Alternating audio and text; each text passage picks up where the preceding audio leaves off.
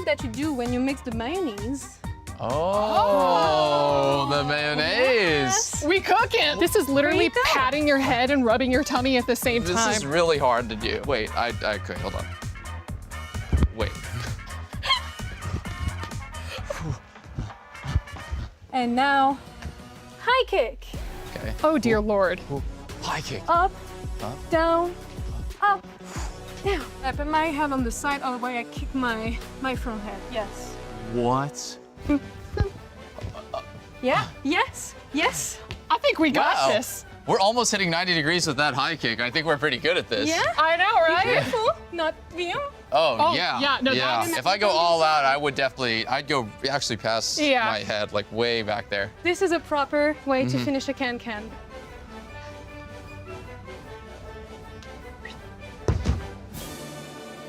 Oh my. You ready to try? You first? You first? What about together? Let's just see how far I can get on a split yeah, right you now. can just try. Yeah, yeah. Oh my. Use your hands. I Or think you can go like farther than me. this. I can't, my foot isn't even Guys, moving forward. Guys, Believe. I'm out of breath. Oh I'm out of breath. gosh. Maybe I'm better on this other side. Yeah, no. It was a right. good try. It was a good try, I believe. I feel like you and me should at least try to do the entire thing through. Yeah, good. Hey, yes, banana. And now get ready for the mayonnaise. Mayonnaise. Yes. Oh my God. Yeah. You can go down like this. Get low. Get low. And get ready for Get the low, get low. tire-bouchon. Okay. And tire-bouchon. Oh, Well, it's okay. that was my mic. We don't need that. We don't need We don't need it that. anymore. That's what production insurance is for. And then a bit of stuff. High kicks. High kicks. High Okay. kicks. All right. Kicks. We gotta sync up, I believe. Okay, okay. One, two, one, two. And now, towards the end, get ready for All the right. flip. Okay, grab your All right. leg. Ready? Grab your leg, Peter. I'm grabbing my leg. I'm grabbing my. I'm grabbing the wrong leg. Okay. All right. And. Be careful. Ah. Ta-da! Oh, you're just on the ground Amazing. dead. Tribone! Yoda! Tyler, Mr. One, good to see you, Nice man. to see you, Amelie. Do you like my office? This looks like an office for you. It's funny you say that because we actually widened the doors and shortened the lift a little bit just for you. Okay, that was a short joke. Already, don't. No, actually, you look really good, man. You do, seriously. You look fantastic. I mean, it must be a lot of work to keep those arms so big, but wouldn't it be easier to develop a good personality? You're trolling. Ollie, I'm funny, I'm charismatic. I have no ego. Why do you keep looking at me like that? It's true. Well, listen, we all know that your fan base is truly massive. When did you realize that you had a knack for entertaining teenage boys? My audience, we've done the math, is 25 to 30 nowadays. Majority, like 70%. I do not, like, All right, well, I mean, clearly I could see that I'm rallying you up a little bit. actually you're trolling. There's rage bait, yes. I know that you like to let off a little bit of steam by, you know, throwing things, breaking things. So we actually brought a book for you if you want to try to tear that in half. I've been trying to tear this book in half. Yeah, you try to tear that book Do I in half. win something if I do? Do I got a prize? I mean, pride, accomplishment. Okay, obviously, I'm not gonna tear this in half. Well, you have to tear it in front of the Yeah, camera. I You're doing can't it because I need to get my knee up. Get torque. Why are you tearing it that way? You're tearing it. Why like are you hamburger. backseating me? Stop. Let me do it how I want to do it. I know what I'm doing. Go ahead. Yeah, you've taped it for sure. It's not taped. I'm gonna start right here for a second. That's okay. That's okay. Interesting technique. The covers are too hard to tear. But again, why not? Why are you? You're the one who's What? struggling a little bit. Okay, what's your advice? I'm open to criticism. So right now you're doing it like hamburger style. What if you did it hot dog style? Yeah, but then you're not. Nobody does that. Nobody does that. I think everyone does that. That's the easiest thing. It's only tearing like just the brim. Well, You could tear this. I know, but And you have frail toothpick arms, so they wouldn't even be. they're called spaghetti noodle arms. Thank you very much. Or I guess in my gym. case, yakisoba arms, Yeah, and you hit the gym. It is what it is. because I'm Japanese. You can't do it your way. Yeah, but there's no sense of joy in that. I'm so proud of you. Can I be honest though? What? I just wanted to be the first one to see you hold a book. You said that all. I read more than anybody in this building. League of Legends all chat doesn't count. I also hear that you're actually a big Bob Ross fan. Is that because you're also a happy little accident? Tyler, I mean, listen, you're an inspiration to so many of us. You've proved that it's not about luck or skill or talent. Sometimes it's just about being really loud. I'm not loud is not funny. I am talented and skilled. That is, again, just incorrect. You're just trolling. In the loud department. I am not loud. I haven't been loud once in this. Been a little loud. Why are you backseating me? I have not been loud. You said some dumb shit. I got a little bit loud, but that's it. Well, Tyler, those are all the questions that I have for you. Thank you so much for joining me in our little office here. Do you like the decorations? No, and it's cramped and it's hot as hell. We can't open the curtains to make us sweat in here like a sauna. Could put like an AC little fan. This is France. They don't believe in AC. True. So you're out of questions? Yeah, I'm completely adequate. What's that? Wait. My, how the tables do turn. No. What are those? Where'd you get those? How does it feel to be the only one I see pop up on Livestream Fails who is an actual failure? Okay, but is that a bad thing or is that maybe a nice thing? If you start things and never finish them or never do well in them, what is that? Trying my best. Yeah, well, sometimes your best just isn't enough. Everyone on this production should probably start looking for new jobs, guys. I'll be honest, this is probably gonna do equally as poorly. Just saying. Now, you've been playing for over 15 years, and you've still never achieved Diamond. Okay, I got really close to Let me finish. I don't know if this joke should be about League or your love life. Okay, listen, by playing League of Legends, you've truly done the impossible and found love. I've found body pillows, and I've gotten close to Diamond a couple times. All I'm gonna say is, for the moment I have been with you, I've seen you ever, it's been 10, 11 years ago, I've never seen you with a companion. I have my online friends, they're definitely real. A lot of people argue, well, you're doing it for your career, but your career is just doing so poorly, isn't it? But I'm speaking with you, brother. Doesn't that mean that I'm True, kind of and I saved the day. Tyler, here's the one thing. Do you know what I have that you don't? To go on, enlighten me. Control over the editors. Cut! The chair is dented.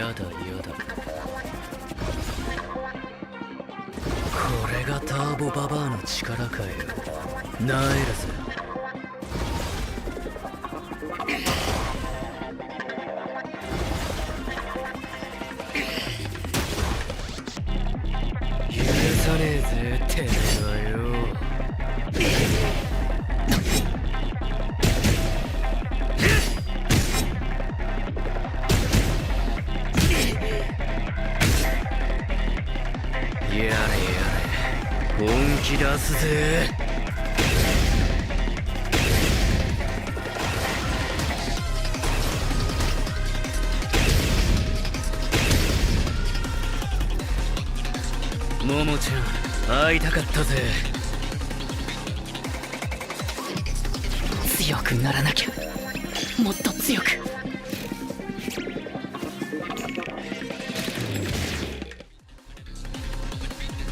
そういうことかよ。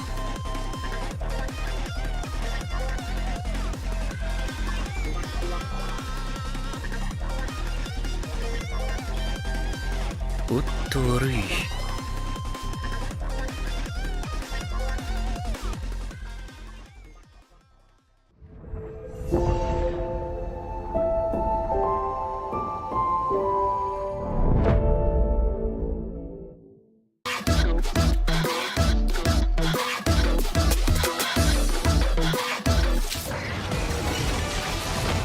この器は我のものじゃ。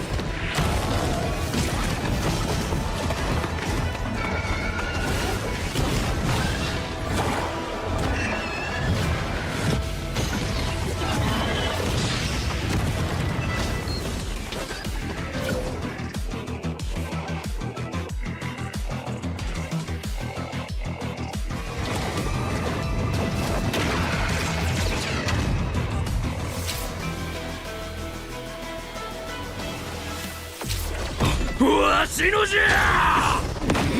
つよい。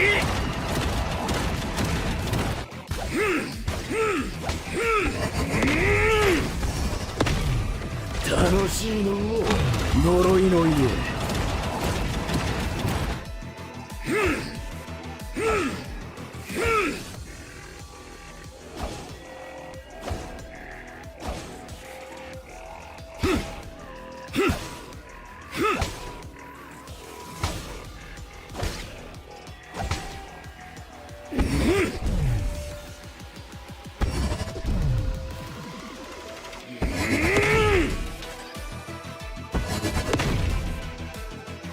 じゃあそうかいじゃの。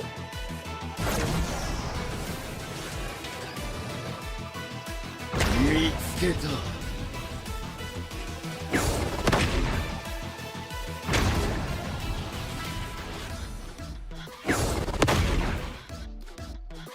わしのじゃ。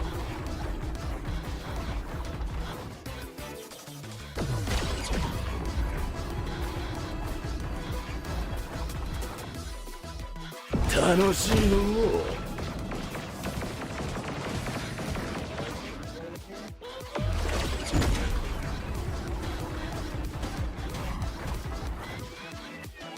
つよ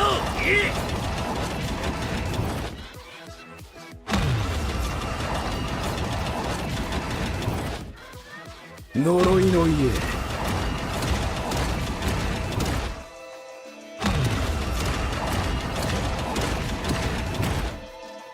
早く戦うぞ。待ちくたびれたわ。無駄じゃ。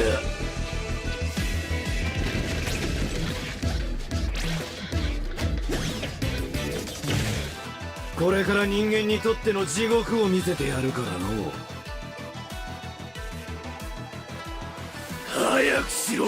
我は待たされるのが嫌いじゃ。なんじゃ貴様、ぶち殺されたいのか。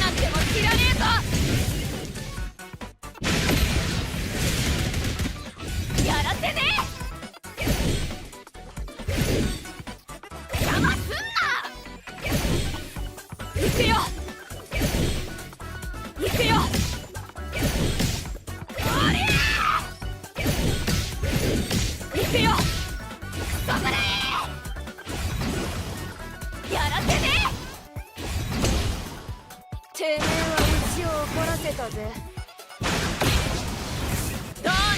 いらねえぞ。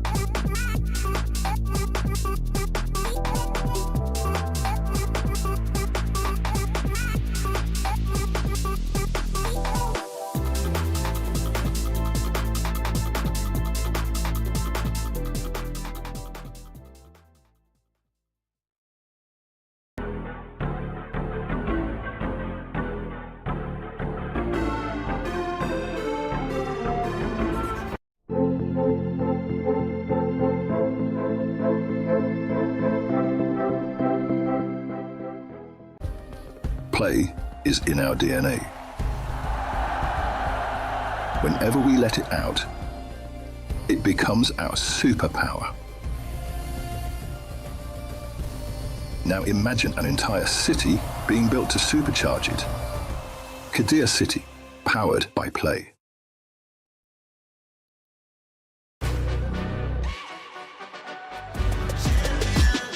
This ain't no regular thing. I came for the ring, you know what I mean. You see my name in the lights, better get right, I'm champion.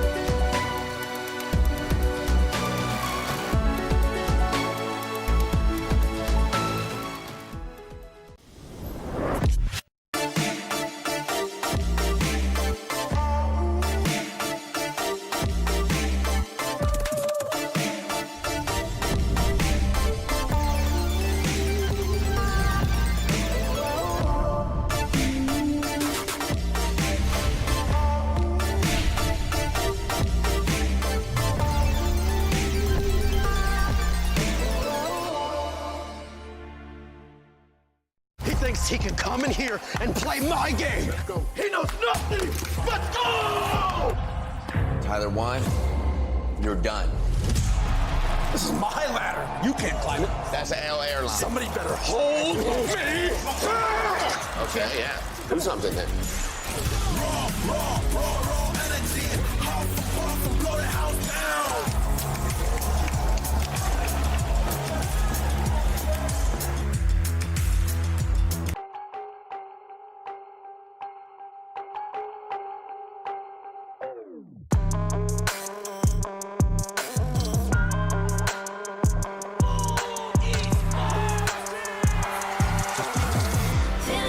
Feel your heartbeat rising.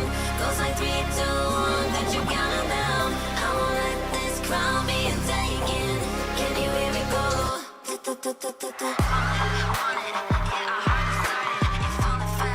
Valor crowning on. We're the champions, ready to go. Yeah, we're made out of gold. Never letting it go. Got your back and it coming strong in the storm. Do you wanna go on? In fortune, valor crowning on now. Crowning on now.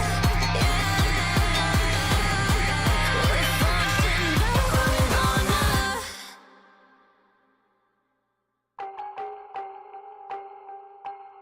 Day 1 showed us who arrived ready, and Day 2 is gonna show us who's built for survivability. As we move forward right over here, one victory today might mean a ticket to the group stage, and one defeat is a certain ticket back home. Forced in Valor and crowned by Honor. We're live from Paris, France. This is the Esports World Cup 2026. I am going to be your host for today. Welcome to Honor of Kings, the KWC 2026. I am Isaac Peña. Ladies and gentlemen, welcome, Ken, Sagi. Day 2 of our tournament. I see that the lads are dripped out. They got the KWC EWC drip. I love that. Guys, how are you feeling today? Hey man, Isaac, we had an amazing day 1 yesterday, and coming in towards today itself, stakes are much more higher now because teams will be actually exiting the tournament as they cannot actually make it for the group stage here. So I gotta say, it's getting more and more risky for some of these teams. The game is getting very real, isn't it, Ken? Yes, it is. That's why we call it Forge in Valor, right? You really have to give your best, and only when you give your best, you have to be better, and then you are crowned by Honor. The pressure is rising for sure as the paths start narrowing, and today every single game is going to have a real life consequence. If the teams want to continue today, they must win. A defeat is gonna send them back home, so everyone needs to come in with their A game. Yeah, I mean, after day number 1, we've seen some of these drafts and picks that have been pretty interesting thus far. I believe one of the highest priority picks that has been shown on stage is definitely going to be Lorian. Coming in from the AOV counterpart, that hero has been amazing. And it has a lot of key factors, right? Long range, good pokes, and then the crowd control on the ultimate. Whew, that's been great. That has been just amazing. What about if we just look a little bit of what happened yesterday? Let's put our eyes into the brackets, because Group A and Group B yesterday, they started with 4 teams each group, and one team in Group A made their way straight to the group stages. All right, so we'll recap for a little bit in the opening match. Buriram United Esports, they took a 2-0 against Flash, meaning Influence Rage in the winners match, because Influence Rage also beat S8UL Esports. Now this means today we're going to be taking a look at Team Flash against S8UL Esports, since Influence Rage has won 2-1 and advances to the playoffs. And one of these teams have to leave the stage, right? Not just one. The first one is going to be between Team Flash versus S8UL Esports, and then decider match, another team has to leave. Is it going to be an AOV showdown rematch between RPL and AOG, or is it going to be India's rise of success into the potential play the group stage, right? Yeah, exactly. That's going to be a battle. That's going to be our match number 1 of today. But let's move our eyes directly into Group B. Non-Team Red Force started very strong against OG Esports, but they were unable to beat Deep Cross Gaming, that sending Deep Cross Gaming DCG straight into the group stage. Like, my question here is, right, okay, we do numbers, right? Okay, Deep Cross Gaming 2-1 Blacklist International, Deep Cross Gaming 2-0 Non-Team Red Force, and the only team that got a single point from DCG is Blacklist International here. So do they win the lower bracket and advance to the group stage, Kin? I mean, one would argue that would be the case. stats do matter, but we have to take it step by step, right? So OG against Blacklist Esports, winner of that series, has to go up against Nongshim once again. Well, I'm really sorry to say it like this, but based on yesterday's performances, I am putting my money right now a little bit more on OG than on Blacklist. Ooh. Blacklist yesterday had a subpar performance. I'm really rooting for the Filipinos just to really just come up and really just get their A game, because today is just do or die, man. Like, you cannot come up with the same mistakes as yesterday. Let's look at the highlights from yesterday. Some of the top plays from yesterday's 8 matches. And I was pretty interested, right? Like, we talk about top plays, we talk about execution here, and we were looking at Butterfly.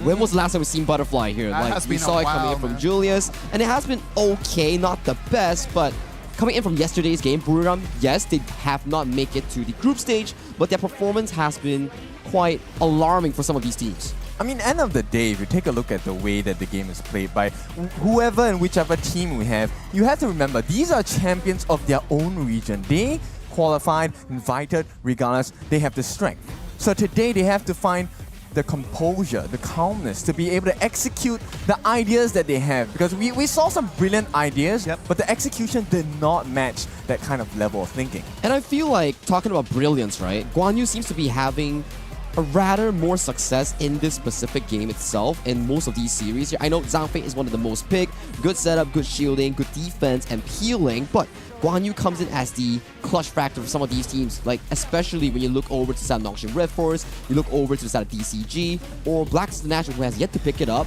I think that pick is going to be a highly contested one coming in towards this patch.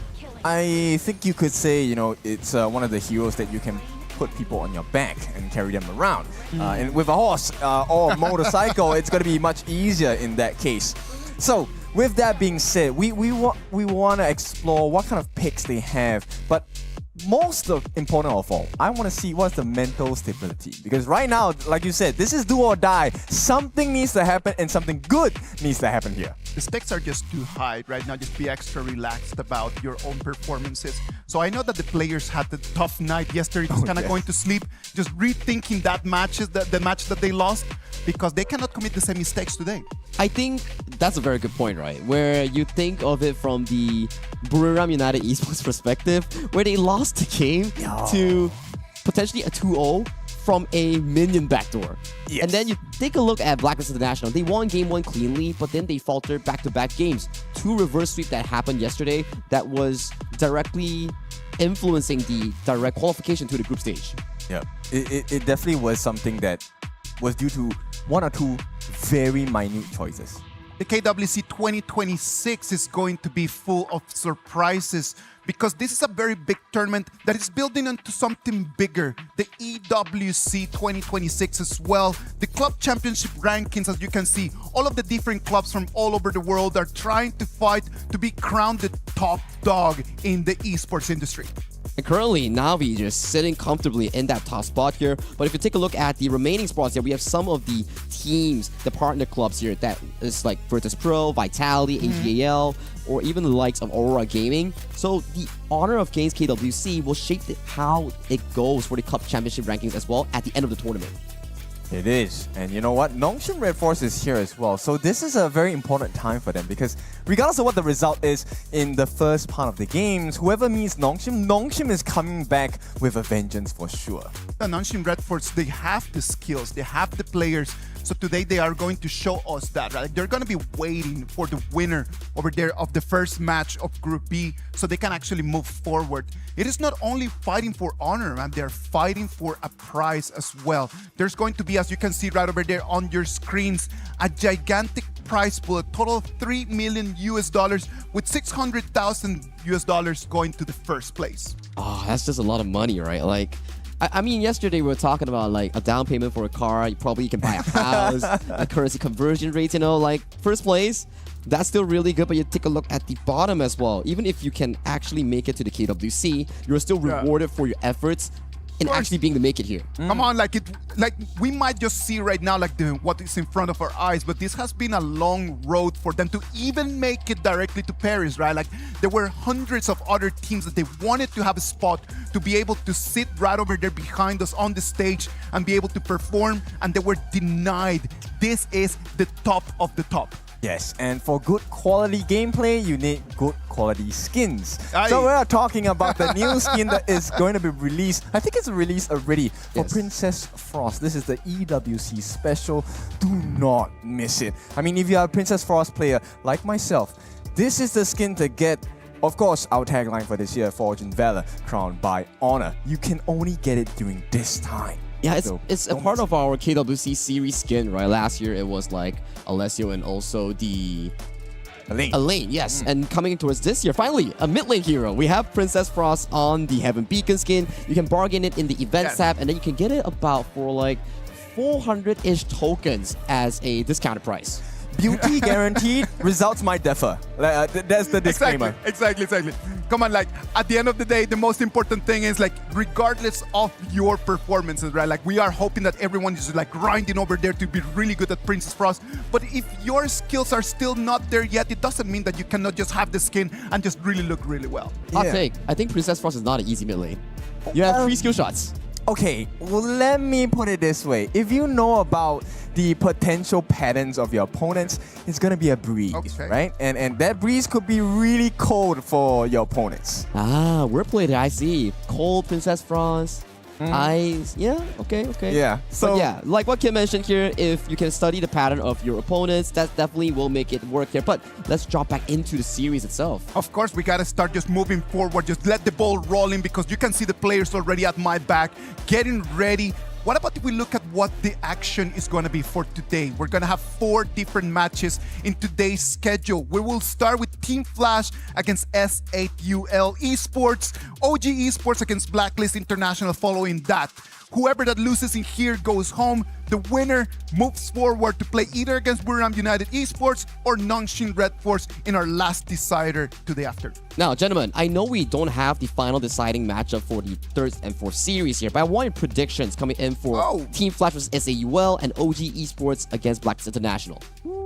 Okay, I'm you going go first, to please. take the bait and bite on first. I feel like it's going to be Team Flash meeting Buriram United Esports. They have some beef to pick here. Okay. They need to prove to Buriram that it was a fluke in yesterday's games. And of course, on the B side, Group B, I feel like I agree with you. I think OG might have something coming in because during dinner yesterday, we met the old manager of OG, and she told us Dao is angry. And with anger, you can channel it into focus. Perhaps that focus will be the difference maker for OG Esports. Well, if he's mad, I really hope that he's going to channel that in the right way and really just be able to perform the way that we've already seen him, right? Like 12 months ago when we had him right over here at KWC 2025, his performance was really strong. Yes. Something very different to what we got to see yesterday out there to say. No, you're on the OG side. You know what? Balance. Filipino boys, I got you, man. Blacklist International, sign me up. I'm on your boat here to actually win out in Group B to probably qualify if you can beat Nongshim later on. Wow. I don't know. I'm going to go from the first game. We have Team Flash against S8UL Esports. Yesterday, I'm going to tell you, I am more on the human side, man. Like, I was sitting right over there watching some matches. I saw the boys from S8UL Esports sit there, watch the games, enjoy the environment, the same as they might be professional players, but they are fans of our game. And then just seeing them there and then enjoying their time, it got me in the S8UL ride, man. So right now, I'm going to ride with them all the way until the end. I just want to point something. For S8UL Esports, the way I see it is when you first join a title, right? Yes. You don't win it on the first time. That is normally how life works. So if S8UL Esports does this, they beat Team Flash, it is the miracle of the day. And I hope to see a miracle today as well. Anything can happen in esports and anything can happen in competitive sports like HOK. So coming up for this specific matchup here, you have Team Flash coming in from AOG Vietnam, taking on SAUL Esports coming in from Kings and Rise India here. So my key matchups for this specific series here, I have Doofy and Tofu, both the roamers coming online. Yes, okay, so let's expand a little bit more about this. One of the main things we were looking at when we were watching the games yesterday was about the positioning and what kind of value they brought to the team fights. And I think we can all agree that They did find the positions, but they did not find the value by getting their skills into the maximum effect. They did not get the knockbacks. All right, so Team Flash yesterday, their performance was 0-2 against Buriram United Esports. What happened in that game that just kind of just stopped their chances to actually move forward? I think it's adaptation here. So we did talk about the difference between AOV and also HOK, how objective timers are different, how the map play is entirely different here. So I like the interview coming in from DCG Sin yesterday, where he was from the AOV region before, where he mentioned that AOV is about individuality, individual carry skills, and in HOK it's vastly different. It's about teamwork and team play. So I think for AOG's Team Flash, it's not about them playing bad against Buriram. It's more of how they haven't adapted yet to the HOK patch. And I feel like maybe in this particular stage of the game, Buriram learned faster. That was the main difference, right? 4-minute mark, we were kind of questioning, okay, do our AOV teams hit that marker? Can they find the 4-minute mark? Buriram was there at 4 minutes. Even before 4 minutes, they were already at the pit waiting for it to start. Flash still trying to catch up. So they have had 1 day to prepare, do some reviews, do some homework. It could be the day they show up. Team Flash tried to contest neutral objectives, right? Like in both games, they tried to contest those objectives, but they've lost the fights, and losing that fight was what pushed them all the way to the abyss. Like they were not able just to turn things around after that loss. Should they still be taking those fights in there? I think fights are inevitable in HOK itself, where you are trying all those objective plays, objective takes. So yes, fights are inevitable, but how they pick those are very important here, because if you go back to the matchup of Doofy coming in from the side of SAUL and also Tofu, it's two different perspectives here. Yes. Tofu was very limiting himself in terms of like actually opening for team fights with only 3 Unbridled Outbursts on Zhang Fei, where Doofy, his Unbridled Outburst is like, oh, I see someone, I go. So it's like, is more good or is less good? Or can they find equilibrium in the balance to find proper engagements for their team? Any of them, if they can find the first mover in actually being able to be the perfect roamer for their team, I think that will be a big advantage for either of these ones. So Team Flash can already just be thinking about how to change those little details. In front of them, SAUL Esports. Seoul Esports coming in here as the second place of the Kings Arise India Championship. Yesterday, they were facing Influence Rage that got the ticket to go into the group stages. That match left me a very nice feeling about these 5 guys. And this is not the first time that India actually has faced Vietnam in the HOK setting here. If we were to trace back into the Asian Games qualifiers yet, yes, it's not the SAUL lineup that has faced the Team Flash roster. Okay. It's more on the RNTX side, but RNTX is still with the same region as the side of SAUL, so the information shares between these two teams. Yeah, I think they definitely would have helped them in their homework, right? And I think SAUL, here's one tip I will give to them for today's game, right? This is your first international event. There's no need to pressure yourself about, hey, I want to win big, but you have to play big, because at this stage of the game, it really is go big or go home. We gotta spotlight someone, right? Like we gotta spotlight Kong. Kong, the jungler from SAUL yesterday, with coordination was on point, and they allowed Kong to really do his job. They looked pretty strong. There were some moments where they actually cornered INF that made me feel like they actually could have a chance to take that victory. I think Kong, like you mentioned, is the star boy or the main guy coming in for inside SAUL. The main idea, if you were to give SAUL a winning chance against Team Flash Vietnam from AOG, is the funnel strategy, right? We've seen the funnel strategy in 2 different ways, where the mid lane completely ignores the mid wave, gives it over to Kong as a jungle carry pick, and then he goes on the side lane to cause pressure, giving more room for the farm lane to actually progress for onside KLTZ. And then you look over to another strat, the roamer item with the smite support. So these are available options that potentially SAUL could take if they want to go for the jungle carry route. Yes, and that's one formula, right? The second formula is also about enabling your jungler. Like you said, Kong, I think if you give him the space, he does really well. The same could be said for Julius as well. We're talking about the butterfly he had in the Flash game. And butterfly is a super snowball carry. If you give the butterfly a lead, she suddenly becomes a huge problem in a span of 4 to 5 minutes. But it's a very difficult hero to play right now. I think it's very detail-oriented, don't you think, Sag? I think as long as you make the butterfly and you revolve around it, you take down the first target, give Butterfly the reset and then you consistently jump on the following target here, then maybe it works. But there's also a different perspective that you look into. It's a very high risk, high reward, very weak early game. You need that level 4. Now, I have a question here. Yes, we saw the Butterfly available in AOV and also HOK, but we haven't seen the other AOV picks that are available in what's side of Team Flash. All right. You get to see Lorian, Annette, or Florentino here. So maybe those are their trump cards coming in for this lower bracket. Now that you mentioned Florentino right over here, Florentino yesterday with Pei were the most banned heroes in the whole game, man. Like, out of 14 games that we had yesterday, 11 times Pei and Florentino were banned. And Florentino appeared only once, and the one time that it showed up, it was a loss. So, is this really a hero that we need to be banning that much? I would say yes. Yes. It has to be. So? Go ahead. Florentino is one of those heroes that has anti-CC properties, right? Especially when he lands that first strike where the flowers and petals start falling on the floor. 3 of them, you have 3 chances. And, you know, third time's the charm. Once you get all 3 petals down for Florentino, I think you will end up in a very lousy state. So I think, yes, why Florentino was allowed to be played yesterday, because they had all the answers for him. Everyone was going against the Florentino. Well, Nanshin Redford was the one that allowed that Florentino coming out. And seems like as they had that first game already in the bag, they said to themselves, let's give ourselves a little bit of a chance to experiment in here. Let's see if the answers that we have against Florentino can work. And seems like they got a completely 100%. I think they definitely played well with the specific matchup, right? They used the Vara to try to equalize out the lane, make sure that there were no room for Florentino to go for that 1v1, right? Because when we talk about Pei and Florentino, they are very similar in playstyle, where Florentino wants to dominate the 1v1, convert that minion wave advantage into the push, and then allowing the jungle or the mid to find those rotations even faster here. And then for Pei, similar as well, insane early game power with the double form spells, which allows the Pei to actually get a lot of control. So that's why yesterday we see more bans on these hyper-aggressive early game picks. Yes, and if you're new to the MOBA genre, let me just give you one line where I think it will help you understand. Just don't bite off more than you can chew, right?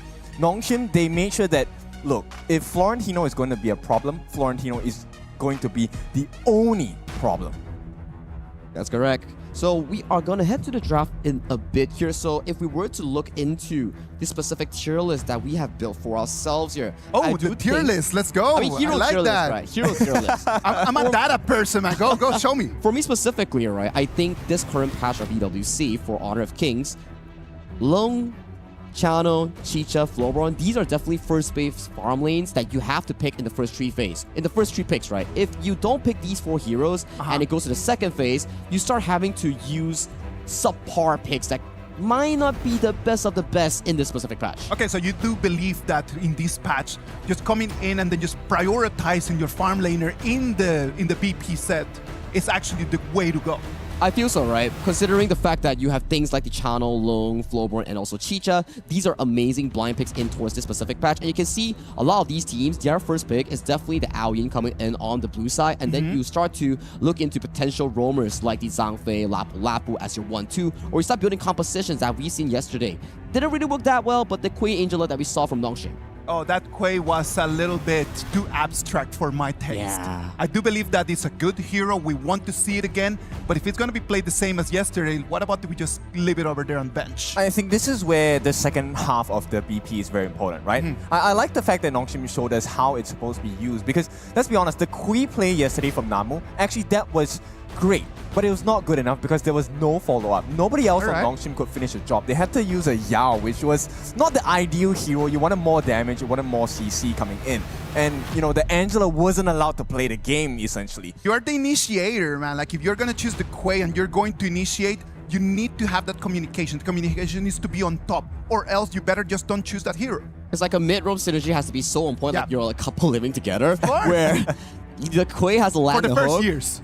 I mean, you tell me, man. The Queen has to land a hook, and then the Angela has to immediately be side by side, connecting the Chaos Cinders for the full-blown combo, right? So it's a good pick-off combo nonetheless. Like, if you can play it to a perfection, which I think some of the stronger teams in the group stage that can actually pull it off, then we will see a very large effect. You instantly isolate out that 4v5, and then you start winning by numbers advantage. But if you miss the hook, like what Nongshim did yesterday, then the Guan Yu comes charging in. You don't have crowd control to actually stop the horse. Exactly. So I want to just put it into an overview. Now, we are in a best of 3, meaning 2 strikes and you're out. Yeah. So your BPs are especially important in this game. It's no longer about burning heroes from the draft. It's about, can we find the best formula in the shortest amount of time? Because you only get 2 chances to move forward. They need to just put everything right over there. Just whatever that they have. Their best of the best, because lose and then just go home, man. Like, that's it. There's no tomorrow. This needs to be the most important game that they have played in this whole year. Starting right now, every single game for these 2 teams is going to be a grand final. Now, Isaac, I know that you have like experience in coaching and also teaching. There you If go. you are the coach for either of these 2 teams, what would you tell them? Breathe, man. Like, oxygen right now is going to be the most important thing. In the moment that you start having pressure, in the moment that you are right over there with high stakes, you start forgetting about the most important things in life, which is just air in and then air out. Slowly, think about that. Communicate with your teammates. You cannot just micromanage these players, man. They're professionals. You cannot just tell them exactly what they need to do, but you can just guide them in the right direction for them to be able to perform at the level that you want. I love it, because it's also important that we follow up with trust, right? Number 1, trust your teammates, trust the process, and most importantly, in an international stage where the stakes are extremely high, you need to have fun.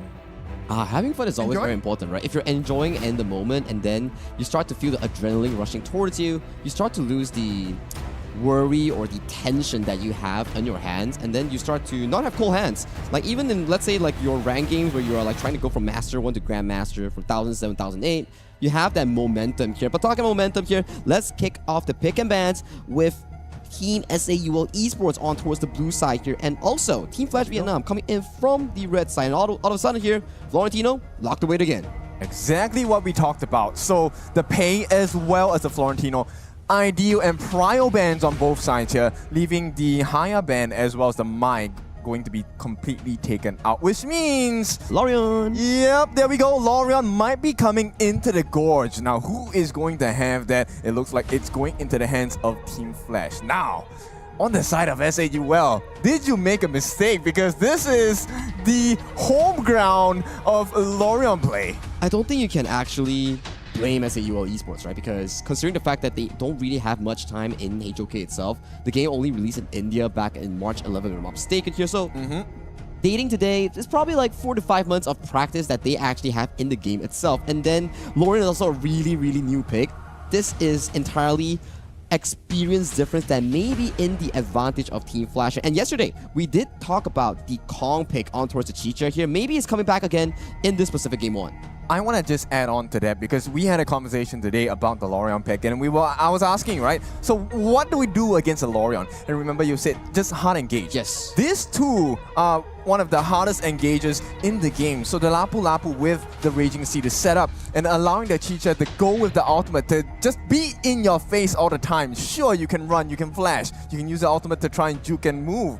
But as a Lorion, if you can't kill Kong in one strike, you're probably, 6 feet under. But there's still a lot of crowd control as well, right? Like, that point is amazing where you want hard engage, like we talk about, on towards the side of Hilda potentially, who will be piloting this Lorion. But yet again, there's a Zhang Fei here, there's a double carry that's backed off by a Chano here. So far after observing the draft, it's not looking too good for the side of SAUL Esports, where you have very early to mid-game centric heroes here. And if you allow this channel to scale, that not be the best case scenario. I mean, right off the bat, the laning phase is not going to be fun, right? Yeah. For the side of Kilteezy, because in a 1v1 matchup, the channel actually does have a slight advantage over the Lung due to the Soul of the Wolves, right? Yes.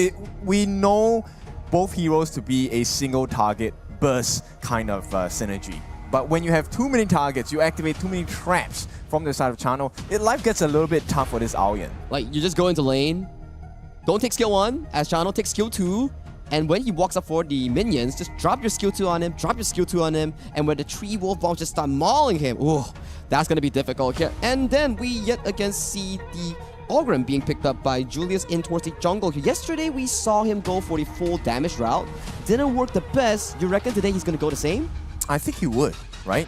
Because you want to make the fights really quick, but at the same time, it's like a double-edged sword because you have to deal with the potential that the Lung is maybe out-farming you, has the potential for the one-shot, and you might have to go tank. So right now, I think for Team Flash is, do we think we're going to win the laning phase? If we're going to win, confident of winning the laning phase, full damage, Ogren, no doubt. Full damage Ogren here. Maybe it really works out because I do feel that if he does go for the full damage Ogren build into Kong's Chicha, that's actually a very strong snowball option here because Chicha, yes, strong in the mid game after level 4 and some of your Sparks for Doomsday on-hit items, but if you get invaded by the Ogren in the early game, that's really difficult here because Ogren has the built-in execution on his spells in the Seer state. So that's going to be a bit of an issue here coming in for that SAUL, and I like the Fatih last pick here. Yes, you lose lane against Miriam potentially on that Byron here, but how you scale towards that mid game is exactly what we will be looking on from Ye on this Fatih.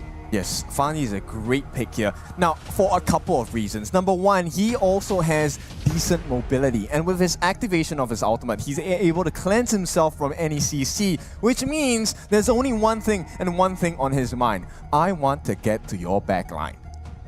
If you were to look at a draft here, kid, who would you give the edge to after looking at both SAULs and also Team Flash? I like Flash a little bit better.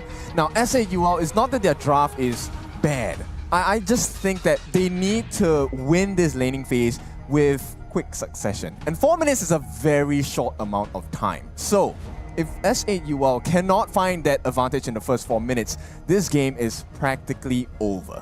Stress, right, coming in from the side of SAUL Esports here. If they can actually manage to find that laning phase that Ken talked about, maybe they can find more of a hope in actually making it to meet up Buriram in that semifinals of our lower brackets here. But you know what, the viewers also want an AOV rematch between Buriram and also Team Flash. So that's going to be stakes at hand coming in for both of these teams. With the rosters locked up here, they will be soon going to the Gorge in just a bit of time. Yeah, look, life rarely gives you what you want, it gives you what you need. So right now, does the game need a rematch between Flash and Buriram? Or do we need SAUL coming in against Buriram in the decider match? And SAUL definitely needs your cheer right now to actually push them for that vote event, because in that pit itself, I see Team Flash votes. They are overpowering SAUL in this specific voting here. But this is game 1 between SAUL taking on Team Flash for that potential slot into that group stage here. We see a bit of a mid 2v2 with Julius going in for that initial invade against Kong.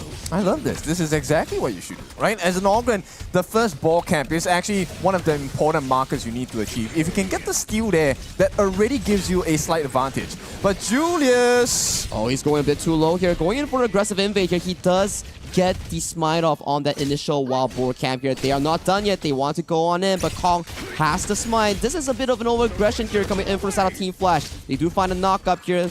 Buff going in from the hands of Kong. They're looking to chase. Spell 1, tag on towards Tofu here. Miriam already here. Flash Storm Strike, catching on towards Julius here. That's first blood. Going in for the side of SAUL Esports here. Miriam finding it. Doofy falls towards the soaring signal coming in from Rin. Tofu almost going down, but that's a hot start coming in for both of these squads. Yes, it definitely is. This is a big moment for them, right? More importantly, I think for the side of Flash, Rin actually gets that kill for himself. So in the laning phase, he already has an advantage. Right now, it's getting even bigger. Now we switch sides over to the side of the Clash lane. Miriam actually got a return kill. He gets that 1v1, which is also beneficial for him. So in the side lanes, it's the complete opposite. And most importantly, right, Julius is a jungle at top side. Yeah. That rotation towards mid, burn the flash, and Doofy with a very smart catch on towards the top side, punishing a flashless Fatih here. So is the Clash lane laning phase over? I mean, he has 1 kill, and you know, Ye died once, so there is a lot of EXP and gold differential in the Clash lane. It's definitely not looking too good, right? We talk about how the Fatih needs to scale into that mid to late game, but suffering from the early game right now with Julius on that Ogren and also Fatih with Ye, it's not going to look too good, but at the very least, yes, safe insurance on that channel is still up and going in that bottom lane here. Well, at this point, it's not a Fatih, it's a Fa. So we'll see how that is going to change for the side of Team Flash. They have to build upon the advantage on the farm lane side instead, right? Rin now has that one kill advantage. Well, we do see Miriam finding the Storm Strike on towards Julius here, forced to use the ultimate to find back some of the HP here. Knockup found on towards the backline SAUL Esports, but the damage coming in from Kong's Chicha is just too much. Yil has to limp away towards safety here. SAUL once again finding the win over the over-aggression of Team Flash. We were talking about Doofy just now, right? Doofy was a little bit over-aggressive. Hang on, 1v1, Rin going solo, kill Tease. He still has the ultimate, finds the solo kill on towards the enemy marksman. 1 kill means recovery. Wait, he died to minions! He died to the Lupine Trap. So the Lupine Trap, the soul of the wolves takes a life. So it's dead even once again. Maybe slightly an advantage to Rin since he got that kill. Recovers the gold. I didn't know. I know Rin was a HOK player, but I didn't know he was a chess master. Yeah. Planning few steps ahead for that specific play here. But this is exactly what they need. While they have a kill advantage on the side of SAUL, it's just a slight goal difference. Less than 5,000 at this point.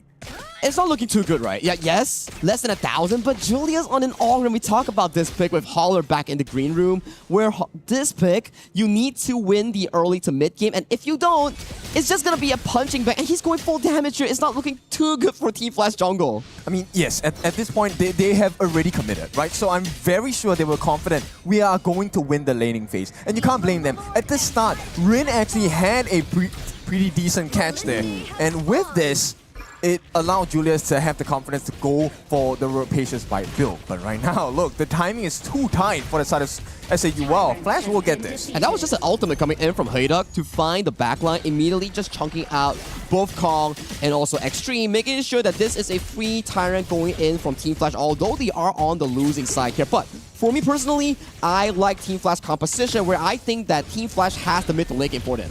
Oh yeah, it's a beautiful one. So let's take a look at the replay here. This 1v1. Now, why would you go for it on the side of Kaltizi or Kiltizi? It looks a bit shaky, right? And Rin was like, okay, I will take out that one-on-one because I've already planned steps ahead, and here you go.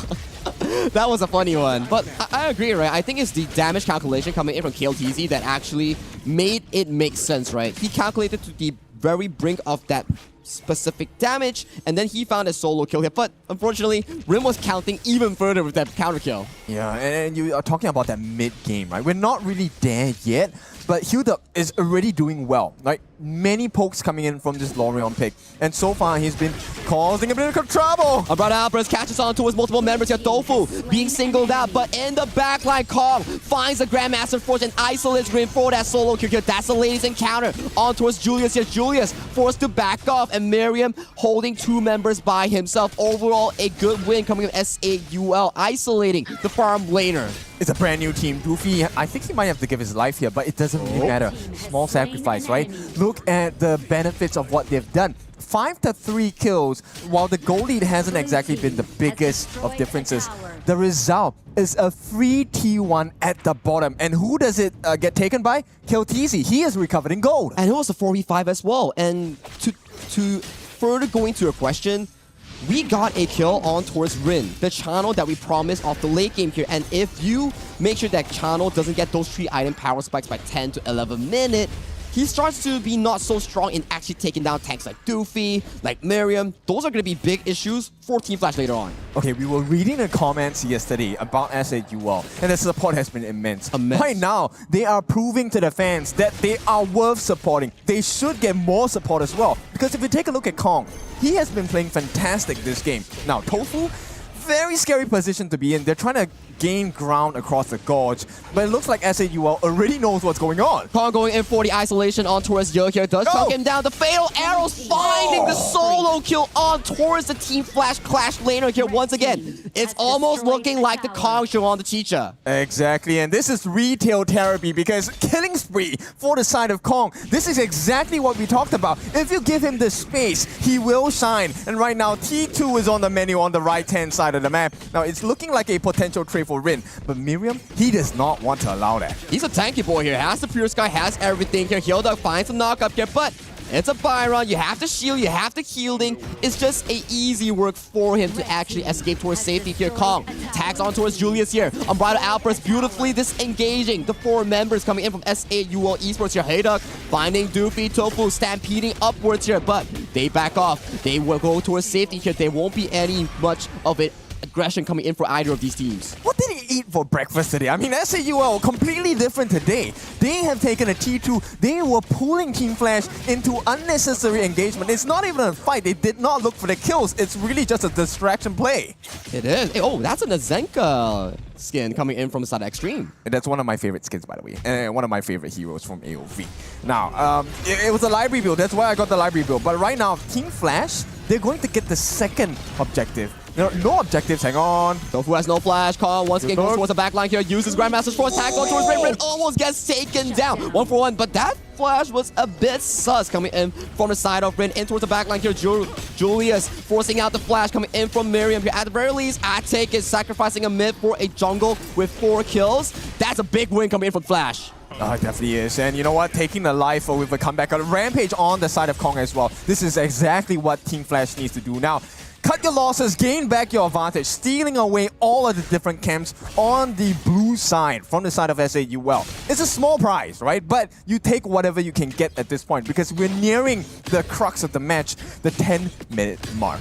The 10-minute mark is always a special place where it's either you make it or you break it. That full blown out team fight between two teams on the Shadow Tyrant that gives you more damage, more wave clear, more movement speed. That is exactly how things will shape around this because yes, 7-4, but goalie is still dead even for those teams. Yep, exactly. I think there's nothing really separating the two teams at this point financially. And in terms of team fight, I'm feeling like SAUL. Julius 1v1 against Kong here. We do see Grandmaster's Force doing a lot of damage here, but that true damage just takes him down before the Shadow Tyrant spawn. Yeah, Kong is just once again different today. Julius is still making the same mistakes he did yesterday. And SAUL, they're capitalizing on this. They are inviting Julius to fight. The lucky part, at the very least, the death timer coming in for Julius, he can still make it back for the 10-minute Shadow objectives here. So that's not the worst, but 0-3 on an Ogre full damage, you're not feeling too good about that. Well, not just the KDA difference, there is a 1,000 goalie going in the side of Kong. Rin using the soaring signals here, finding Kong in towards the top side here. Does find a bit of a damage here before the objective here. We do see both teams hovering towards the Shadow Overlord. Okay, I'm just curious. Does Team Flash want to fight here, or do they want to try and sneak? Hey, Miriam find a bit of a poke, but still very safe here. In towards the mid lane here. KLTZ forced to use infinite vastness here. So this control entirely goes over to the side of Team Flash for the first objective. Kong has no ultimate. Oh, no. KLTZ has no health and no ultimate as well. I think this is a good rotation here, but yo, towards the back line, getting isolated once again by Kong. Fatal arrow finds his mark in towards the back line here. Killed him so critically low. Gets taken down by the flowing sight in towards the back line here. You get the Shadow Overlord. I'll take your teammates here with a 2-0 trade plus the Shadow Tyrant. And we don't even know the repercussions of that decision just yet, right? Yes, they lost a couple of members, Huduk as well as Ye, in that skirmish right in the mid lane. But right now, SAUL has also secured the Shadow Tyrant. So they have extra damage, they are able to wave clear a little bit better. Team Flash, they get map advantage. But right now, they can't even withstand the attacking prowess on the side of SAUL. I think it was okay when they forced out the ultimate coming in from Kong and some of the HP bars, and Ye also got a good catch on towards KLTZ, but when it came down to the team fight later on that they actually lost after taking the Shadow Overlord, that was not looking too good for the side of Team Flash. Yep, I mean, we wanted to take a look at how this fight would turn out. It was a nice bit of control coming in from Huduk to make sure that Kong wasn't comfortable in that fight. But Kong already has lifesteal, it doesn't matter. And once a snipe comes in... Oh, Rin gets taken down once again by Kong, and Kong is not over yet. It's the Kong show. He finds both of the carries coming in from Team Flash, and it's not over yet. Blood Rage prop, triple kill coming in from the SAUL jungler here. He is looking for blood with an 81% DPS in that team fight. It's not enough. And yeah, at this point, yeah, he's left alone. Huduk is gonna come out, but I don't think it's enough. He's going in again. He's going for the unofficial pentakill here, but they are all running away. Yeah, pop the pure sky. Raging sea tags on Taurus, and yo, you're still going in. You're a mad man, Doofy. Charges away. He's safe. I mean, Doofy, this is a complete turn. He was not playing like that yesterday. The review, the training, and you know the calmness that he has today is just on a different tier. And Team Flash, This is not what they wanted, but this is what they're getting. It's a 3,000 goalie going to the side of SAUL. You know, when you're put in the corner, survival instincts kick in. And SAUL, they have the better ones. And that 3,000 goalie you talked about, most of it is going into the pockets of Kong. But there is still a winning chance for Team Flash coming in from AOG, but look at that damage here, kid, on towards Kong. 6 figures. I mean, we want that bank account for a start, right? This guy has it in the damage department already, and the map is not looking any better as well. Team Flash gonna proceed to lose another tier 2, this time on the top side of the map. So now your sides are completely dark, and SAUL, they see the advantage here. They are smelling blood in this game, number 1. They want to take down Team Flash and find the first official win for Kings of Rise India in the tournament stage. A knockup coming in on towards Kong. Kong gets tagged by the multiple levels of CC. Here pops the Blood Rage, but gets executed by Julius. Serious stake here. That was a beautiful engage coming in from Team Flash, and it's not over yet. Stampede coming in from Tofu following the frigid charge, but there will be no more follow-up here. The next objective will be the Shadow Overlord coming in for 20 seconds. Okay, exactly what they needed to do, right? So get rid of Kong. That is the answer here, right? As long as Kong is taken out, Team Flash has a chance to turn this whole game on his head and take away whatever benefits that SAUL has acquired for themselves in the first 14 minutes of the game. If we take a look at the goal difference, this is not supposed to happen. 13,000 in the bank for the side of Kong, but once again, they will give it a try. Yeah, Julius coming in with the serious stake here, tagging on towards Doofy here, but it's still a 4v5. Positional advantage for the side of Team Flash. Kong freshly out of base for the Shadow Overlord take. Okay, it's not looking good. Yo, manages to find. Forces his flowing side, but Yo is going dangerously low. Kaida plays the first kill on towards Extreme. Kill TZ, no flash, no ultimate. Gets taken down. Beautiful knockup to stop Kong in his tracks. There will be the Unbridled Outburst. He's still escaping here. Tagging on towards Sue. Julius goes in.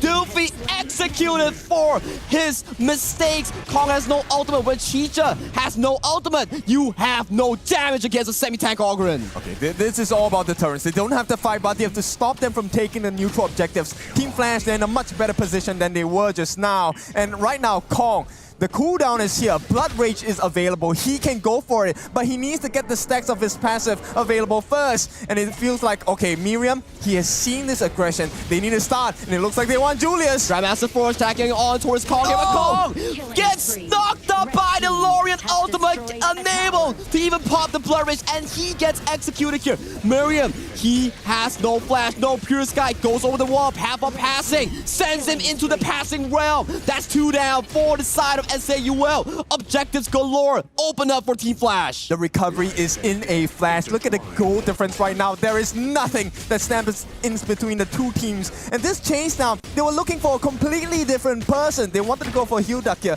But if you take a look, the way that they split the fight, Team Flash, so smart. They burned out every single option available for the Lung. Kilteezy had nothing to offer. Kong still had cooldown timers on his Blood Rage. They couldn't afford the risk. And for the entire game, for whatever prowess that Doofy had, it seems to be missing at this point of the game. This is a critical time. You can't do that. It's a sinking ship, right? We talk about how Kong needs to be the consistent stepping stone for SAUL, and now he's suffering with mistakes after mistakes in crucial moments here, and this has been punishing for the side of SAUL. Now, with the double objectives secured by Team Flash, the script is entirely turned over for a AOG win. So SAUL, with the advantage, they couldn't find an opening with the T3s. Team Flash, though, I feel like they're a little bit more clinical, and we might see surgery being performed at this point. Yeah, waves are coming in from all 3 lanes. Yeah. Finding a bit of a poke. 3-man knockup on towards Hilduck here and into the Unbridled Outburst. But the mission has been accomplished here. Mid tower taken down. But those are 2 critical ultimates used coming in from Team Flash. They're right in the heart of the base. Right now, it's looking a bit bad. Doofy charges in. Destructive Deluge catches on multiple targets here. We do see multiple knockups here. Kilteezy forces you to infinite vast. Chase towards the back line here. Kong. Kilteezy tagging in. But Kong gets taken down with a safe sector here. But the base gets taken down by with that backdoor, with the help of that Shadow Overlord to take game 1. What a comeback from this side of Team Flash. Exactly what we asked for. Like we said, we don't give you what you want. We give you what you need, and we needed that excitement. And excitement is entirely trilling in my body right now. How many backdoor wins did we had in the last 2 days? This is the third one so far. Yeah, I mean, this is a difficult one to really take in your stride for the side of SAUL.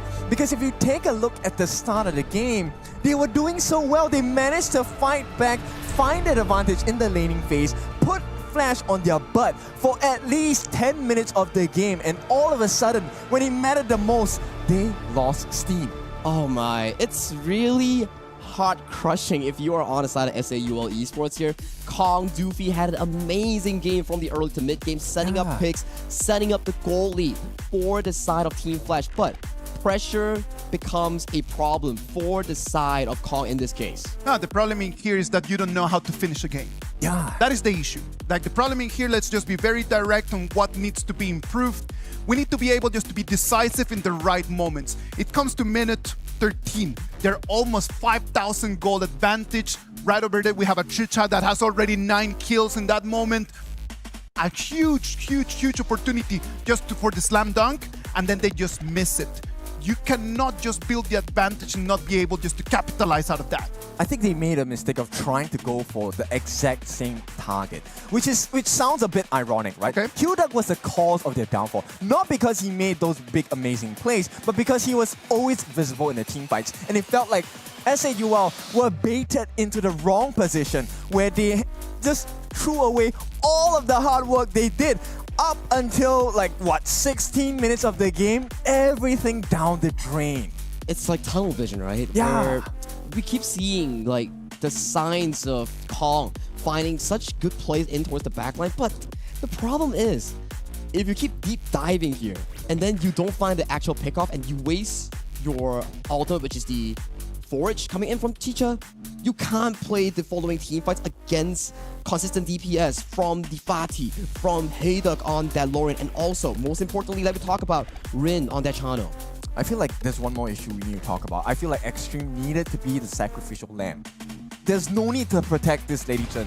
Let her give her life for the cause, right? I feel like Miriam should have been in the other segments of the fight. You needed a CC to stop this Fatih from getting a lifesteal. You needed a CC to get Hilduck away from getting those big ultimates that really costed SAUL the fights. And at the same time, Doofy, he was doing so well. I was so proud of this boy. For a majority of the game, he had so many big ultimates. This was the biggest outplay of this entire series here. Hayduck hiding the ball at the backside here, sending in with the countdown of the ultimate, and then tagging along with Tofu's ultimate.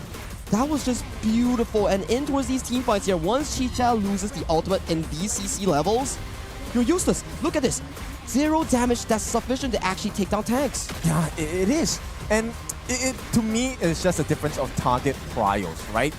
Team Flash, the experience from the many years of AOV is showing in this game number 1. Now, when we go into game number 2, the biggest question we have to ask ourselves on the side of SAUL is, okay, you tripped, you fell, how fast can you recover? Can you stand back up now? All right, so let's just imagine this. Let's just imagine the beginning of the game, how everything was working really well for SAUL, right? Like Trichau comes in, I got here on the 6th minute already at 3-0-1. Killing spree. Compared to the jungler in front of them, just 0-2 in an Ogren. Yeah. So you're already on the Ogren on the back hill. They need to start thinking about how are we going to really turn these little advantages into turrets, into high ground entrances. But well, ladies and gentlemen, right now, Team Flash has an advantage over SAUL Esports. Let's wait and see what's going to happen in game number 2. Let's go to a short break, and as we come back, this is going to be game 2 of today's match 1.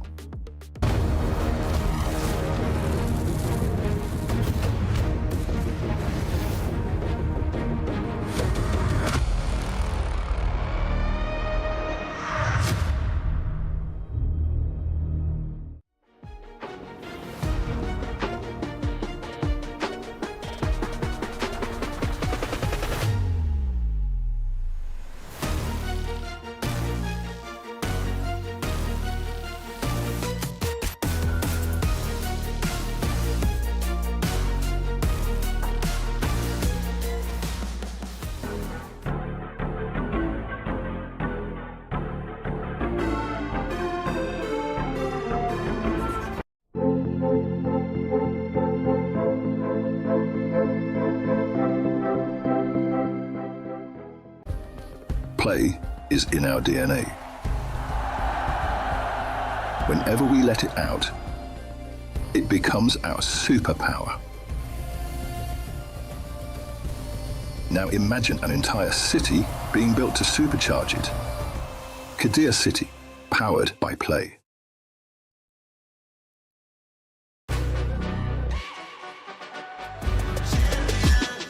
This ain't no regular thing. I came for the ring, you know what I mean. You see my name in the lights, better get right, I'm champion.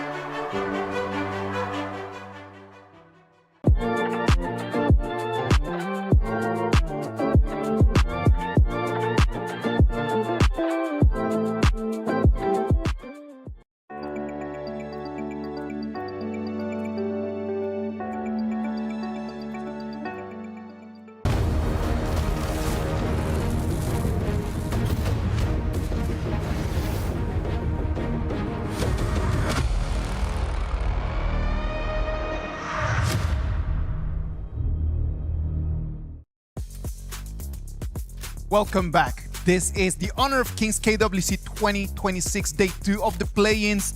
In our match 1, game 1, Team Flash turned things around and they just took what S8UL already had in the pocket and they just picked it and they just ran away with the victory. I'm really sorry to say this, but my mom just sent me a message saying that I'm just being very harsh on S8UL, so sorry mom about that. But you gotta understand something. We need to teach the people in here. Everyone at home is watching this just to come and learn. So I've asked Sagi and Kin just to help us understand when you have an opportunity, when you have already an advantage, how do you finish the game? Because that seems to be the right thing for us to put right over there as a piece of information. Wait, before you start the actual lesson, I always put a disclaimer. So I don't see myself as a teacher, I see myself more of a guide. So don't take my word for it because I'm gonna give you some funny stuff. But you wanna learn from teacher Sagi? Go ahead. This guy, facts. Go, go, go, go. Okay guys, I don't know if you can see my little tablet over here, but... Okay, we're on players first, but... Tyrant, Overlord, Minion Waves, Tree Waves, Endgame GG. That's it? Just learn that, you'll win the game. Alright, and then? And then we talk about team fight formations, right? Yes. So if you're looking to be aggressive, your tanks should be in front so that you're able to push the defense back a little bit. You don't have to engage in a team fight. What you're looking for is deterrence. You don't start the fight because we have a wall in front of us, right? And if you overcommit, our backline is going to start firing at you. This is where the Loom comes to play. This is where Kong on that Chicha comes to play. We need the shield first to tank the damage, soak the skills, and then if you make a mistake, the doors will be wide open, your turrets are going to be, you know, free food for us, and the crystal is going to be pillaged. So if we shine a light on what Team Flash did correctly to turn things around in here, what did they do that just was able to turn the tables around?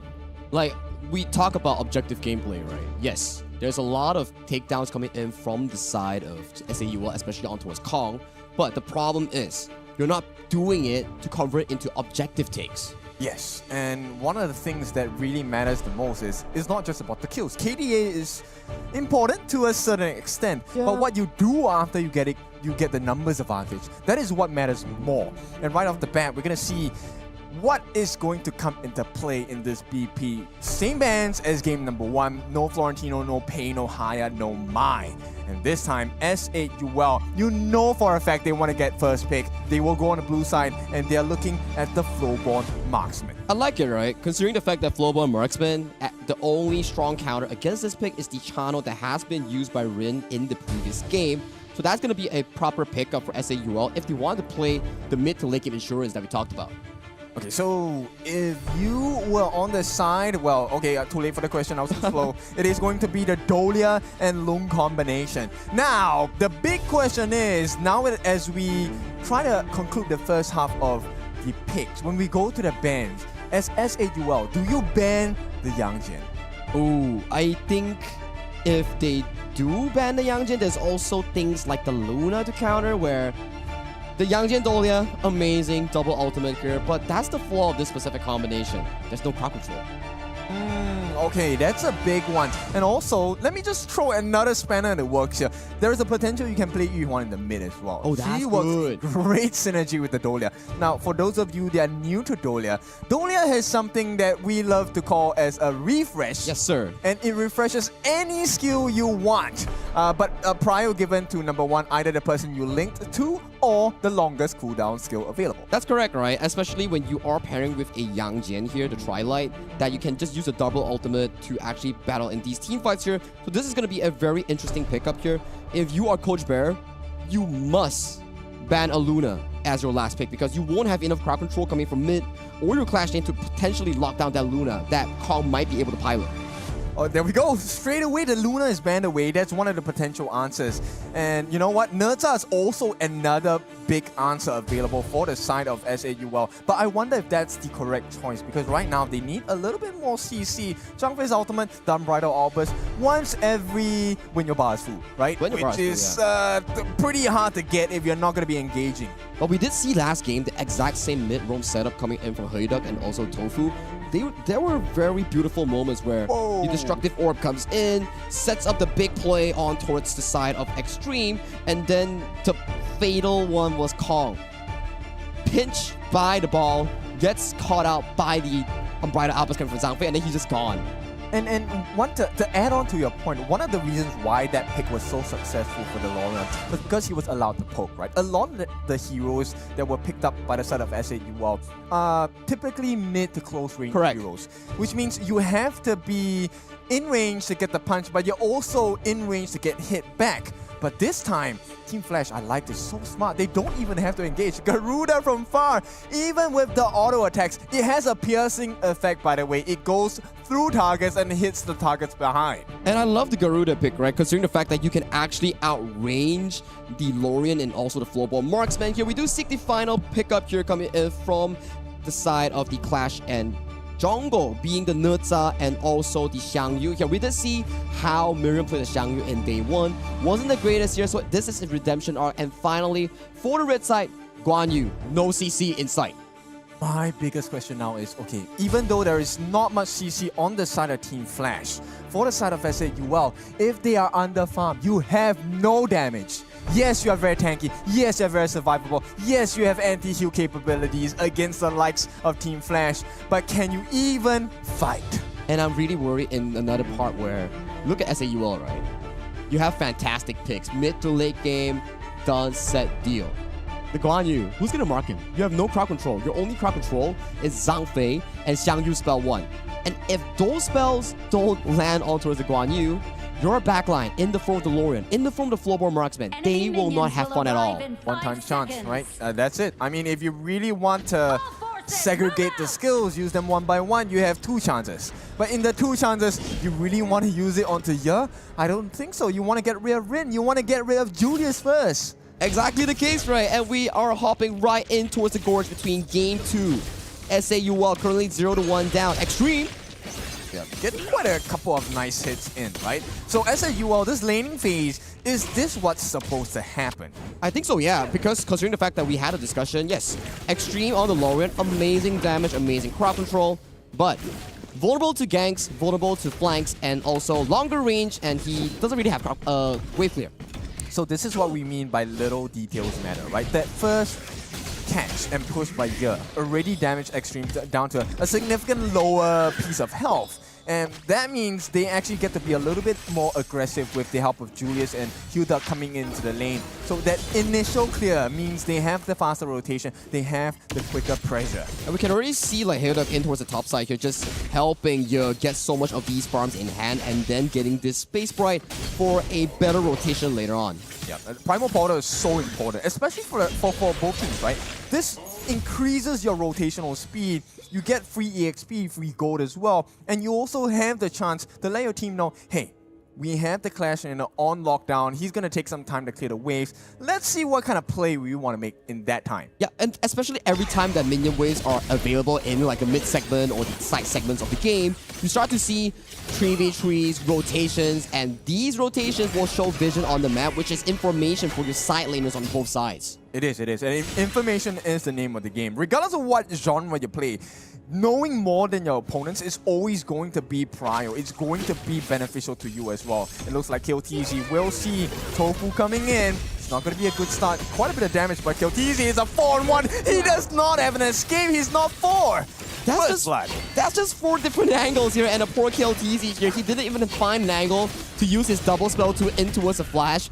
Poor boy, that's just a sad way to die. Yeah, but the most painful part is not just about giving away the first blood, right? In most cases, you might be looking for a return. If you're on the side of SAUL, you're kind of figuring, okay, look, someone's getting ganked. Can we find a response? Can we gank someone else? But Ye was a ways from danger in that point, and the rotations have started becoming quick for Team Flash. It's a little horsey, right, on the side of Guan Yu, and we talked about, yeah, you have no crowd control, so how do you break the charge bar? Because that's the Guan Yu's main mobility spell on his passive. Can't break it, he's just like ankle breaking you with his bike. Yep, and Soaring Green Dragon, second skill, that is a free cleanse as well. So if it was difficult before, this might seem a little impossible at times. And the goalie, man, can look at this. Only 1 kill for our Team Flash, and they're already pulling 1,000. Yes, you need a lot of gold coming in from SAUL, but if you're in a defensive position here, we look towards these picks, very mid to late game, and if you're unable to really safely scale to those item breakpoints, you will see moments like this. Yeah, I mean, the refresh comes in for Julius. On the backline, though, they want to go on to Hilda, but it looks like he's perfectly fine. Now, Julius, though, might not be in the same situation, but this is curious. Doofy's a bit low. I don't think they want to over-aggress for just a roam life here. But for the Team Flash, it's a very good trade, right? Doofy, Norm Bridal Outburst, extremely long cooldown on that Lorien ultimate. I think early game is about like, what, 40 to 50 seconds if you do hit it. So critical cooldowns unavailable, and you see the initial rotation coming in from Ye without clearing the way. So that could be a potential breakpoint for SAUL to capitalize on that top turret. It is, but it's all about the timing here. Team Flash says, you know what? We'll give you the free damage. You won't be able to take the turret just yet. We want the Tyrant first, and we can punish you even more. But SAUL, I like the response. Immediate trade with the Overlord as well. Very smart, right? You can see the map has been segregated into 2 different sides. Red side, Team Flash on towards the bottom side, and you see blue side, SAUL, covering the top side here. This is what we call half-map movement coming in from both teams. Yo, from the backline. Yeah, I mean, this is looking good. They wanted to get him there, and it is Extreme. He tries his best, but still taken down. Hilda here with a big kill for the team. Team Flash, 2 kills. Clean slate so far. And this is going to be a very big issue for Team Flash. No crowd control, no wave clear. Rin gets tagged on. Yep, that's a huge jump. I don't think they will be able to get him. He does have the infinite vastness. Takes his first flight as a dragon. Tofu also has the refresh available if needed. And you can start to see that, yes, you commit 4 people in towards the bottom side. There's still the wave, but take a look at the top side here. Minion waves, 200 gold. Sacrifice into the turret here with no one picking it up. And you can start to see rotations coming in from the side of SAUL towards this bottom side that's being matched by Team Flash to remove any potential of the turret take.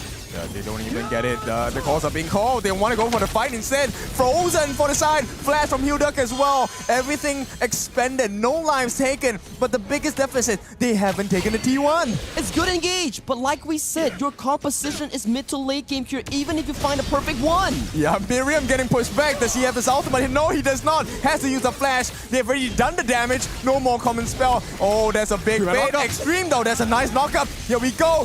What is going to happen there? they're going to try and take the life of Ye, but in exchange, they take Kong down as well. Your jungler, the tanks, they're gone. Miriam is too low to do anything at this point. And Team Flash, they just win over and over again. Better trades. That's the problem. Kong went in towards the backline, and if no one tags the healing reduction, oh my goodness! It's Tofu! Dolia gets a kill as well! And with that, the T1 takes a fall. Team Flash, they've gotten a lot stronger here. They are on fire right now, Kid Tofu. Getting the Celestial Melody on towards Julius here. We were talking about like how Isaac mentioned here. Julius didn't have the best of the best games, but right now he's 2-0-2, highest goal, highest net worth in the game, and he is having an amazing game on this Yang Jian pick here. Start a fight. We see the nerds are charging on towards Ye, but yes, no healing reduction tag on towards the Yang Jian here, having free damage galore on towards the side here, and then you see the Wings of Judgment poking down Miriam and then executed by the Hound with a bit of a damage coming in from Tofu for that clean wipe and that mid tower. Okay, that is not a kill steal, it's a kill secure. Yeah. Right? As a roam, as a Dolia, I secure the kills for my team a lot of the times. It's all about teamwork here. And I'm not joking. But I'm still against the idea of you going to execute, my buddy. Yo, I want safety, I want guarantee here. That's what I'm doing. So, Dolia execute, Dolia smite. Okay, I'm joking, don't do that. But, you know, if you want to have fun. And right now, fun it is. It is going to be jumping around for the side of Kong. He's trying to get rid of the flash.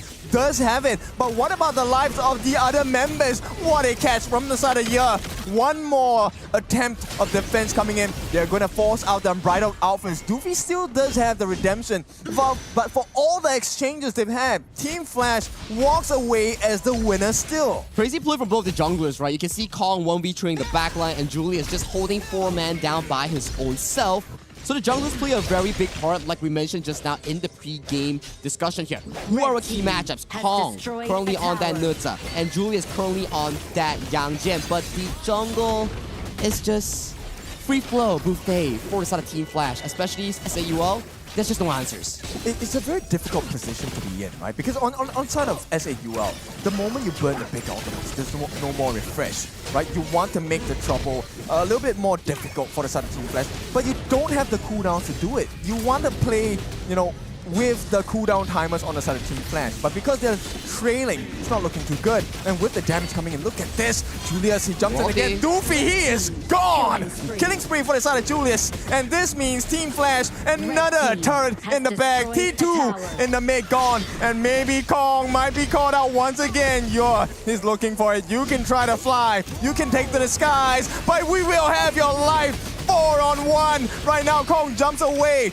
And even though he makes it out with his life, the pain is still there. A tyrant in the hands of Team Flash. It's a very, very slow choke on towards SAUL, unable to get any single objectives here.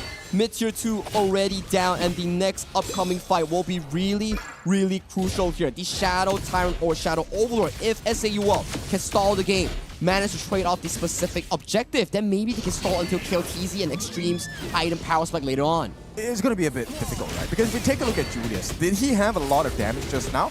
Not really, but right at this point of the game, he just got the Dragon Rage. That's going to amplify the damage you deal towards your opponents based on your health pools. And Julius already has close to, I think, almost 10,000 hit points at this point, and here comes Ye. They want to get Extreme. Maybe just push them away at this point, because 20 seconds more, we have the enhanced version, the shadow variant of our neutral objectives. Just a bit of tip and tap, right? Just forcing out the play, but go on. Yang Jian goes in, gets CC locked. What are you doing, Julius? It's 10 minutes. That's a big troll coming in from Team Flash Jungle. Yeah, the greed is real for this one, and the punishment comes through. SAUL, maybe this is the chance to find something across the gorge. Shadow Tyrant, maybe? I don't know. 16 seconds is not a lot of time for them to work with. SAUL, the members are already flying over. But with the Wings of Judgment, they're poking them down.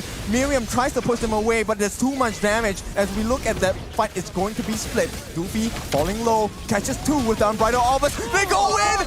What a knock-up there! Can they get the finishing blow? Tofu is the first one to fall, but it's just a Dolia, just a support. They need more from the side of Flash. And SAUL, this might be a huge risk. Julius, they've already burnt most of their ultimates here. The damage is done and the health bars are blinking low. Julius goes in. Kong, he's so low. They got Extreme as well. This is a disaster for the side of SAUL. Team Flash, they have made it back in time. They want to take the Tyrant at this point. This is a Shadow Tyrant. But Rin, Julius, and Huduk, they're all low as well.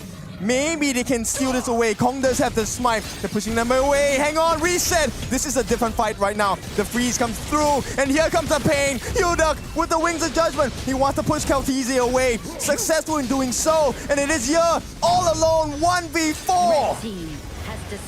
Skyfall comes in, tags on towards Ye.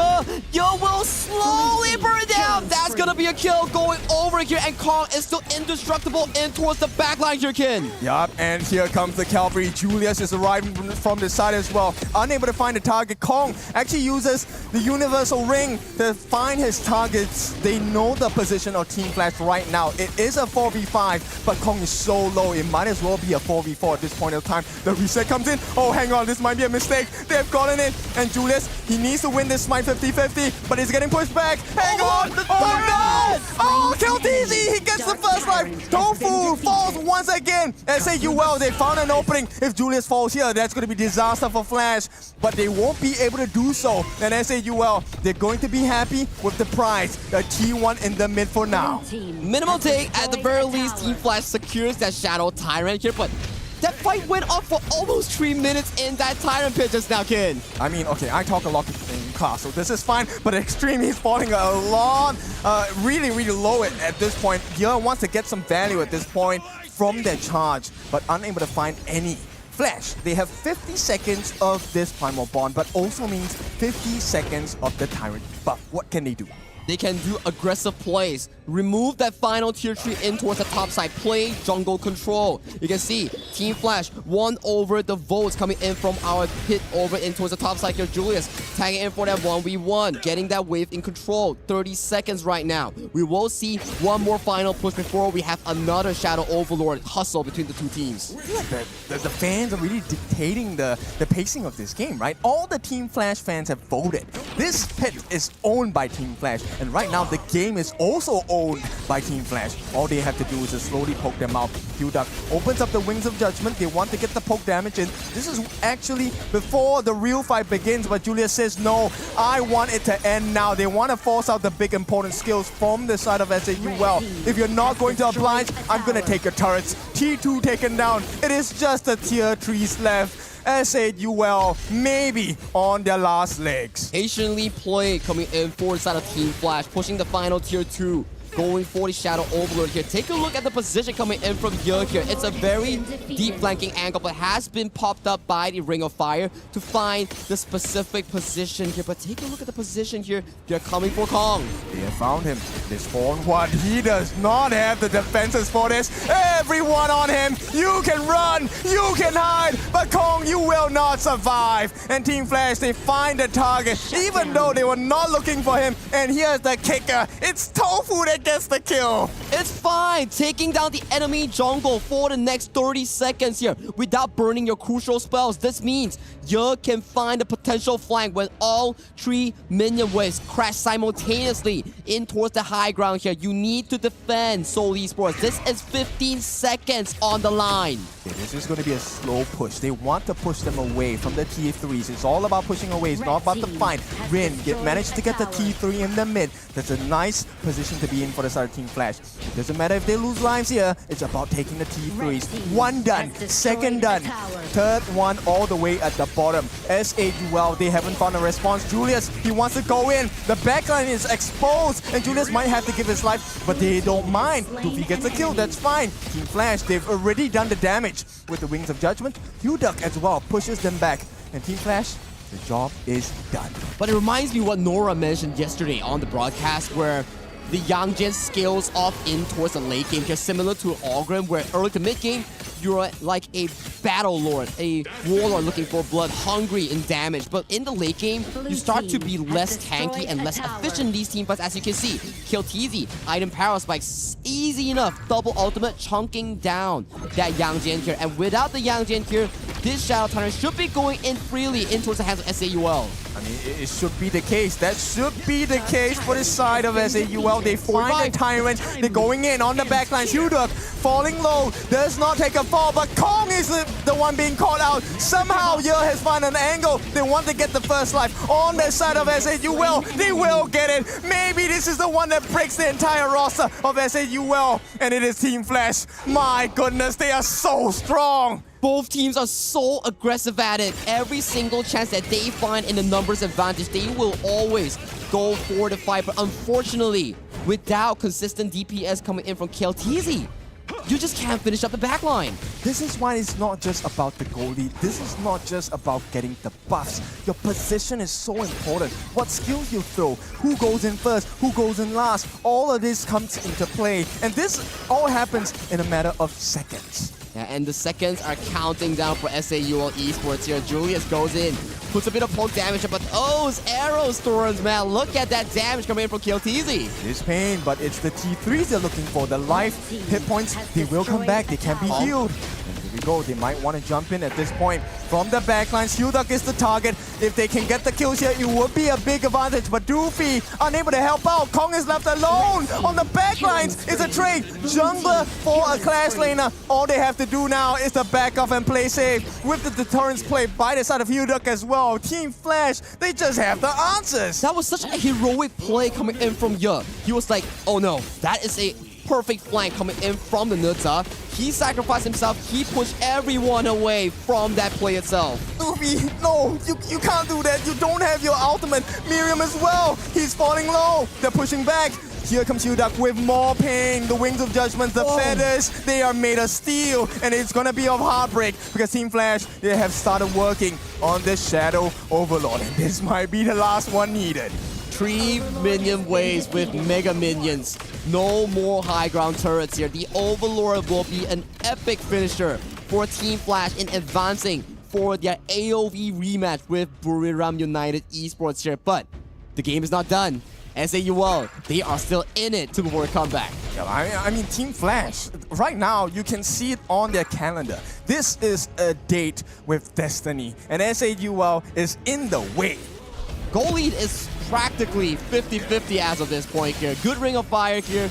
Pops Julius, Heaven and Earth from on the Yang Jian. But waves are marching through from 3 lanes. Take a look at Miriam's position here. He's looking for Ye. Yeah, they want to get this Xiangyu. Unable to find him. Miriam will get frozen with the Frigid Charge as well. Singular target for now. This is not the biggest play just yet. They want the backline. This is a distraction. They do get the Rampage with the life of Miriam, and the base is exposed. One more round. This is where the Shadow Overlord comes in. How do they hold for the next 35 seconds? Because this is a 4v5 angle with a big dragon going in. Julius jumps in. This is a big moment. Big stuns. Ye is on the backline. They want to get the damage in. Kilteezy gets the life of Ye.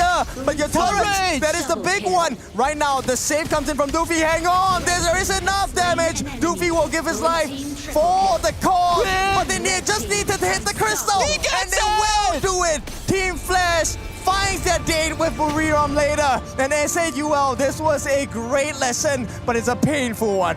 Keys are crushed, hearts are crushed, and we bid goodbye to SAUL Esports from our KWC 2026 play-ins here. And Team Flash, they fight for survival and they advance further to face Buriram for their final slot.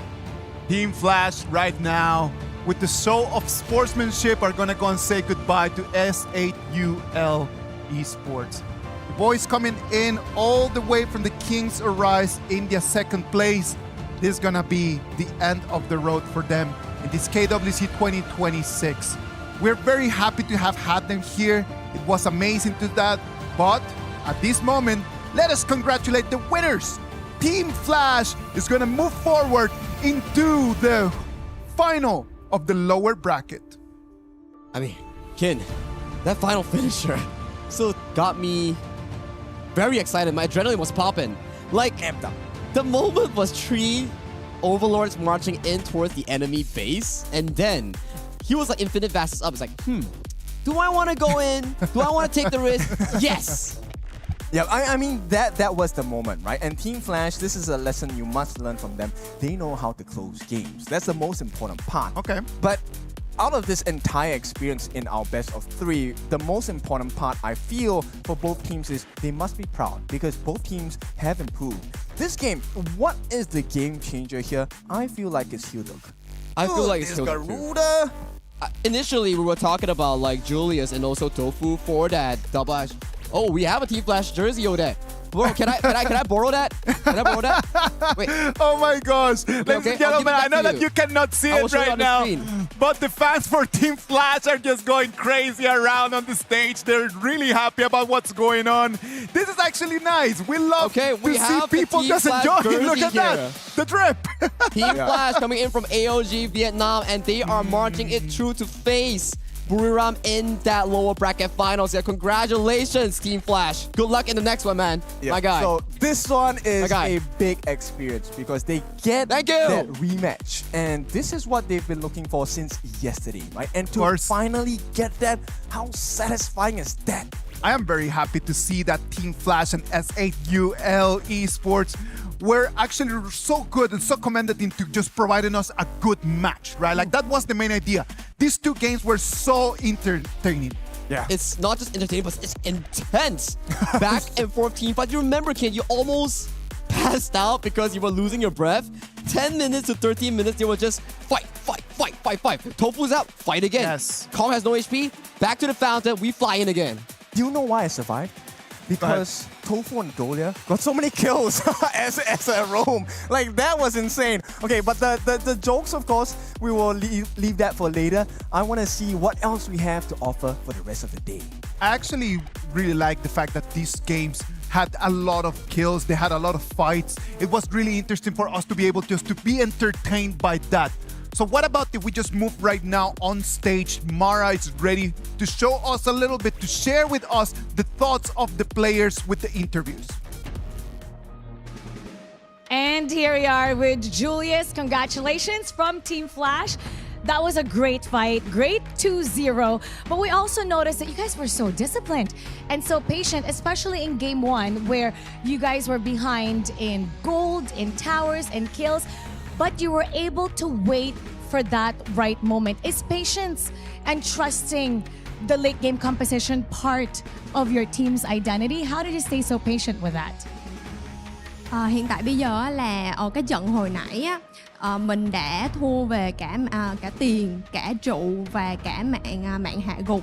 Nhưng mà tôi thấy là cái đội của mình rất là kiên nhẫn, mình chờ để nắm bắt cơ hội đúng lúc để mình có thể lật kèo.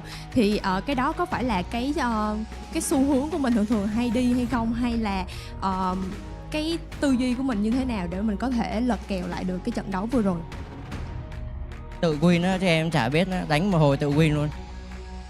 We actually don't know what just happened, but we just believe in it and then we won. Oh, well, congratulations. Now, yesterday, you were defeated by Buriram. And later on, in today's matchup, you're going to go up against them once again. It's going to be a rematch. What would you guys be doing differently, and any predictions on that match later on? Thì ngày hôm qua mình đã đấu với là Buriram rồi và mình đã bị thua trận. Thì ngày hôm nay mình sẽ quay lại và mình sẽ đấu với lại Buriram thêm một lần nữa. Thì mình có tự tin hay không? Mình nghĩ là mình sẽ thắng họ hay không? Hôm qua thua rồi thì nay thua tiếp với chị. Because we already lost to them yesterday, so we expect to lose them today as well. Because they lost yesterday, you expect to lose again today against them. Oh, that's very surprising. Now, how about let's invite the audience to support you, to give you that energy for later on. Vậy thì bây giờ mình nghĩ là mình sẽ thua. Thì bây giờ mình muốn có một cái năng lượng từ bên các fan hâm mộ, các bạn khán giả cổ vũ mình thật là nhiệt tình để mình có thể thắng họ ngày hôm nay hay không? Có. Yes, please, thank you. We wish you luck for later. Go get some rest and prepare some more. Now we're gonna head back to the casters. Lead the gorge. I see you, Julius. I see you, man. I see you playing the mind games over there, right? Like, we lost yesterday, so we're expecting to lose again today. Like, I know what game you're playing right over there. Come on. We got to believe. We have to believe that just winning the next best of 3 would push Team Flash into the group stages with the top 16 players, man, with the top 16 teams out there. Now, let's break down a little bit the action of this game number 2. This one looks so beautiful coming in from the side of SAUL Esports. The Umbrella Outburst catching onto a stream, Miriam charging in. But these are the moments where you can say that, guys, it's enough fighting. Let's stop and refocus ourselves towards the shadow objective here. But at the end of the day, it boiled down to this specific fight that was so close coming in from both teams. You can see Ye gets taken down. He goes dangerously low. Kong survives against this specific play. And then as they pace on towards it, this was so darn close. Look at the HP of the Shadow Tyrant here. It was like, what? 420, 420.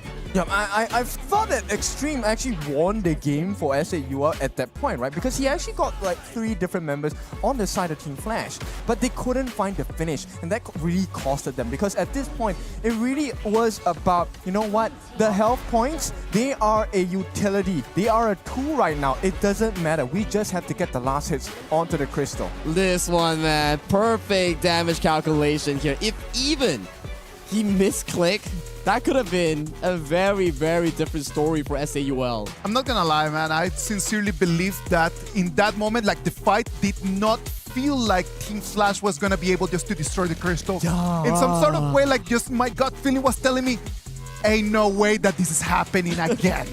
Yeah, I mean, props to both teams, right? This was really intense for a couple of reasons, because we really couldn't tell at times. Like that last moment, I thought SAUL got the defense, but only because I didn't notice that the Lung was in the sky.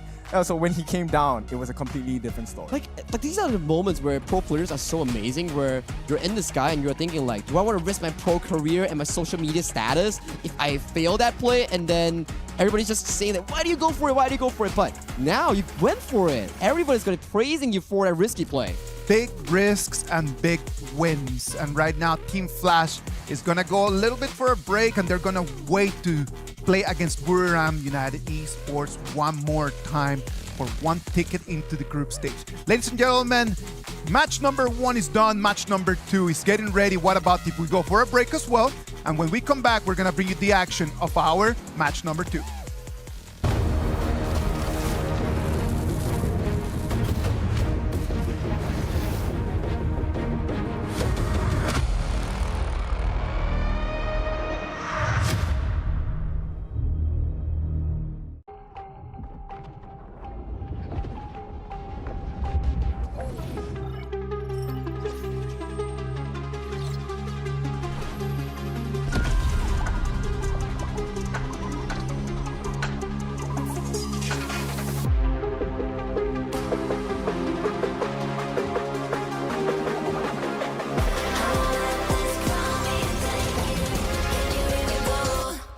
We're the champions, ready to go. Yeah, we're made out of gold, never letting it go. Got your back, yeah, they coming, strong in the storm. Do you wanna go up in fortune, Valor, crowning honor? Yeah, crowning honor. Yeah, with fortune, Valor, crowning honor.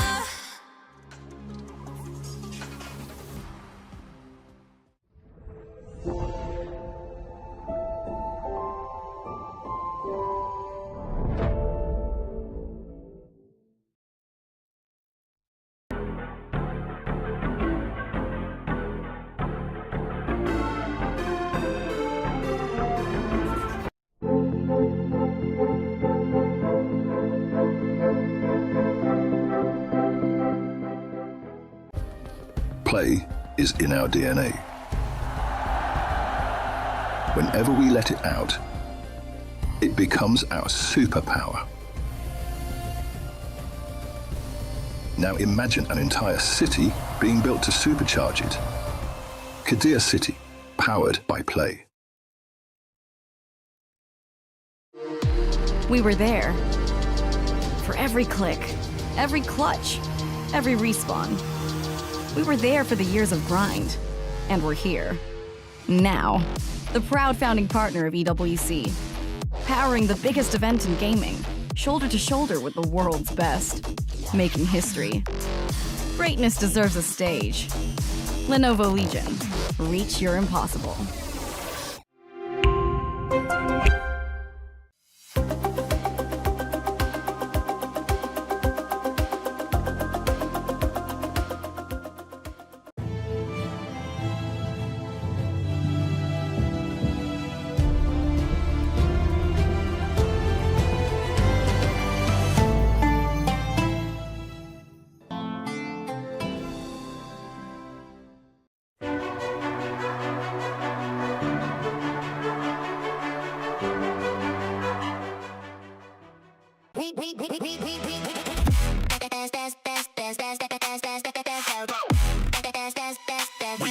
Esports World Cup.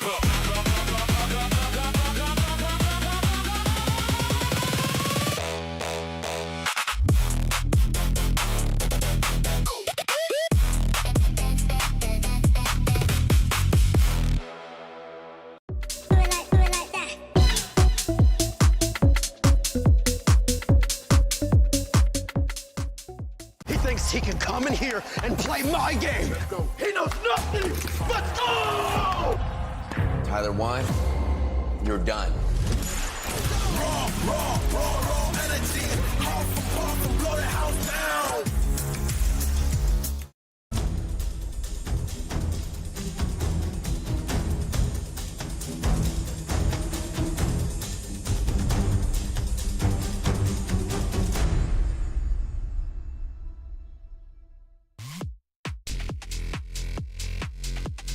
Seems like we are ready to go. Match number 2 is going to be right over here. OG Esports is going to go against Blacklist International. Sagi and Kin, after that amazing performance over there, just breaking down the games and everything, needed to go and have a breather. They need some water. They need to have a break. So I went on the green room and then I got myself Holler and Nora. Holler, Nora, how are you doing? I think we're great. We're definitely excited to be here. Obviously, continuing on with the momentum of day one. Yes. A lot of good games here. Even more thrilled to be at the lower bracket because everyone just pushed into the limit, right? It's like a one-way ticket. I can see that Nora got all her homework right over there, spread out around the table, so you know that the notes are gonna be on point. OG Esports and Blacklist International, they are two amazing teams. Big names that they're gonna come in. Only one of them is gonna stay, and the other one is gonna be just going back home, all the way to Southeast Asia. Yeah, I think going into today, we were kind of like, okay, where would these teams go? Especially in, Group B, right? Yeah. All of these guys are definitely high level, very strong teams, and their ability to proceed is gonna be at risk here. It's an elimination game. I'm scared for both of these squads here. And I feel like these two teams are quite even, course, because both teams are very experienced, and also they fight such great games yesterday. So I thought like today is going to be a very even match.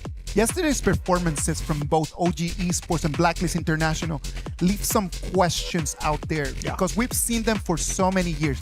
These are names that they have been around already for a while, and seeing their performances yesterday just leave an afterthought of, is this gonna be like a one-day kind of thing, or is it just like a 2 days and then just going back home?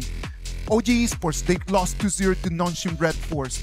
What happened in that game? I mean, let's be honest, they were third place for a reason going into this one. Yeah. And that's kind of where their inconsistencies lie. And you kind of saw what they were trying to do against, Nongshim. Unfortunately, they were not able to kind of overcome.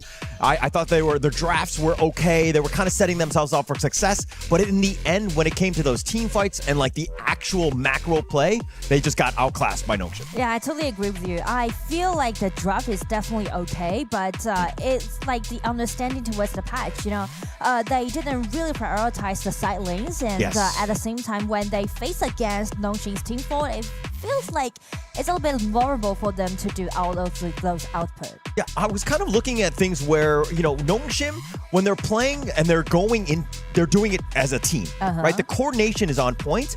Right now, it kind of seems like OG, everybody's kind of doing their own thing, and it's not really paying off in the end. Well, if you look at the team that they have in front of them, Blacklist International, these guys, they have always, like every single time that I have seen them perform, they have always just been top level. Right now, 2026 is not their best performances, but I know that they have it in them. I am really looking forward just to see the old Blacklist International from 9 months ago when they were just like at their top. Yeah. Just to kind of like come in and show up today. I feel like that was like a 1-2, right, yesterday. 1-2 yesterday. And I still remember the first game that they won against DCG. That was a game closed out within 13 minutes. It's such a fast tempo, you know, so I do believe in their capabilities about doing this. Definitely very strong. I mean, if we're looking at the OG side, this is, again, we have high expectations. There was a bit of a surprise in terms of just making it to the EWC as they slid into that third slot. But still, now potentially everything at risk. Again, incredibly scary for OG. They need to shore up all of those weaknesses, and they need to do it quickly. And if they need to just spotlight someone, it's got to be Tao Tao, man. Like, you cannot just come in here, 12 MVPs in the 2026 IKL spring season, and then you cannot just go out after 2 days of competition. You want to keep claiming those MVPs, man, so you please just stay here with us for a little longer. I mean, that's the whole expectation, right? And I think that if you're a fan of IKL, this is that squad. You're thinking that with Dao Dao at the helm in terms of this jungle, you have that huge expectation, I would say. Yeah, I feel like we mentioned a lot about how important Dao Dao is to this team, and we mentioned about their jungler core team playstyle. Right. But the problem is that in this patch, this little hero can let you to lead the whole pace, right? That's a problem. A lot of tanks that you can see, a lot of warriors that you can see, and how you're gonna use heroes like Agudo, heroes like Kaiser to lead the whole team pace. It's kind of a bit difficult for a core, like a jungler core team player to do that. Different patches always just bring different solutions, right? Yeah. And I think that in this patch right now, it's just a lot more even. You cannot just have like the one player that is going to be carrying everything around. OG Esports and Blacklist International, they have a very similar game style. They are aggressive. They like fighting. They like going around. OG might just go around just thinking about like, what are the objectives that we can get? For Blacklist International, where Joshi goes, destruction is going to follow. Yeah, but you kind of saw that in this series with DCG. Joshi had an amazing game one, and that's why they won, right? Game two, they're like, okay, let's focus in on Joshi. Let's make sure that he doesn't have a good game, and that's why they were able to overcome. So while he's an all-star player, if you limit him, that's how you kind of take down Blacklist. And I feel like we can put the top duels together because it's not only Joshi, but also the top laners. You definitely need to put Chami1 with Josh together because we know that Chami1, once he got the capability to initiate, for example, the Dharma he played, right? He's trying to find a lot of places which he can jump right in and initiate. Then I feel like the winning rate will higher up on the side of Blacklist. On the other hand, if he just plays some tank heroes like Ata or like, it's kind of be a little bit difficult for them to find out opportunities or open the doors for the team. I'm telling you, the stakes are extremely, extremely high. Their dreams could be crushed right over here. And the dreams of S8UL were crushed as well as their key was crushed right out there by Team Flash. You can see it right over there. The key goes in, it's being handed, and then all the hard work in just 1 second, crushed and pulverized right over there. Yeah, I mean, it crushed and destroyed everything. And I mean, yeah, you're going to start celebrating now. And I think that they will be very happy with that victory, but they still have a long way to go, right? It's just one of many as they go into the rest of the EWC here at the Honor Kings. And it's just very interesting for us to think about, like, in about 1 hour time, one of these two teams that you can see at the back, right over there on stage, their keys are going to disappear as well. Their dreams in the KWC 2026 are going to vanish.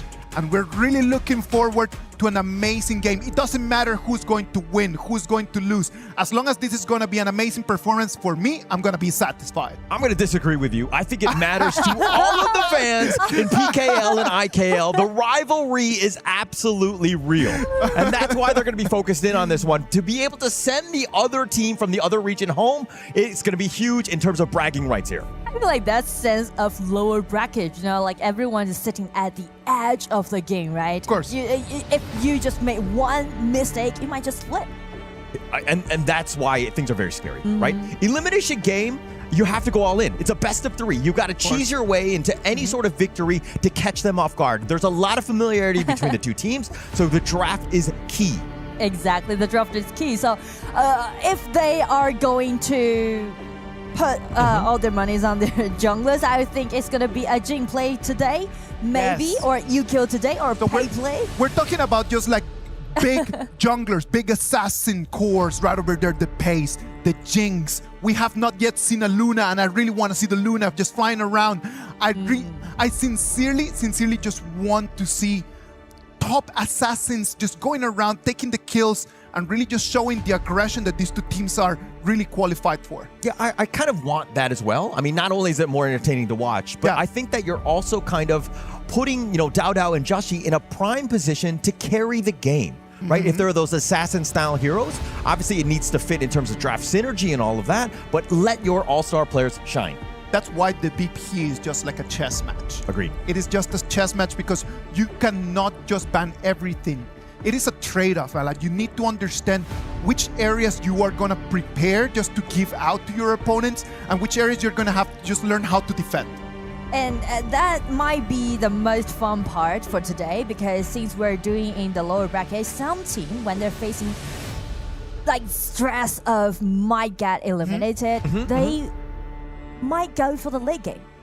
That's the point.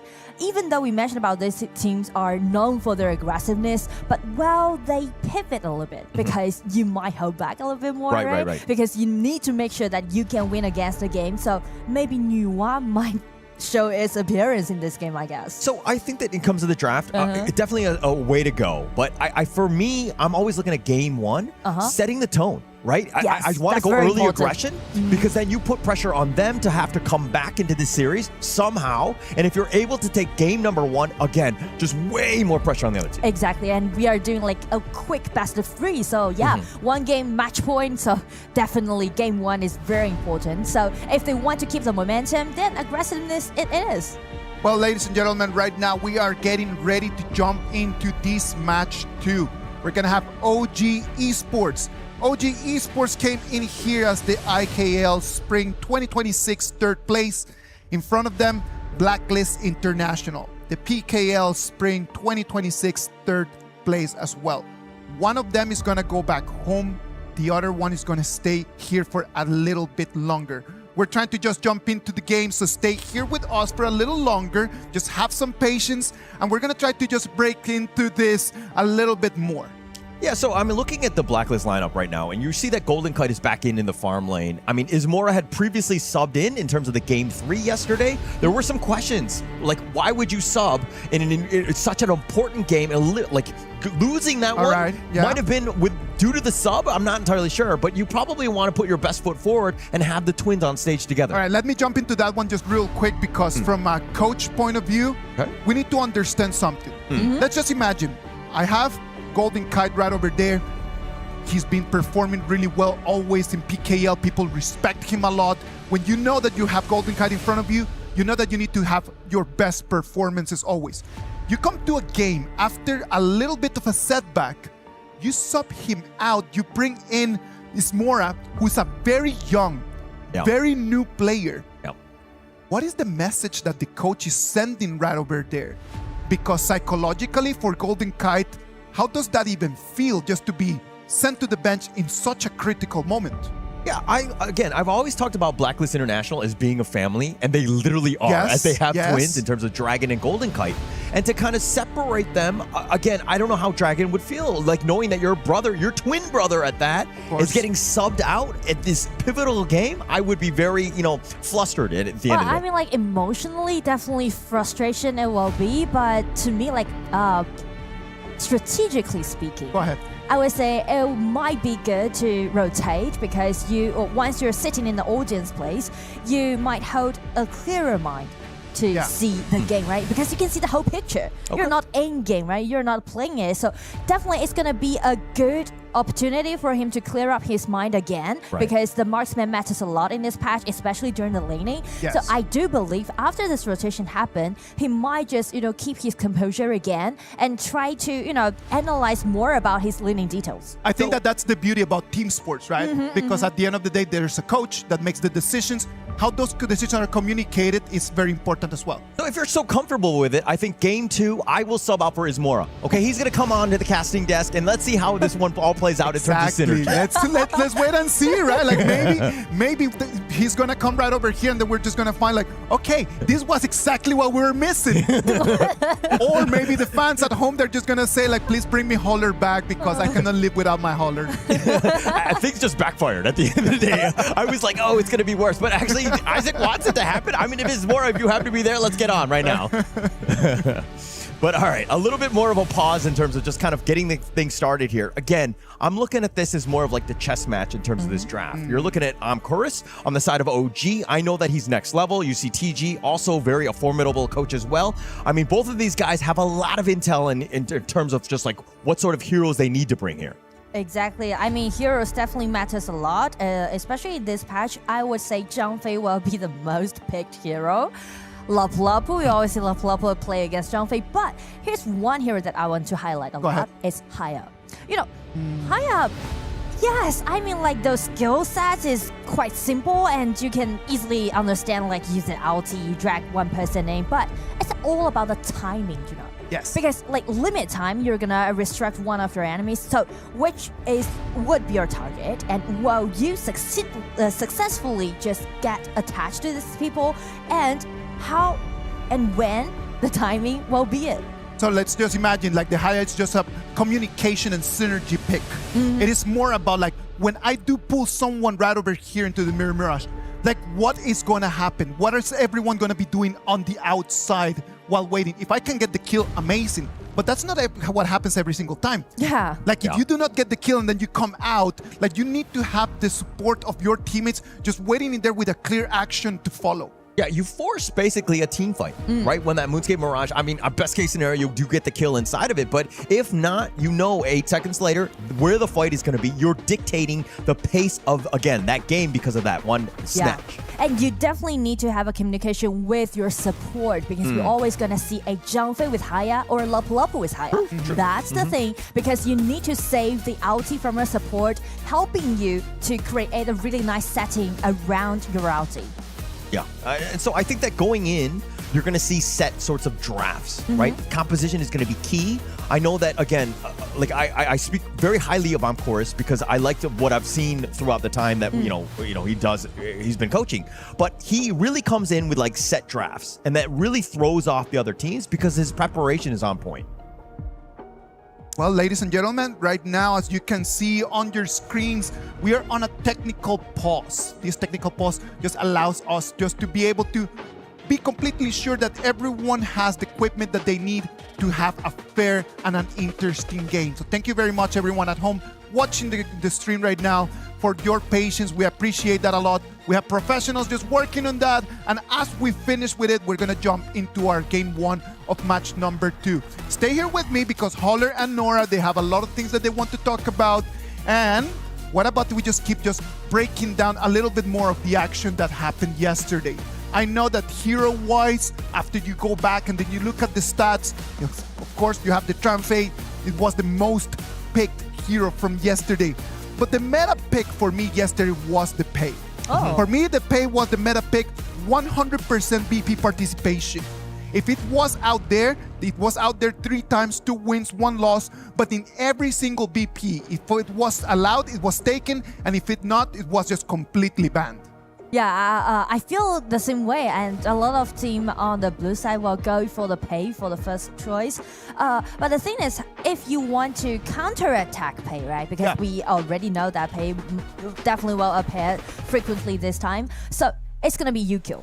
A lot of time, Yukio is going to be a counterattack towards this Pei, but the problem is how you're gonna use Yukio to attack this Pei is that you need to make sure that in the mid game you can do this back push better than the Pei, and that's the point how Yukio is going to play against Pei. Yeah, it's known to be a bit of a counter in that sense. I think that the Pei has been like, if we're talking about overall picks, I think it's only been picked 3 times. It's 2-1, 66% win rate. Not the highest, but again, I think it's more of like teams are kind of prepared for it. Yes. I do like it in best of threes because of, again, you're talking about tempo and pace. It does all of those good things. Yes, the tempo matters a lot. And also mention about the tempo, I feel like another hero that I want to highlight is Chicha. Because I'm so surprised because I actually cast like KPL teams a lot. But the thing is, I rarely see Chicha being so flexible.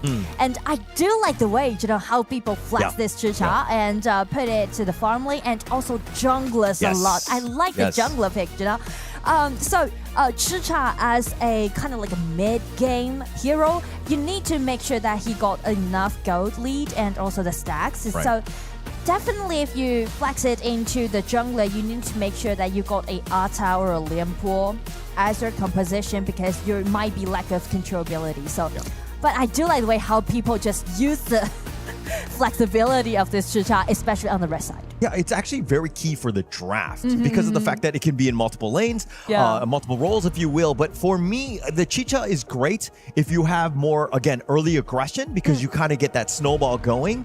It's a bit of a mid-game hero or mid-range hero. It doesn't have the longest. So sometimes when that late game, when the Lungs and the Chanos, those kind of can get the better of it. And also you mentioned about a really important part is that once you flex this Chicha, usually means that you're going to have 2 warriors or even 3 warriors in your composition, and which make the pushing the biggest question about your team. All right, I'm gonna toss one more hero right over there because I saw it yesterday coming out and I was not ready for it because I did not do any homework on that because I did not even imagine that it could be an option, and it was the Alessio. Oh, Alessio. As it came yesterday, I was like, what was this? Like, that was like the biggest surprise of the whole day one. And I was like, okay, is this for real? Alessio, actually, I was very surprised. Is that very frequent to see? No. Definitely not. I think it was more of like a niche pick to the counter to kind of deal with it. I mean, Sun is also very good in terms of just like his hero playstyle and like the pool that he has. But I do think that it was more of like a surprise pick more than anything else. It caught everyone off guard. Okay. It's more like a secret hero for like typical teams and players. Yeah. I mean, like Alessio, yes, I do like the way that how he's going to jump up into the sky and dodge a lot of skills. But the thing is that it's kind of late game. But some of the players might like to pick out Alessio as a counterattack towards Arlie. Yeah, that's kind of like the main idea. Shifting gears a little bit here. I mean, we kind of talked about the rise or the excellent Zhang Fei, Lapu Lapu, top 2 picked thus far. I think that they've had a lot of impact, especially in these best of 3s where they've been almost first phase picked almost all the time. I think that those are the type of heroes that, again, will continue on at least in the early part of the play-ins and the groups, probably. Yeah, I feel the same way. And since we're doing best of 3, we might see these heroes coming out again and again. But I feel like one of the heroes is kind of underestimated is Garuda. I think Garuda is very powerful in this patch, or the tempo that we mentioned again and again, right? If you go for first tempo. I just think that when you think about Garuda, right, like you have like the reach, you have the damage. Like it is like as the time passes, the damage is just so strong. And the reach is like untouchable. And if you have that option right over there in mid lane, then you can just clean wave and then the rotations are so much faster.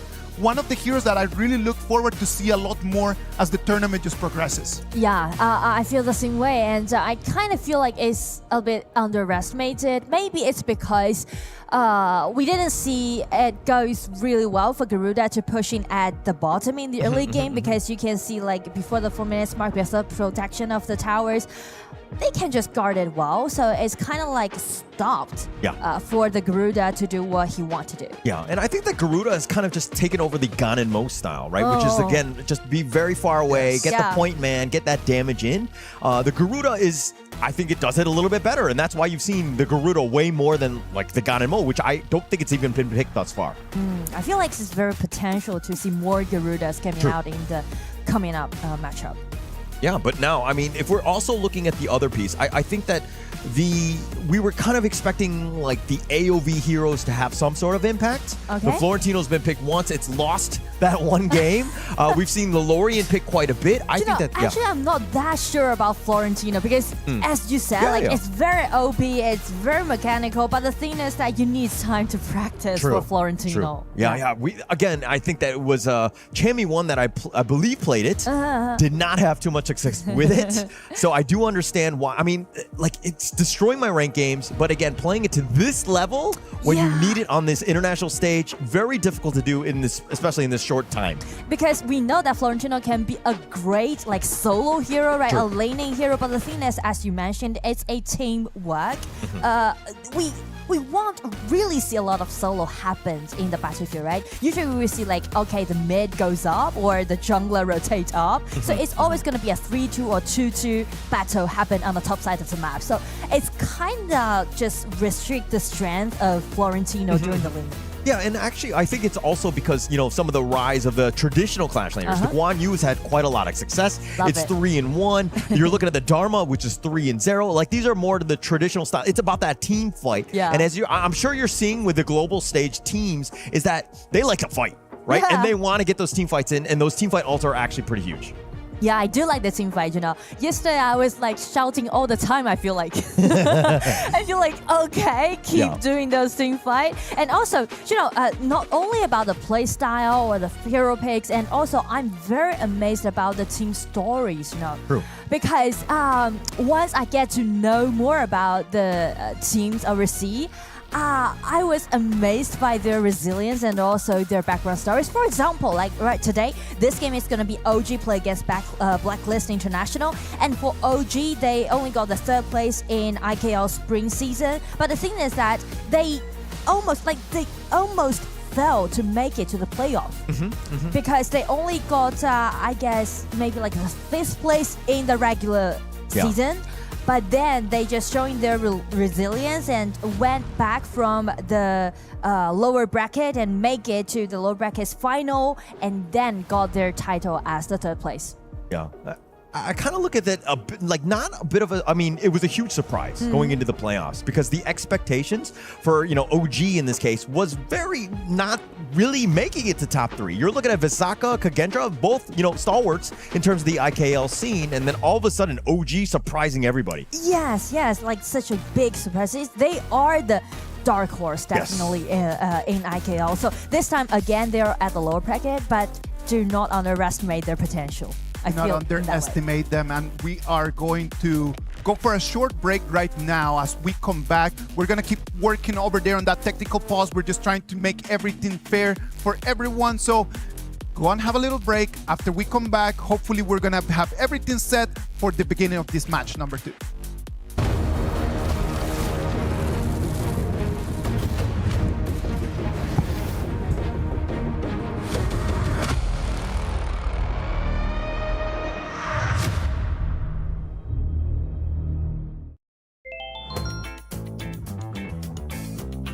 Hi everyone, welcome to Who Said, where we will put teamwork to the test. There are 3 players and here are the rules. First, only the player who can see can touch the board and show one answer. And only the player who can hear can see and communicate the hints. And only the player who can speak has the answer and can use gestures.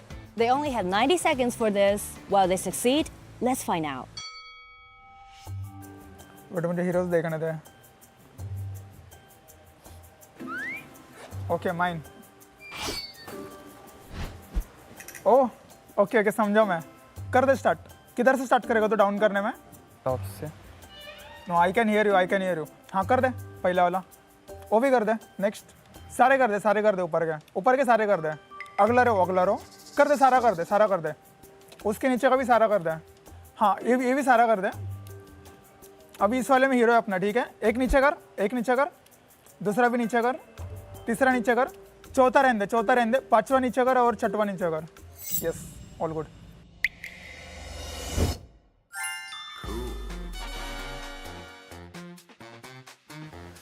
Efficient. Hi everyone, welcome to Who Said, where we will put teamwork to the test. There are 3 players, and here are the rules. First, only the player who can see can touch the board and show one answer. And only the player who can hear can see and communicate the hints.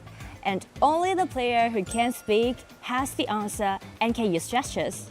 They only have 90 seconds for this. Will they succeed? Let's find out.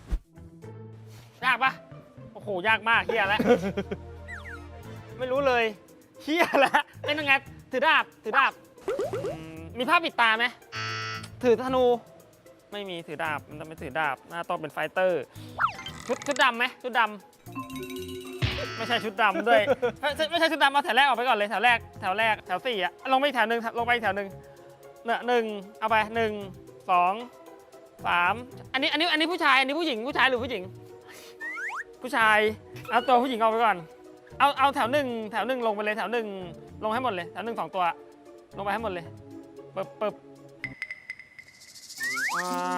ถือดาบข้างไหนซ้ายหรือขวานาฬิกาจะหมดแล้วเลือกแล้วว่าตัวนี้แถว2ตัวแรกที่เหลือหุบให้หมดเลยกูเดาแล้วแถว2ตัวแรกถือไม่ใช่ไม่ถือดาบไม่ถือดาบเอาไม่รู้ผมต้องมันถือดาบข้างเนี่ยไอ้แบบ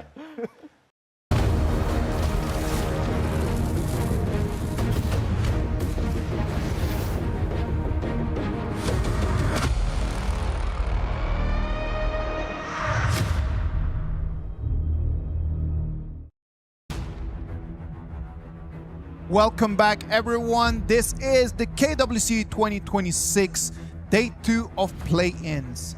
Right now, we are back right over here from Paris, France, and we are really hoping that we can get this game going on very quickly. Right now, everyone's already on the lobby, and then we're just counting the minutes for this game to start. I mean, I think that we're all kind of seeing some of the players here a little antsy. They're geared up and ready to go. I mean, again, elimination game, the nerves are there. The longer you're there not playing, it makes it way more uncomfortable. I totally agree with you. It's just feel like you are facing the final task and just like stay overnight and studying for it. It's just like it's not going on. Yeah, I think most of them are kind of just, you know, stretching things out, shaking things up a little bit because, again, things are about to get underway here. And, I mean, both these two teams, again, a lot of, you know, understanding, familiarity with one another. And to go into the draft, it's going to be key because, again, you got to win the important game 1 in a best-of-3. Yeah, I mean, like we talk about OG's background stories, about their resilience, about how they rose back from the lower bracket in IKL spring. And for Blacklist, as you said, if they want to win it, it's because they've been played together for such a long time. Right. And they're already been so well known about their play style. So definitely play-in is not going to be their destination, right? They're looking forward to going to the group stage and just to grab another title. Yeah, if they're able to do so. But at the same time, you're like, okay, if you win this one, you survive. Great. But then you have Nongshim Red Force that are waiting, just watching this game, and they know that, hey, we'll take on anybody at this point, right? Yes, and that's the point. I mean, like, that's the difficulties about doing it in the play-ins. And, well, after this, you even need to go in, like, through a draw. And anyway, I mean, like, in this case, they need to make sure that they are saving their effort at the same time because they need to play against Nongshim in the next series. So you need to play, again, your cards correctly, where you pull out the victory here, but at the same time, you don't want to show all your cards because you, again, Nongshim is waiting in the wings. So it's kind of like, okay, like how far do we go? How much do we show? But we got to survive. That's the most important thing. Yes, and it depends on the coaches and also like on the mindset of all the players. Yeah. And I mean, to be honest, I don't like, I mean, this is why that first game yesterday was so important, right? Because if you win that one, you have a little bit of a break. You get the intel of what the other teams might be playing. But seeing is that, unfortunately, the cookie crumbled this way and you happen to be dropping down now into the elimination game. And this is why this play-in format is so much fun to watch because, again, these two teams, these Titans, one of them is going home. And it's always very interesting to talk about game 1 strategy because I've talked to so many different coaches and since best of 3 is quite high tempo, so if you're the coach, Right. do you prefer to put all those aggressive cards out for game one? Or if you want to let your player just, feel the battlefield a little bit more and just trying to warm up a little bit more, so go for a more like well-rounded composition? So that's a very good question. Normally when I would play any sort of game, I'm always looking for the well-rounded way. But I think in a best of 3, as you rightly pointed out, I mean, the first game is so key. Because I would say the data is definitely there in the sense of like you win the first one, you have so much pressure on the enemy team that the game 2 comes much easier, right? But again, you're trying to kind of balance that a bit. But for me, I would gear it a little bit more towards the stronger side. So the point is that if you go for your aggressiveness, you need to make sure that you are calm enough to showcase, to do all your mechanics, because you might be a little bit reckless because the composition is selected pushing you to be more aggressive. I think ideally it's the nature of the game, the best of 3, where you have to be aggressive, right? Passivity does not work in this sort of style. Okay, let's talk a little bit more on the KPL side, right? Like they only do pretty much best of 7s, they will do much higher as well, but the best of 3s are kind of an unknown, if you will. They don't really do it as much, right? Exactly. And you just brought another interesting topic, because once a lot of teams, for example, OG and Blacklist, they are very experienced. They know so many different compositions, and they are already being like the fundamental knowledge about the game. You have no doubt about that. So if you're picking out several compositions play against each other, it might be quite even.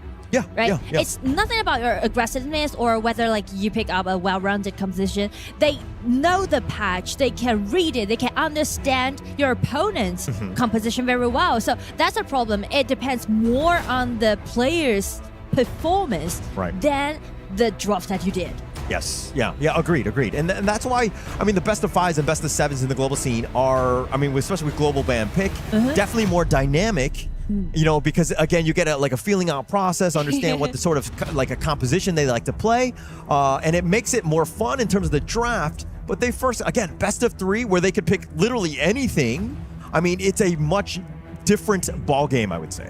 It's different games, and also you mentioned about like those variety of compositions, and I know that few months ago there's actually a boot camp with the KPL teams, right? So for that boot camp, I guess they actually got to know more about the patch, and I feel like there's several coaches from KPL teams and also several players just sharing their experience and sharing their knowledge about the patch. So I guess that's kind of just brought something new. For example, the Xiao Chao Gui that we saw yesterday, and I'm really looking forward to seeing these plays happening in here. Yeah, and I think that was a great experience for all of these teams, right? Because then you're now exposed to how the game should be played, quote unquote. I mean, you're talking about like what, 8 KPL coaches? There's, so many different opportunities to learn from the best and what really works. But the KPL style, very different. I would say that they're more kind of like they take calculated risks as opposed to, how am I feeling? Let's just go in. Sometimes that you see here. Yes, I mean like. In that case, you need to make sure that you're not just copying those compositions that you learn, right? That is really important, because I do believe in one thing, that for this game, there's no actual like true answer to the patch. I do believe in that. So I hope that each region has their like dynamic and different various of play styles, and you might absorbing some knowledge, but you need to make it inverse into your own knowledge and just kind of form up a totally new understanding towards patch. And that's the secret how you're gonna win against your opponent. Okay. But like in terms of, I mean, even going back to last year's EWC, where you saw that Nova Esports, Rock Esports, now they took a game off of TTG, which is a huge deal, right? We're like, we've struck blood. We've finally been able to take down at least one game from a KPL squad. But like to take an actual series, like, are we months away from that? Are we years away from that? Like, how are you feeling in terms of just like how this is gonna go? Well, I feel like, yeah, definitely everyone wants to play up against KPL team, but right now for them, they need to focus on this lower bracket first, right? They need to make sure that they got the ticket, got the slot into it. But you know what? I'm pretty optimistic about the growth. Yeah.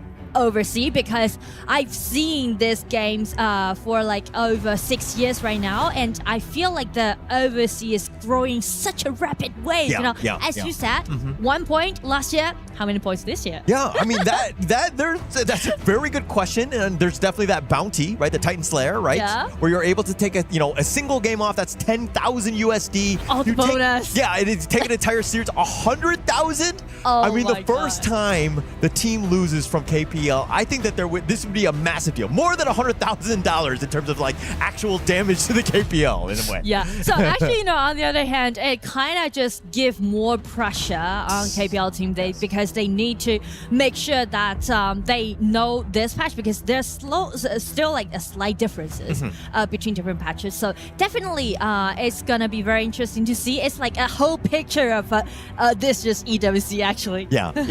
But I think the first team that loses, the ultimate, disrespect, I would say. Like, that team is going to be clowned, I would say. I mean, because it's like, oh, yeah, we were the first to fall to a global team. Like, that would be, I mean, almost insulting to that one. Yeah, kind of. Yeah. All right, but now, as it looks like we're going to be going in pretty soon, it looks like we're just going to go right into game number 1 here. Will arrive in 5 All right, as we go in, it's going to be OG going up against Blacklist, the second series of the day, but an elimination game. This is a pretty scary one. In terms of the draft, we don't even know what's going on. Okay, as we go into it, it looks like OG going with the Florentino pick. Oh, and a typical UQ play against Paige, just like what you said. Yeah, and as we go in, also on the other side, the Yukio, like you were talking about how this is such a great hero. Most of the time, I mean, especially with Jussie, right? He's very comfortable on this hero. But for me, it's about Chammy1. Everything in terms of Blacklist's success revolves around his play and his setups. But I feel like Chammy1 suffers a little bit on the top side because, as we said, Florentino can be a great solo hero. So his HP was very low, and at the bottom, they're just vying for those neutral objectives. Yeah, Golden Kite taking most of the damage here. We were talking, like, it seemed like they were listening into our analysis because all of the heroes that we're talking about in terms of, like, the Chicha, the Zhangfei, the Flori, and the Yukio, like the Guan Yu, we literally mentioned all of these heroes. But on the other side, the one that we haven't talked too much about, it's the Lady Soon. Your thoughts in terms of this composition with that hero? Well, I feel like Lady Soon is very, very powerful in the late game, but the problem is that the feature of this hero is that he bound the burst out damage with the skill 1 and also with her only mobility, right? That's the... You can see, like, it's the shortage about this hero, right? Because you rely on your first skill to survive, but at the same time, you're relying on the same skill to do the output. Yeah, and it's with that burst. I mean, I think late game assurances, you're definitely going to be fine here. But now Blacklist International, they were, again, just threatening. This is what you want to do, especially because they have Dao Dao, right? Yes. And you want to kind of those numbers. You don't want him just freely farming on the sides. Oh, now they get them 2-man stun. He's going to be set up, but Jussie gets on back. And now Chammy1 has joined the fight. He tries to go for 663. Just one more shot, and he runs him down. Finally gets first blood here. First blood, Chammy1 it is. Just running all the way from the top to the bottom and try to rescue his best Jussie. It's funny because like 2 minutes in to see a fight all the way onto the south side where the boars are at. I mean, Chammy1 making his way all the way down to join that fight. It is, again, Blacklist has always been about the power of friendship, and you're seeing it there. Yeah, and also like the thing that you just mentioned, that Chammy1's initiation matters a lot to this team. Yes, and what matters is, of course, I mean, IKL fans are going to be all about OG right now, right? There's so much of that that nation's pride there. Then you're looking at the Blacklist side from the PKL side. All the Filipino fans are like, okay, we have to at least beat OG here, right? And as for OG, I would say Xiao Chao would definitely be under the spotlight because I've seen playing this Xiao Chao so well.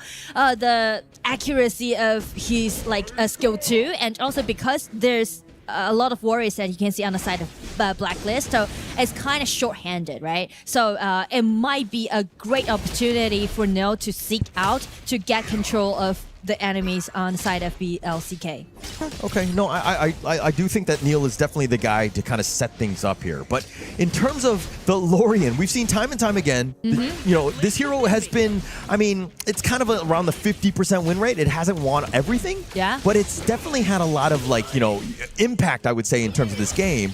But, what do you think about this matchup here, being a mid player yourself? Well, being a mid player myself, I would say Lorien is very well-rounded in this patch because of the long attacking range and also the skill 3 allowing this hero to dash in and just play as an assassin. But the thing is that as you can see, the efficiency between Pei and Yukio is quite similar. Yes. So we will see a lot of 2-2 play in the mid, and that's gonna be kind of like a limit about this Lorien. Yeah, I mean, most teams are kind of looking at the Yukio as the Pei counter. And I mean, as this Tyrant gets a little bit low, it looks like Justy will take this one away, and OG not able to get in time to that spot. But I think that they're kind of, again, you're like, hey, you're very squishy from this Pei. Justy can take you down. Yes, and also because of the Chicha that they pick at the bottom with this Zhang Fei. Zhang Fei can be so powerful during those camp fights. Yes. All right, now, one thing that they haven't taken down is obviously this Overlord here. Dao Dao, keep it on pace. Justy's doing a great job. This is a one to kind of will dictate the pace of this game overall between the the Pei and the Yukio on both sides here. And we mentioned about how tight it might be for today's game, especially this one. And as we check the goal difference, you can see both Joshi and Dao Dao, they're just farming up in exactly the same pace. Yeah. I mean, we're 5 minutes in, only a single kill going the way of Blacklist, but now a little bit of a stun on the 663 who charges under the tower. I don't think Blacklist are going to look to dive, but they will definitely put pressure on this bottom T1. They're accelerating. After they got the Tyrant, they're trying to pressure on at the bottom and try to shred down the HP on the side of OG. And look at how even Chammy won. He made us all the way down towards the south side. He's roaming all the time. Yeah, he's always waiting in the wings. Super active. Yeah. I feel like he's kind of like that girl from Obsession. A little too much, Give me a little space, no?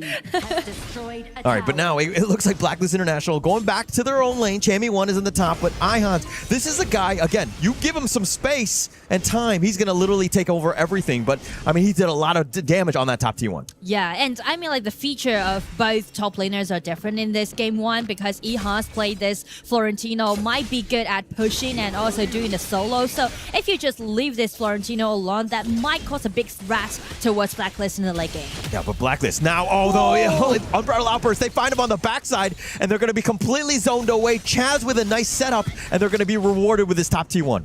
I do like the way how Blacklist is microing this game right now because they keep pressuring on the side lanes instead of the mid, because we mentioned about Neil's power in the early game because of the second ability that she has. So the problem is that if they just enclose the game by taking out the side lane towers first, it will be easier for Gwen to find a nice stop at the back of tier 1, and they are looking for the tier 1 in maybe 2 minutes later. Yeah, after they're able to sneak away, and now they do a little bit of work in terms of this piece onto Ihans, who's going to get on back. But, I mean, that huge commitment you saw in the top lane, Blacklist International tried to go in, they got rewarded the top T1, but Ahem is on the bottom lane, he's like, okay, nobody's here, I'm going to take my own T1. And a nice dragon trade. Yeah, and it looks like the Overlord going to be picked up here. OG finding ways to, again, just keep it close, right? It's about this map control. They've kind of reacted properly to Blacklist's initial attempts, but this is what we wanted. We got one in terms of a competitive series here. And now it looks like the Umbrella Outburst, they actually have that connection, and Ahem gets blown up, not able to get on back on this one. Just the play, but Dragon is going to be killed in return. The Raging Sea, hopefully just locking him down. Chaz is trying to run away, and now here comes the Cavalry, literally with the Razor Cavalry. And now Chammy 1 with the zone back, the heroic strikes, and it looks like Justy and Dao Dao trading blow for blow, and Justy gets the better of him. And now it looks like 663, he too will fall. That's a team ace going the way of Blacklist. It's just going so explosive. Could you just imagine that was a 5 versus 5 big team fight happening before 10 minutes mark on the top side, and that all originated by the ulti breakout from Charles. that was such a great ambush. Yeah, great ambush there. But it was kind of like Blacklist. They didn't have the full numbers. The reinforcements eventually made their way there, and they made them pay. And that was the thing where, like, OJ, okay, you get the kills, but you got to survive. They were completely out of position at that point. And I would give my credit to Chami Wan's roaming again. Because Agreed. of the Guan, you get into the battlefield on time and just create the image that you just mentioned. Yeah, that's why he's called Chami Wan. He's the #1 dude, right? He's always going to be setting things up. You got to understand where he's at a moment's notice. Yeah. Him and his brother, Jussie, do great work together.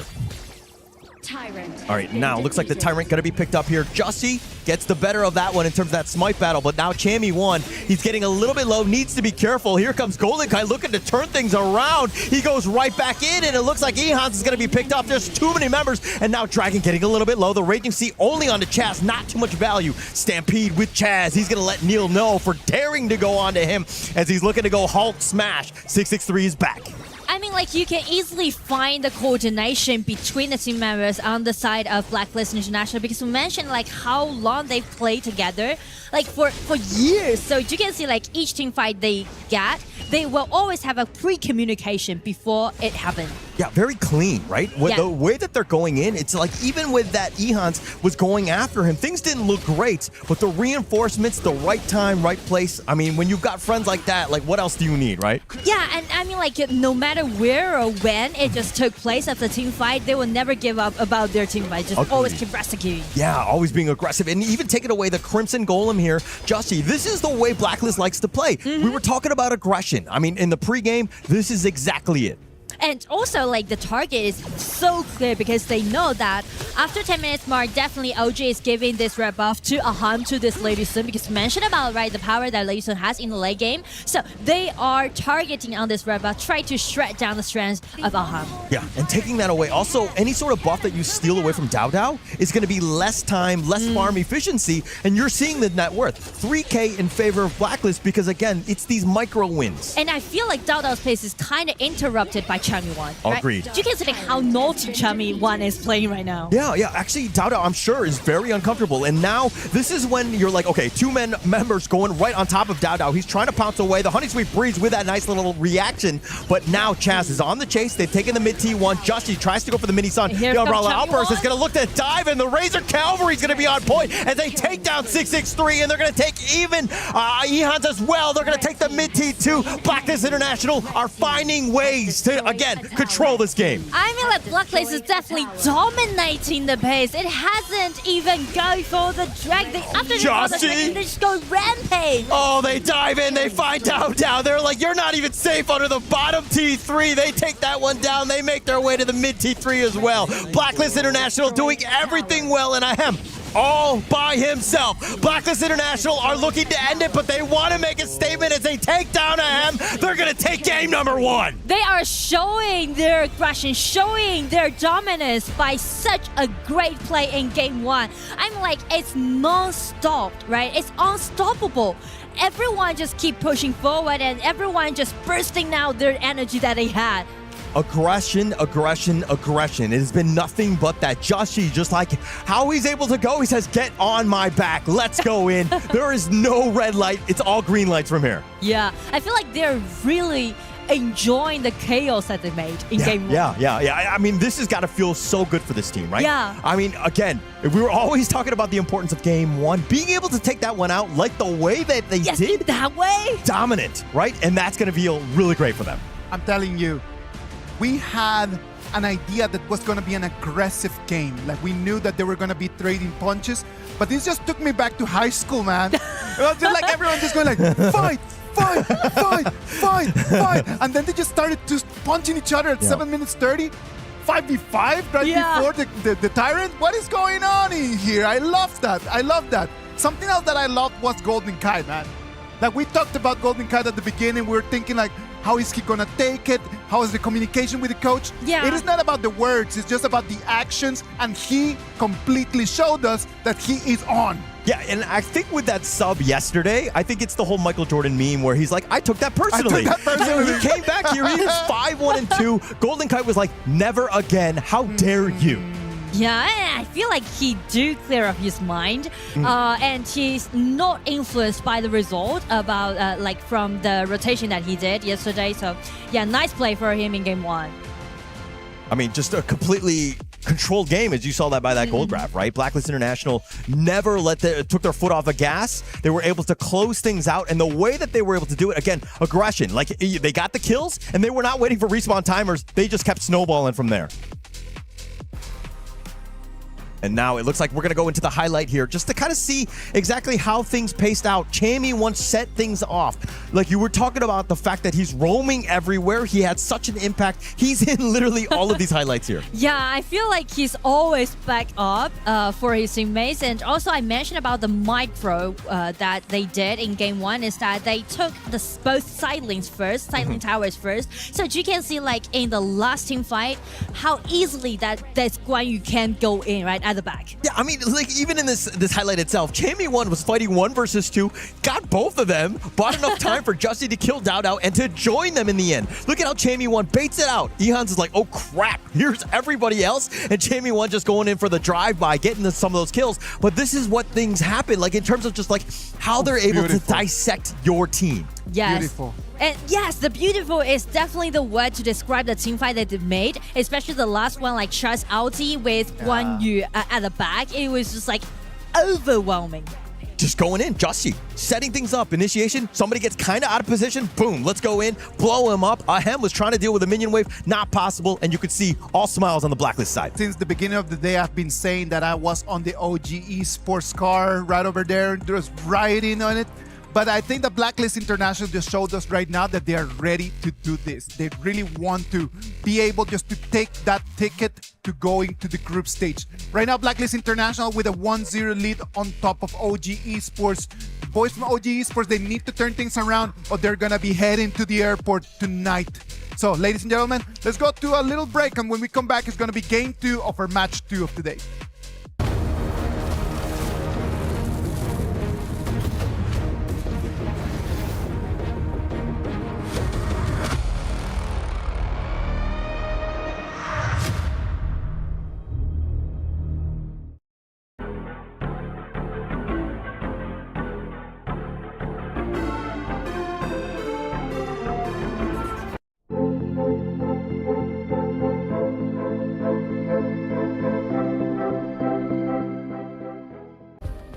Play is in our DNA. Whenever we let it out, it becomes our superpower. Now imagine an entire city being built to supercharge it. Kadir City, powered by play. We were there. For every click, every clutch, every respawn. We were there for the years of grind, and we're here. Now, the proud founding partner of EWC, powering the biggest event in gaming, shoulder to shoulder with the world's best, making history. Greatness deserves a stage. Lenovo Legion, reach your impossible.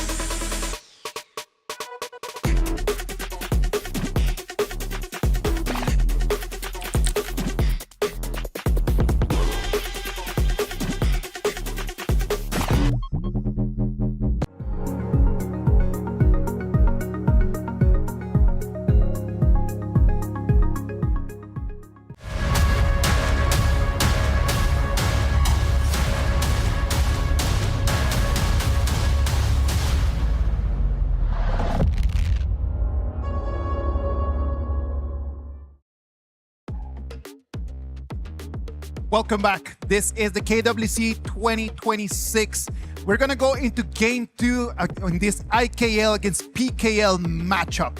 Right now, Blacklist International, they have the advantage on top of OG Esports. One more win and they're gonna move into the finals of the lower bracket, and that would send OG Esports packing back home. Right now, if we talk about the heroes, we had a very long chat about like hero picks and what has been meta, what has not been. We've been talking about Florentino a lot.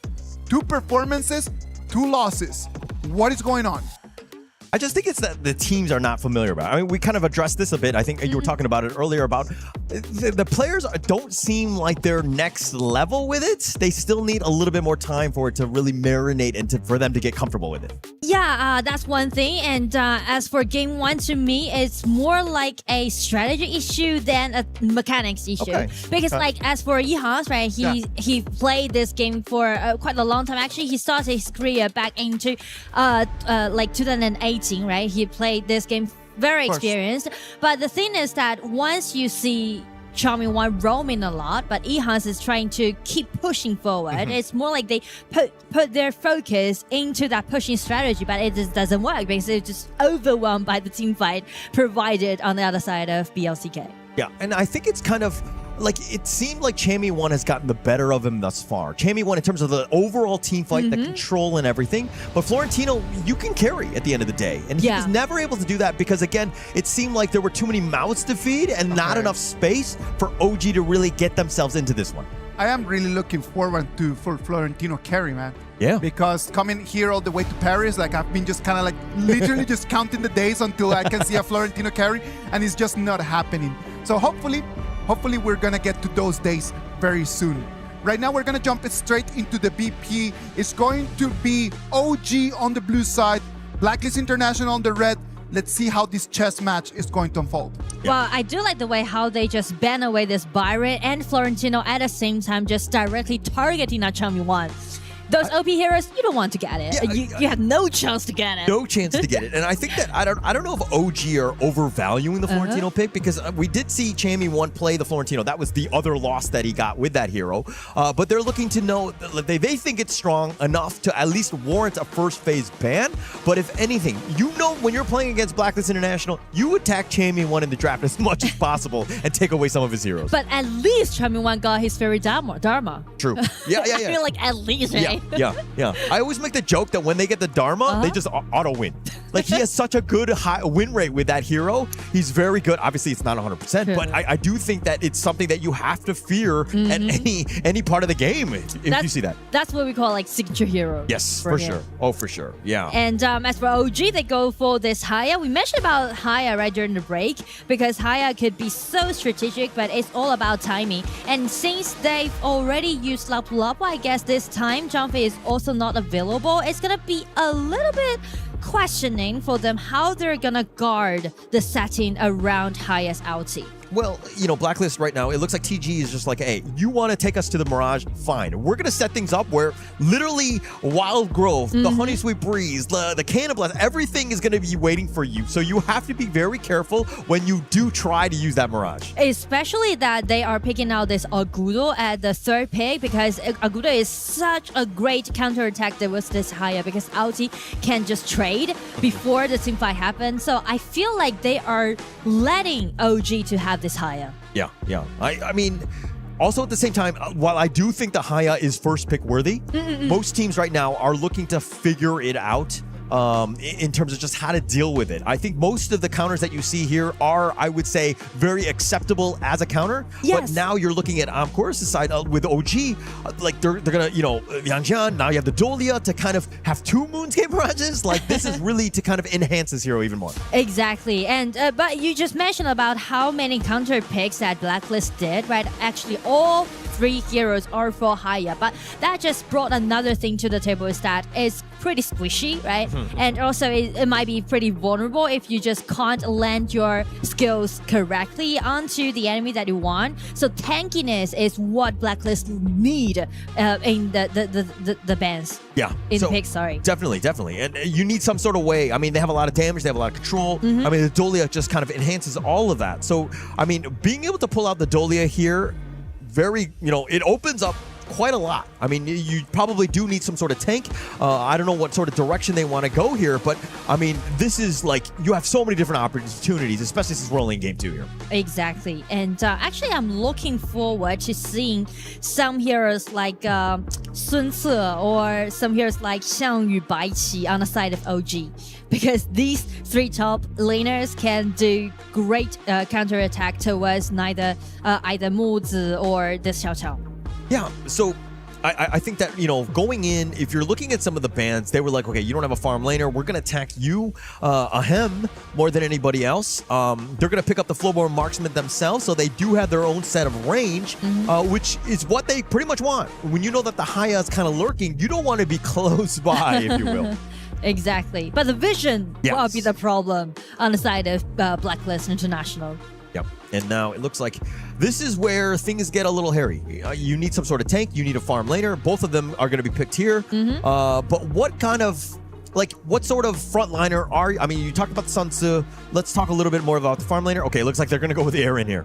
Yes, they go for Aaron, and also they took the Dharma away from Chami 1. That is really smart, because also we mentioned about the initiation vision that Blacklist International is lack of. So OG this time on the blue side, I saw like they are building up a really nice draft in game 2. Yes. And also this is, I mean, they're looking at the Aaron as more of like the counter pick, at least in terms of this lane against the Flowborn Marksman. We do know that Golden Kite has kind of come online, at least from game 1 on. I do expect him to kind of go in, but yo, one of your best players is Chami 1. You give him a fatigue. Hopefully you can also do your damage as well. Yeah, I mean, like, Fatigue can be such a great warrior in this patch, and also Fatigue can do great laning against this Dharma, and also he can be such a great threat in the team fight towards this Irene. Yeah, and also you know that because he's Chami 1, he knows the Dharma, he knows the counter. This is going to be, you know, one of those things where he's like, hey, I know how to deal with that Dharma. I'm able to outlane it, and also I can carry in the end if I need to as well. And in that case, I feel like because in game 1 we see a lot of team fights happened, but in game 2 I feel like the laning will prioritize more than game 1, because both teams are picking out those strong laning heroes. So in the early game, I mean, like before 4 minutes mark, we might see a lot of HP trade during the laning. Yes. And I think it's, I mean, okay, now let's pretend like you're the coach of OG. Okay. Right? All right. Okay. You seem very excited. Like I'm you want. very excited about we're role doing playing. this. We're role playing. But okay, if you are going to be the coach after that game 1, Yes. what are you telling the team? Well, I just forget game 1. Okay, let's just go for it. Go for another 2 points. It's not a big deal. Got it. So it's like the Men in Black, the red pen. Everybody forgets everything. Let's just move on, right? Like, let's pretend like it didn't happen. But now we're, of course, second series of the day. Game number 2. OG need to figure out a way to come back after that, you know, a bit of a hard loss in that first game there. And during the laning, they're doing good. They're dodging the poking damage on the side of BLCK. So you can see like they are chasing them down. Yeah, they might as well, right? I mean, they took a lot of damage just walking through the river. And 663 is like, okay, this is my river, especially on this Golia. I will dominate here. But, I mean, Blacklist International, again, I think that we need to kind of calm them down a bit. I mean, it's just one game. They haven't won the series, but I'm pretty sure that they're feeling pretty positive going in here. And I feel like, you know, it's kind of strange to see Blacklist International play in such composition, because mention about the aggression that they had, right? They really relies a lot on those muscular composition in the previous series, but check this one. It's like pretty much like poking strategy composition. So you need to keep a safe distance, no more melee fight. So while they just pivot their playstyle and can they just adjust to it? Yeah, and it looks like they're going to adjust to the top lane as Chami 1 needs to be a little bit careful. They'll flash away by Ehans, but Chami 1 is going to give up first blood. Dao gets that one, but Ehans does fall in the end. Blacklist with still 3 members up. Dao is looking to just hound forward. He's got the Heaven and Earth mode, but it doesn't look like he's going to continue. 663 has joined as well. Maybe it was a little bit of a bait as they continue with this fight. The Peacebringer on back onto 663. It looks like now they will disengage. 1-1 trade and flash for flash, all for the small niche objectives on the top, and there's a solo kill happening at the bottom. That's what I mentioned about, you know, like before Funes, a lot of skirmishes that you might see during the laning. Yeah, and it's like one of those things where even if you're by yourself, Golden Kite continuing with that momentum from the last game, getting the better of Ahem, and now Dao, like, they're still sticking around. They want to brawl. They are not scared. The Moonscape Mirage is now going to be popped. Dragon is just going to wait around on the wings. Dao is very, very hungry as well. He wants this blood in terms of this kill. And Chaz with that flash, the nice two-man stun, the return. And now they actually make Neil pay. The precise timing to unleash his ulti on the side of Joshi. That was so accurate. Just got insta control on the side of OG. Yeah, perfectly played right there. I think that this is why those three heroes were like instantly picked. They knew that the Haya was going to be there. And they're like, okay, this is counter pick, and we're going to set our draft around these three. Especially Haya is away from his flash. Yeah. And now, I mean, Neil had to do the walk of shame. He's back in there. And like usually when your Haya is able to get going, has those items, he becomes scary even in the Mirage. But now that he's kind of fallen behind, this is a bad spot because you don't want to be a secondary support in this game. Exactly. You need to have enough item for Haya to do the burst out damage. And in that case, he needs to rotate more frequently. And also this time, because they're picking out Dolia as a roamer, so you can't expect those control abilities coming from Dolia, right? Just like a little girl running there. So you need to pair up with Dharma in game 2. Oh yeah, if Ehans is able to get that double truth, that would literally be teamfight winning. Assuming that they were able to set that up, I mean the draft makes a lot of sense, but it all comes back to execution. Right now, Blacklist and International have gotten the slight edge as it looks like they get the Honey Sweet Breeze. The ambush is real and Ahem is down for the count yet again. I'm like, it's very torturing to be at the bottom lane because that was like a 3-1. So definitely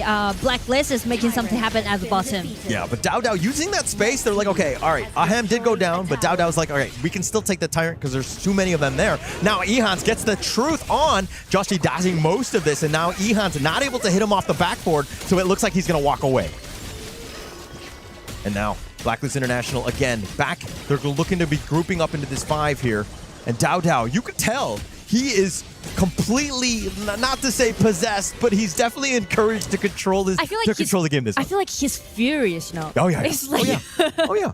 I mean, like they play a head-to-head because both junglers are very famous and well known for their mechanics and their own playstyle. But in game 1, it's kind of like he was overwhelmed by Joshi. So this time I feel like playing this young Jane, he's going to be more proactive. Yes. And I think that, I mean, as the star player, you got to be like, okay, how am I carrying this team? How do I get my team back into this one? True. So again, you got to be taking it personally. You got to get back because, again, the team needs you here.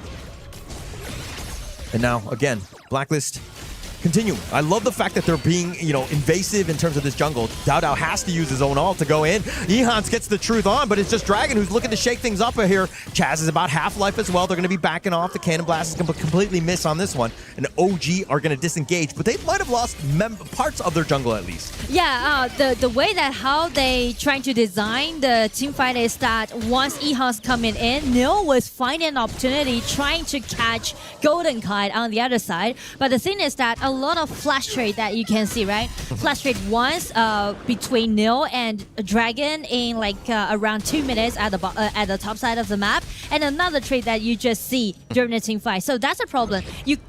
We haven't witnessed once about the ulti from Neil yet. Yeah, hasn't done as much, especially. I mean, Ehans as well. The truth, we expected a little bit more. He does a little bit better job in terms of the positioning of that. They might have gotten a kill. Unfortunately for them, and fortunately for Blacklist, they've been able to weather that storm, but they take the mid-team one. Oh, the pound forward by Dao doing some serious work as they actually pick off Dragon, and it looks like they're going to find Chammy one as well. And you were saying, hey, Neil, you got to get your Mirages. Well, there's one for you, Nora. Beautiful answer. I love it. And I do like the way how Dodo just dashed in, right? Use his first ability and the furious play that you can see coming out from Dodo. Yeah, and just like that, the game, the dynamica, the tempo, everything is shifted in favor of OG as they're invading their jungle, taking away the Crimson Golem, and now, I mean, with Ahem with this one, that will help his farming efficiency. Yes, and we mentioned about the aggression might be the sharing feature for both teams. So this time, Blacklist, as we said, right, they are picking out those poking strategy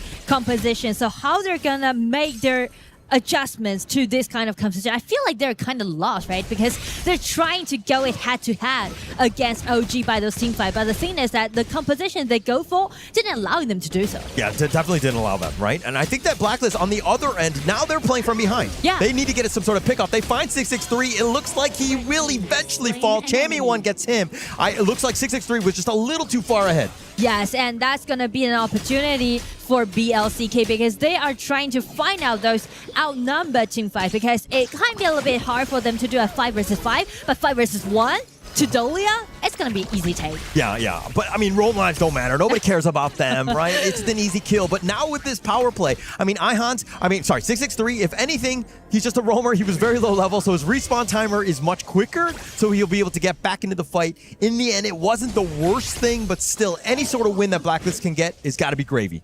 And this is a very interesting thing about this Dolia is that when you're playing in game, once you unleash your ultimate, jobs down. Yeah. I think that is huge here. And now the flank, they actually try to go in. They actually only connect onto one. Ehans not able to find the perfect one, but the box is going to be real, and he's going to be sent into the Mirage. Ehans is so low, as well as Dao, who's coming out of this one. Blacklist is low on their own side. As they try to go in, they find him. Chaz is going to be picked off, but Ehans is traded away. OG all out running right now. Nice counterattack, nice backslash, and I would say that they already know that they are not that they're not that powerful to contest OG with a 5 versus 5. Oh, the Hound forward, they fight Justy. He's so low. Dao gets that pick. Found him. It was a little too far up, and with his friends, they got the pick off, and now they want more as they find Chammy1, who's on the run, has to hide under the tower, and OG will say, hey, thank you for the jungle. I feel like everything just going to be so chaotic. It's just happening. Once again, a lot of back and forth that you can see right now in game, especially we're going to the upcoming 10 minutes mark. So, wow. Let's just take a deep breath. I would say, like, for Blacklist, I noticed that actually after the initiation started, they just took one step back, and that is very important to execute this kind of composition. But the thing is that how are you gonna stop Dao this time? Well, he's got like 100% killing participation so far. Everything revolves around him. Yeah. I mean, his net worth lead is 1.5K. Again, he's been able to bounce back on this Yangjian. He's actually done quite well. Everything is set up, right? Again, he decides to go. Everybody needs to follow him as he takes a lot of damage. He needs to be careful. The Cannon Blast is not going to slow him down, but Blacklist right now have to worry about this raid boss. Another Cannon Blast onto 2. Look at how Blacklist are kind of, again, they're grouping up. They understand that this is not a great spot. We cannot be isolated as it looks like they find Neil. The Moonscape Mirage is going to be used defensively, sending him in. And Dao is off to the side. Oh, yeah, the truth. Oh, setting it up. And Justy has to be backing off. The Honey Sweet Breeze onto 2. And now Dao's getting a little bit low, but they've already found Chammy1. That was the setup. The Hound on forward. Dao might have been a little too aggressive, but they find Dragon. And it looks like Chaz, who, he flashes into the wall. The box is not going to save him as he too will fall. 3 members down from Blacklist. It's going to be a triple kill. Goes to Aham, and I feel like OG, they are getting into the game. They are leading the game. What a bounce back performance thus far. Ehans is going to be back, but the fact that Aham died twice, he lost the solo kill to Golden Kite, but getting that triple back into this game. Again, OG, the way that they're playing and revolving around how Dao is going in has been amazing. Like no retreat that you can see on the side of OG, right? Everyone just dashing in and find any possible opportunity to keep fighting. And that's the thing. Like you can see like positioning of Ehans and also how Dao dashing twice and also how Aham just relying himself. Just check the replay, right? Ehans goes first and just let the opponent scattered, and at the same time, the second dash in using the neutral objectives that they have, and also check Aham's positioning. He's just being so safe, playing around him, and got him a triple. Yeah, and actually, we were talking about the counter picks to the Haya. Yes. They were looking to set things up, but then they were like, okay, we have Chammy1 locked into the Mirage. Everyone else goes in the backline so that they have to deal with those heroes. They can't just, sit around, linger around for that, Moonscape Mirage to end. So that's how they've kind of reacted to it. OG right now, again, understanding the heroes and what what they need to counter the counter. Just be more proactive that they can. Of course. And now they're looking to slow siege in this bottom T3. Cannon Blast not really going to connect. Furball is going to be just slowing them down. They've dealt with the minions, buying a little bit more time for Blacklist here. And now it looks like OG going to wait for the next piece. Next minion wave, if you will. They're going to knock on the door. Blacklist are going to look to clear the wave yet again. Again, they need to slow, but Ihans only go finds Dragon, who actually has to go golden, but he's going to be picked off first. The Truth sending him out. That was a nice little initiation. They've got the Moonscape Mirage. Jamie1 is fighting with Neil, and they find him, and yet again, the backline. Dow chasing after him, but they find Ihans, but the bottom T3 down. The flash from Ihans was so swift that they didn't really predict that that might be a hero who's going to jump in and initiate. Yeah, you always have to assume that Ihans on that Starma, like the Flash Truth is always available. He hasn't gotten that stun, but that was just enough for Dragon to get out of position. Then you have the rest of them. Like Dowdow's an absolute monster at this point, especially with Ahem. Like if we're talking about this damage, like Dowdow, 98,000 at this stage, doing phenomenally here. Overlord going to be picked up here. Ahem, again, more push, more play, less space for Blacklist coming up.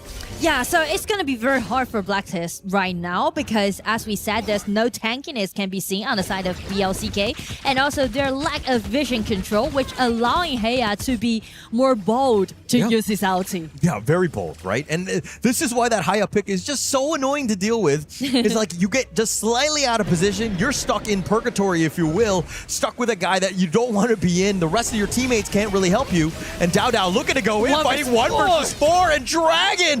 Oh, he takes most of it. The Hound is going to pick him off. And Chaz is running for the hills. The box is going to lock them all in onto the tower. He Peacebreakers on back, but at what cost? Jamie1 just flashing away. They have to hide in, but the Moonscape Mirage just at the very end, spacing it out. They find Joshi. They get most of the picks as Jamie1 has to somehow hold it. It looks like OG are going to take it game number 2. OG is making comebacks, and Dao is on fire. Could you believe that that was a 1 versus 5? The man was godlike.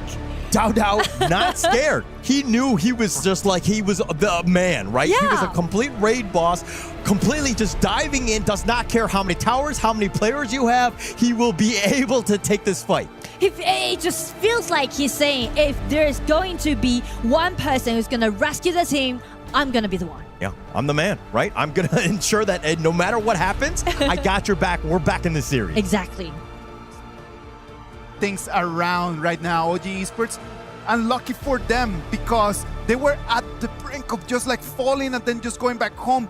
With this performance, they turned things around. Blacklist International in the first 4 minutes, they did have the momentum of the game as well, right? Like they start very aggressive, they come in with the ambush, they start tossing in there just all of the fights, give them a little bit of an advantage at the beginning, but what happens then? I mean, you let Dow get his space, right? I think that it's one thing to be quote-unquote winning, but if you're not able to kill Dow, find him, take away, some of the jungle camps away, he's going to get out of control. I mean, 12,000 net worth, like double Dragon, and I mean, double chest. Like, he was just so next level where no one could fight him. And I feel like the draft also going to be on the spotlight in this game because we mentioned about the initiation that OG has, right? Youngjan can go for the first hand, and so does Dharma, so does Haya. Like a lot of initiation that you can see on the side of OG. But as for Blacklist, I feel like it's not in their comfort zone, this kind of composition. Yeah, agreed. And you could tell that they were not really able to play their game. I mean, if we're looking at it, which is more of like running away, right? They didn't want to take any sort of fight. Like we saw in game 1, why they were successful. We talked about aggression, and that was what led to success. This one, they were like playing reactively, passively, and they lost. And I think that it was very commendable just to see Ahem's performance today, right? Yeah. Like in here, like it starts really difficult on the air in a 0-2 in the first 4 minutes. And then on the 10-minute marker comes in with a triple kill. And then he just picked up and it took off and it was the Ahem show. Yeah, and as we go into these highlights, I mean, this is what they were looking to do. Like, look at how Blacklist continuing to brawl. Dao is just lingering around, but he's just buying time because, again, once 663 is there, you've got that, potential Celestial Melody, but this is probably the tipping point when things just started to kind of flex in favor of OG. Yeah, this is definitely going to be the pivot point because as you can see, everyone just being taken extremely low, but after Haya just fixed the place in such a narrow spot and everything just went so optimistic from that The problem in there is just that dragons, the items were not online ever. Like he had so few gold that he hits Dao twice and Dao's still standing over there, and this is Xiao Qiao. Like it should be burst damage immediately. Yeah, and look at the Dao. Oh my gosh, he's playing with fire. Absolute limits of this hero staying alive. It was more of like bait. Everybody's like, oh, okay, we can finally slay the dragon. But Dao's like, no, I'm gonna hound on back. I'm gonna be fine. And that's, to me, is pretty much like a testing, even including this one, testing where the boundary is, right? Yeah. And for the last team fight, he just go for a 1 versus 4 because he already know that, okay, I'm gonna survive with a 1 versus 3, 1 versus 4, so I'm gonna close out the game. All right, OG Esports right now, they take one back and they're going to put it 1-1. The next game is going to define everything. Who's going to stay? Who's going home? Let's go for a break. And when we come back, it's going to be game 3 of our match number 2.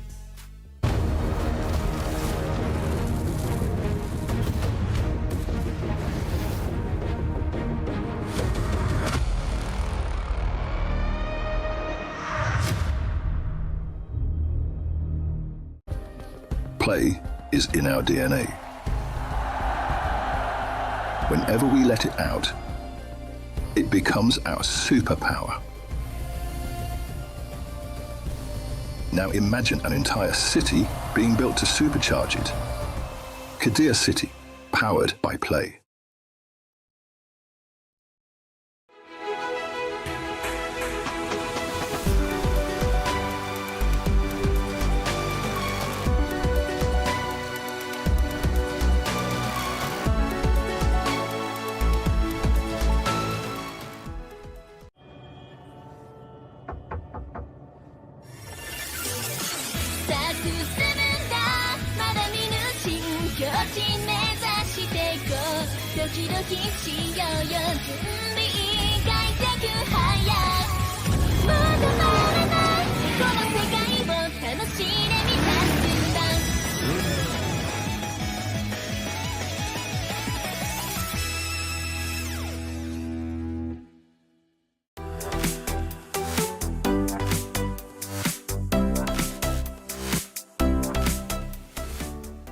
The human body was built to move.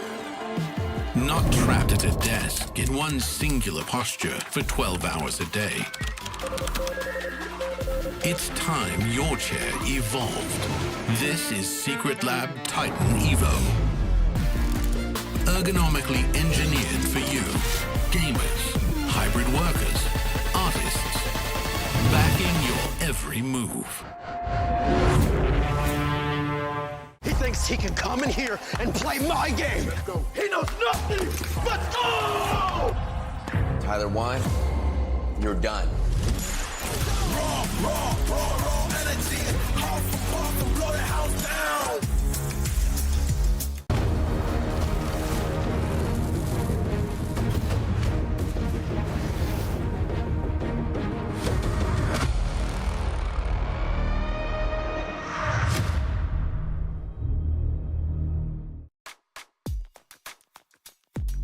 Game 3 is on. Whoever that wins this one is going to stay alive, move forward, and then just go and play one more match. And whoever that loses is just going to start packing and heading back home. 1-1 OG Esports against Blacklist International. Yesterday, Blacklist International has the same story. Win the first game, lost the second one. Are we having the deja vu from yesterday's performance? We might. I think that that's actually kind of scary as if you're a PKL fan, right? Because these are your boys, right? This is like your third place team. You have high expectations going in, but now you got to shake things up, right? Like I think there was just too much momentum after game 1. You're thinking that, we got this one. This is a marathon. It's not a sprint. You got to bounce back in this game 3. And I feel like if they want to do so, they need to make some adjustments to their draft because we mentioned about why not just play in your comfort zone, right? And in that case, I think this time they will just go for more proactive heroes. For example, like Loon at the farm lane, and also Mai in the mid. What I can see on this in front of them is that OG, this was the first game that they have won in this tournament, right? Yes. Yesterday was a 2-0, Yeah. then they lost the first one, and that this is going to be the first game. Is this a turning point that is going to just give them the energy, that is going to give them the confidence that they need in order to make it to group stages? Well, if you're any other team, you got to be scared, because if DAO starts to power up, get that energy, and hits that next level, now we're talking about a completely different team, though. And we mentioned about their backstory, right? How they got their spot, how they made their journey into EWC 2026, right? Because they were in the low bracket and they were thought as the dark horse, and I feel like they are making comebacks as what they did back in their IKL. Of course, like they beat Kagendra in the last match just to take that last spot in order to make it all the way here, right? And that's just a statement because it was one of the names that we're expecting to have here in KWC 2026. Exactly. Never say die. I think that both of these squads going in, I mean, I think, Isaac, you were talking about many a times that they need to start packing. I mean, I'm scared for both of them. I don't want to pack. I don't want to go home, right? I want to continue on. I need my journey to continue, and they need to win this game. Wow, best of one.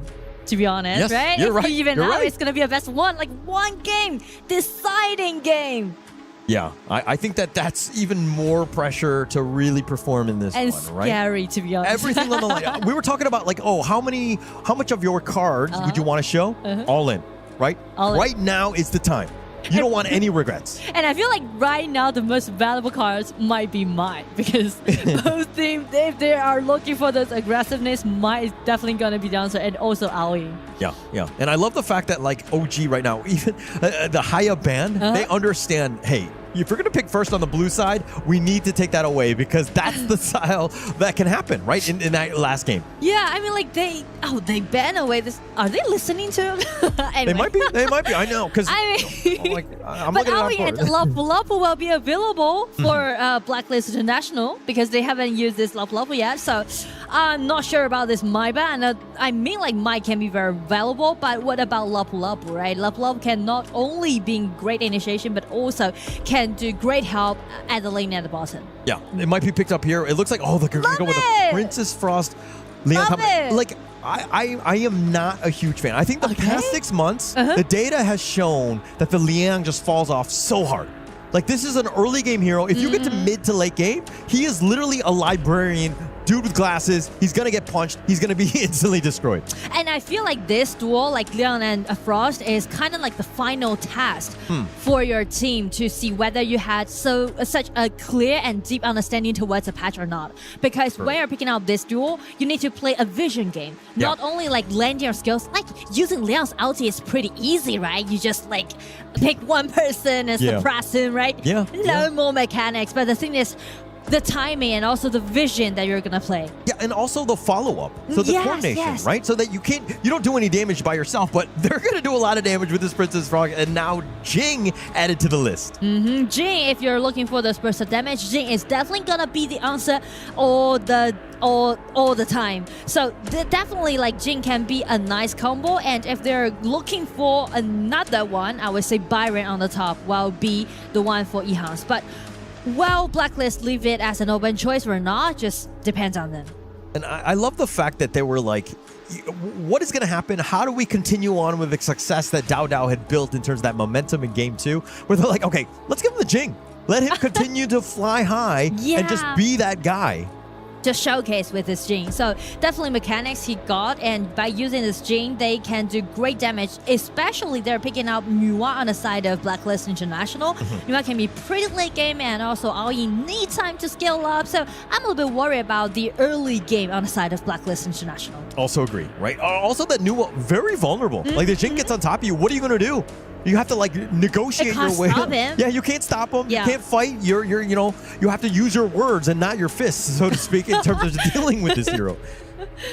And now it looks like, okay, we're going to go into the second phase of the ban. And I like the fact that they've kind of rightly pointed out, Chammy, also the Kaiser, which could be kind of flexed into whatever. But taking those type of heroes away where the Jing is all about that burst, and now you have to deal with like squishier heroes, it makes it much easier for Dao Dao. So, in that case, actually they need more tankiness, and as we mentioned, Byron will be an open choice for both teams in Game 3, which is really powerful in this patch. So, I mean, like, OG can just easily take this Byron away, but if they trying to unleash Ehans, because last game we saw him using this Dharma, finding all those opportunities, if they want to Ehans to do the same thing, maybe Guan Yu this time, but we don't know. Okay, they go for this safe Byron pick. Yeah, it's incredibly safe. I think it adds a lot of value to this team. Plus, now you have an initiator that can be that front line, because Liang, cannot generally unless he gets the ambush. Yes. But you have that frontliner, and that creates a lot of chaos before the actual fight is going to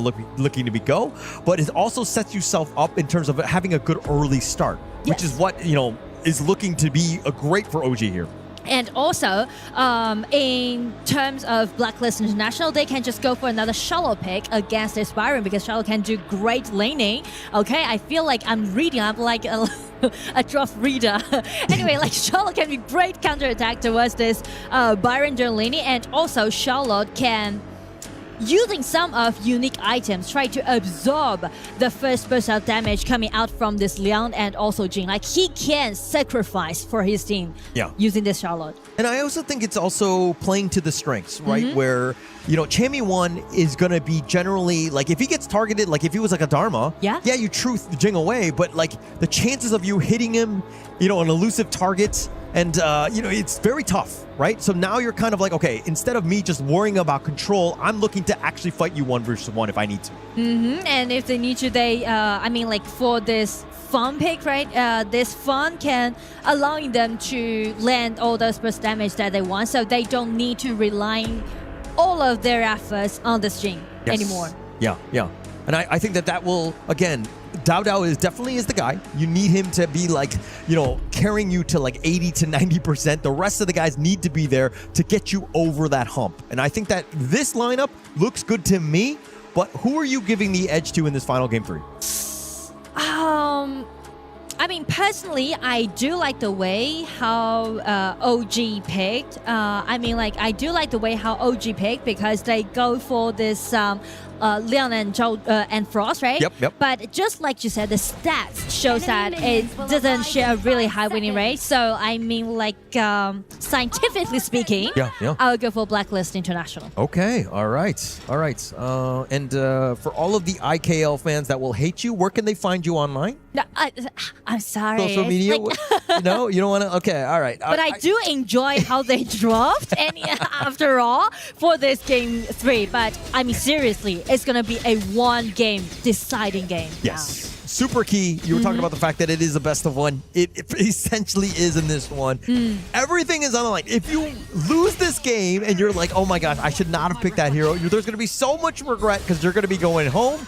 And now with this Storm Strike on OG right now, I love the fact that they're being aggressive even from the beginning. Yes, already being so intense. Exactly. And now it looks like OG on the other side.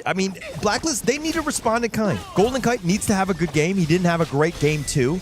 He had an amazing Game 1, but now they need to continue on. They can't be the passive game or passive team that they were like in Game 2. And that's the reason why they go for this kind of draw strat, because allowing them to be more proactive and even allowing them to do a lot of early invasions, And another thing to note is Jussie, nice little hound onto 2. But once 663 hits level 4, Blacklist need to play a little bit more scared, right? They are very vulnerable to this control Princess Frost, winner is here combination. Which Charles needs to take more responsibility, because the reason why he's picking out this Lianpo is not only about his tankiness, but also his skills allowing them to break Alti pushed out of Liang. That's the point. So after they notice that 63 already upgraded to level 4, Charles, this Lianpo player, need to make sure that he clean all those visions for his teammates. Wait, you pick heroes based on their skills? I pick them based on how good looking they are. And Lianpo is a good looking hero. Oh, really? I'm just going to say. Oh, really? It's just like we have like different standard. Okay, we'll find out what heroes you like, but I think for the sake of this draft, it makes a lot of sense. Obviously, it's about that tanky, just being able to survive. Even if he were to be controlled, it's not the end of the world because he's probably that frontliner that wants it. Yes, and he needs to keep his eyes on this Leon, trying to find 63 out. It's just like, okay, 63, I'm your fan for game 3 right now. Right. And now he's level 4. This is a dangerous time for Blacklist. At the same time, OG need vision. They're going to be like the Blacklist side. Spider senses need to be tingling. They'd be like, okay, we can't do anything. We got to be super careful with any sort of movement right now. And here's the thing, how you're going to gain the vision in this game is not showing yourself around minions or your opponents or all those neutral objectives. You just need to hide your vision in dark. Yeah. And that's how you're going to play with this down. And at the same time, I think OG, understanding that they do have a bit of a power spike, now is the time. Because mid-game, again, I talked about I don't like Leon mid to late game because he just completely falls off.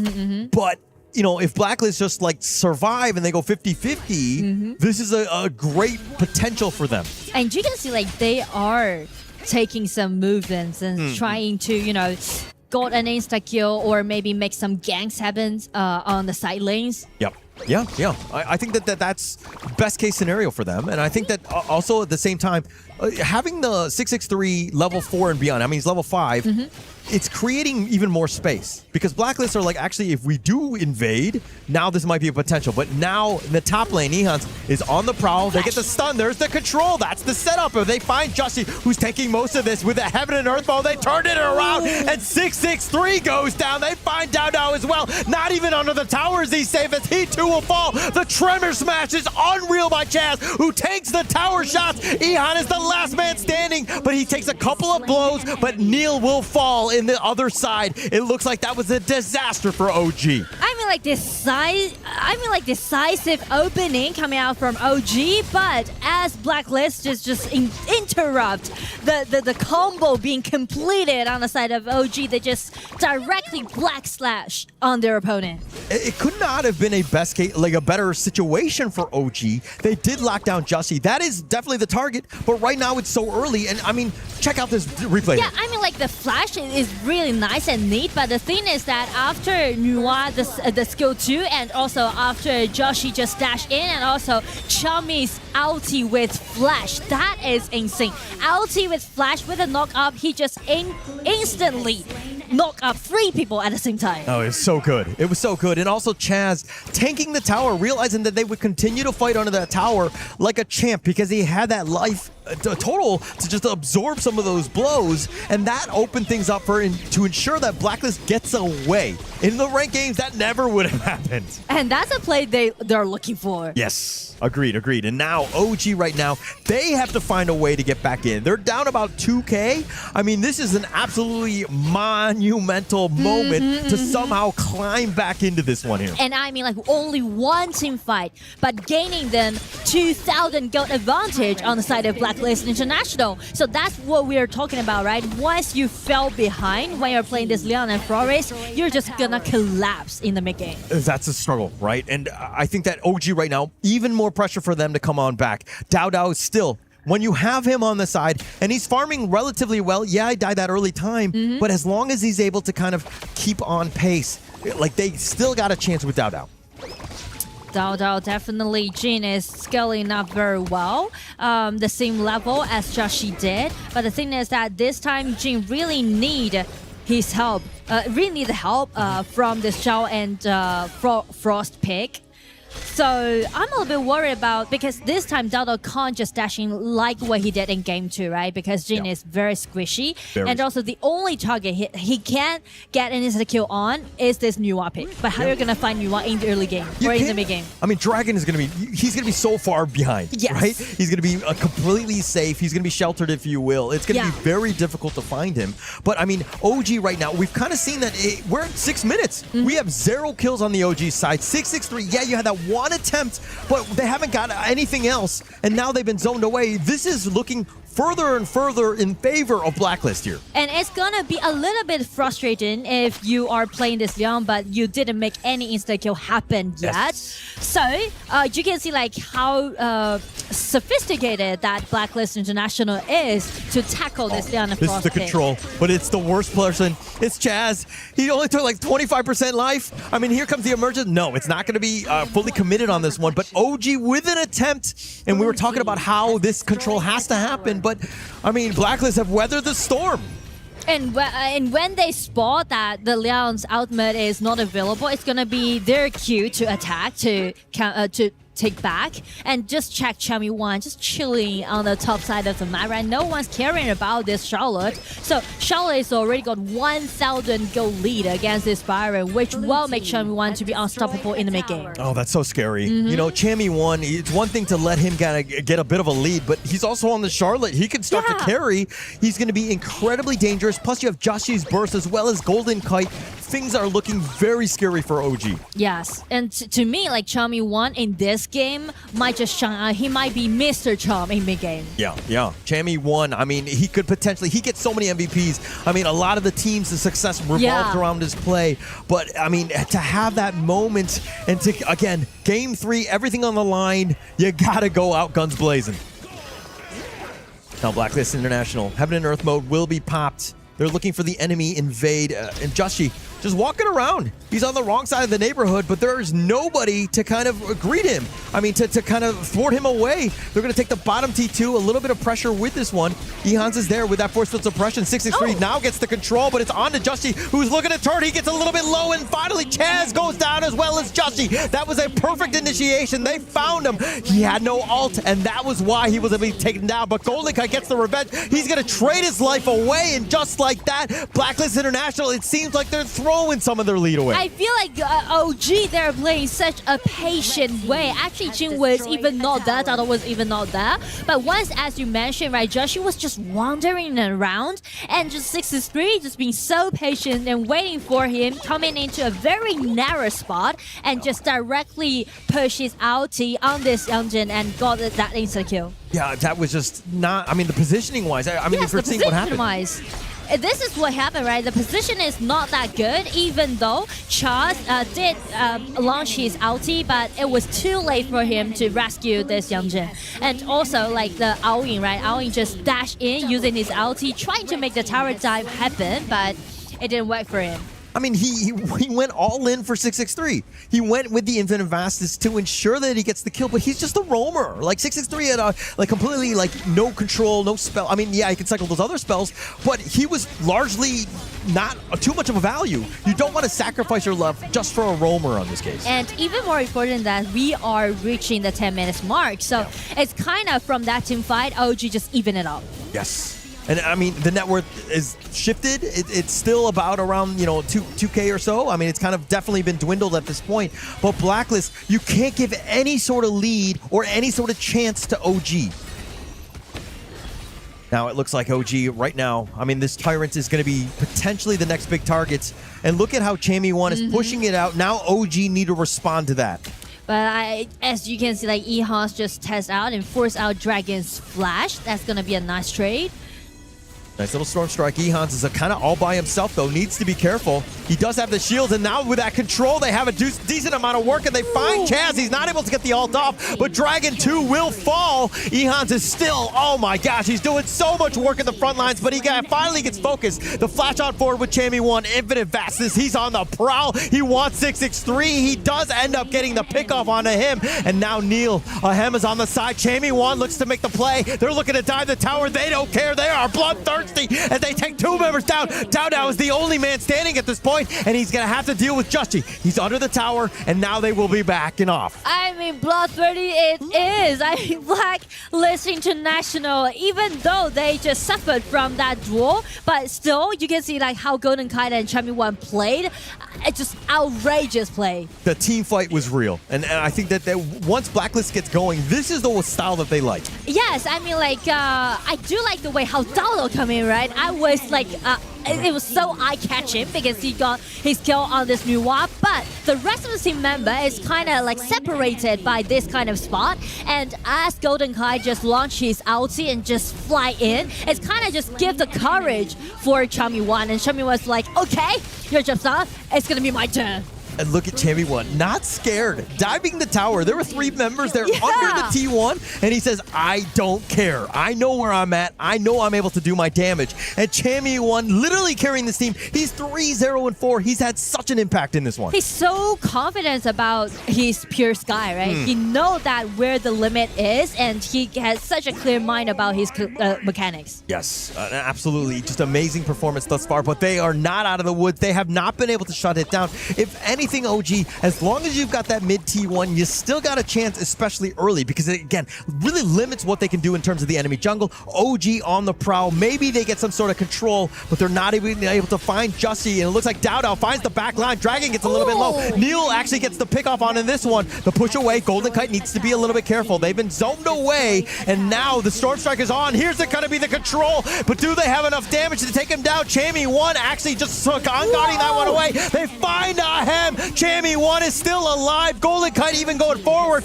Push back onto Eons. He's all by himself. He tries to go for the flash play, but he's not able to find it. It's been a triple kill thus far for Jussie, and he wants more as they find Eons. And now with that control from Chaz, the force field suppression even on. He's just trying to get onto the tower, but Jussie's not letting him go. They've been trading back and forth for this one, and finally another force field suppression. Jussie, they're going to look to end this game. They're going for the back door. And now with Golden Kite and Chami1, it looks like Blacklist International will survive. Incredible, incredible team fight just whisked. I mean, it was like a legendary play at the last team fight. It's like the textbook how you're gonna tackle this Leon and Frost pick. And because of that, they gain the precious tickets to the next round. They're gonna play against Nongxin Red Force. You knew that there was going to be like a fall-off point, right, from OG, right? The fact that Liang was not able to get those early kills to really get them in that snowball to close out the game. And then once that moment, they weather the storm, and Blacklist, once they were like 50-50 or slightly winning, I didn't think OG would be able to come back from this one. I feel like they didn't realize that it might be the last-ditch effort on the side of Blacklist International, because as you can see, like the knockout, the beautiful knockout from Chaz from the Lianpo, and also instantly combined with Youngjin's skill 1, and everything just went in the favor on the side of Blacklist International. It's like the pivot. That was that moment, right? That was and the moment. You knew that Blacklist were like angry. This is our time. There is no greater moment where we need to shine at this time, and they were able to kind of answer the call at the end of the day. Yes, I feel like they're really in the game, right? Yes. And even like more funny part is that they don't care about the buy rate anymore. They don't care about any kills. You can see like Golden Kite and Chami1, they're just aiming for that crystal. They were doing everything. They were throwing everything at him. I mean, you think that there was a moment where this Jing would be able to pop off, but Blacklist had the answer. The Yangjian, the Charlotte, like they had so many different ways to be like, okay, you want to duel? Let's duel. We have the damage. We're going to outburst you. In that moment of the fight, it was just already very clear, right? Yeah. And it was very close to each other. It was actually a very good initiation coming in from OG. OG comes in, they're already like pushing towards the high ground turrets. They initiate very well. What started as a flaky and not very strong coordination and sync in between the abilities, as the game just passed and the game just moved forward, it just started just kind of like getting constructed in a good place. That last fight, horrible for them. Blacklist just parades through. Good communication for them just to keep the Byron in the midfield, and then just for them to take the bottom. Yeah, actually very smart. That was the biggest thing, where they kind of just baited out Ehans. I mean, it started with fight after fight after fight. This game was fire. They were looking at team fight. True.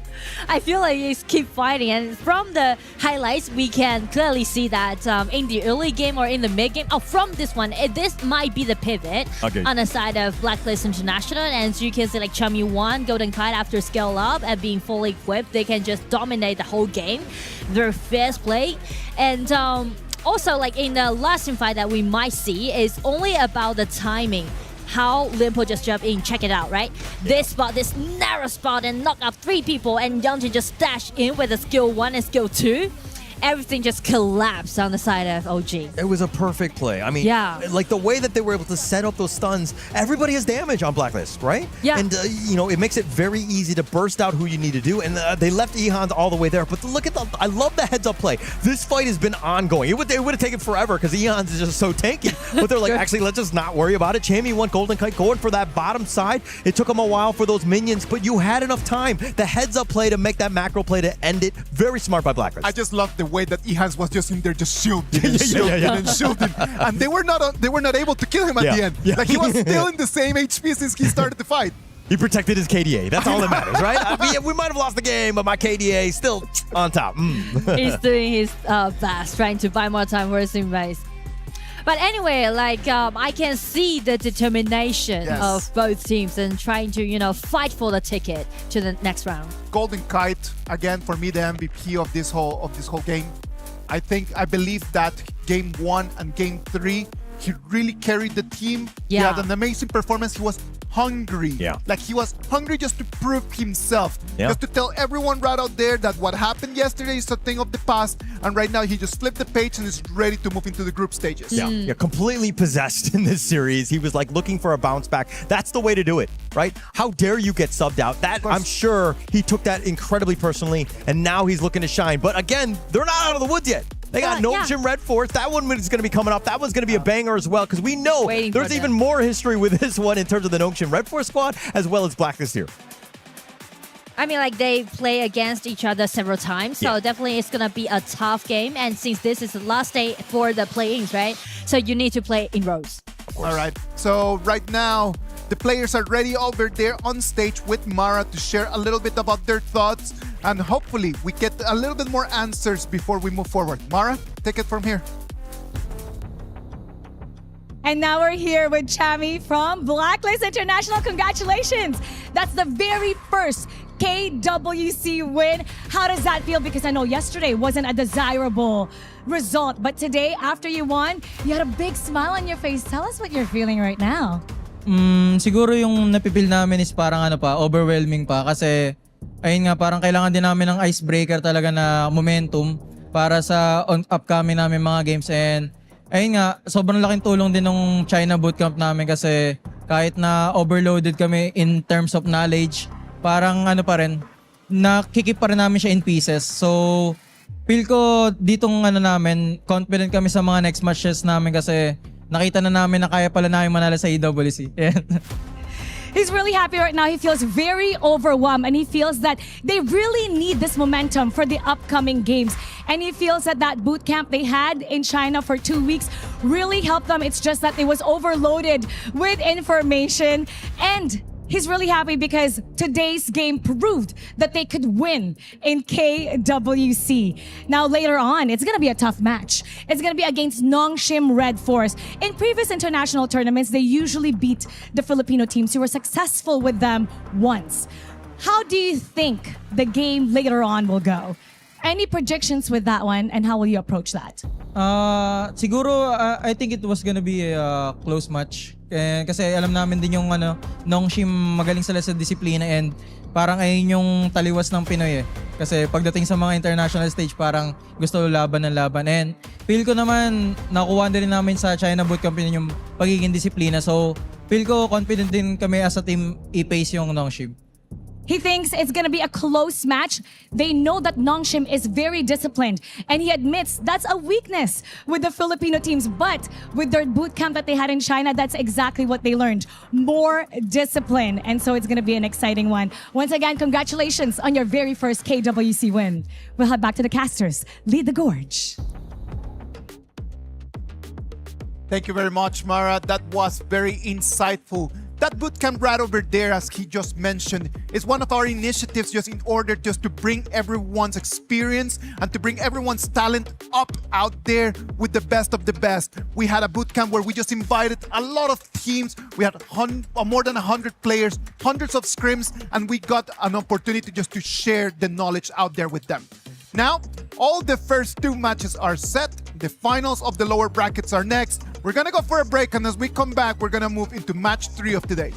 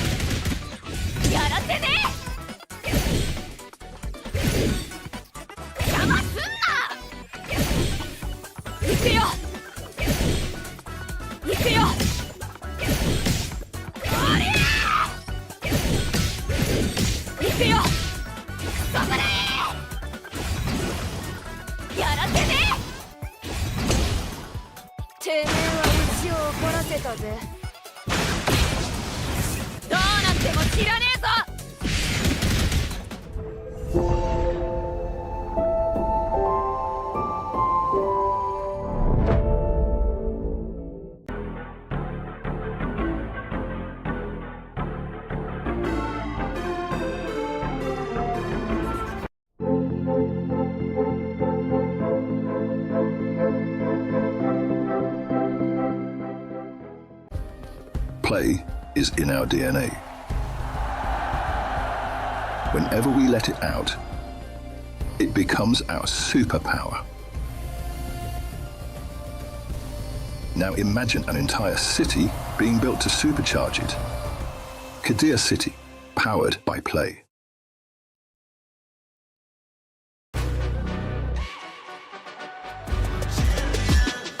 This ain't no regular thing. I came for the ring, you know what I mean. You see my name in the lights, better get right, I'm champion.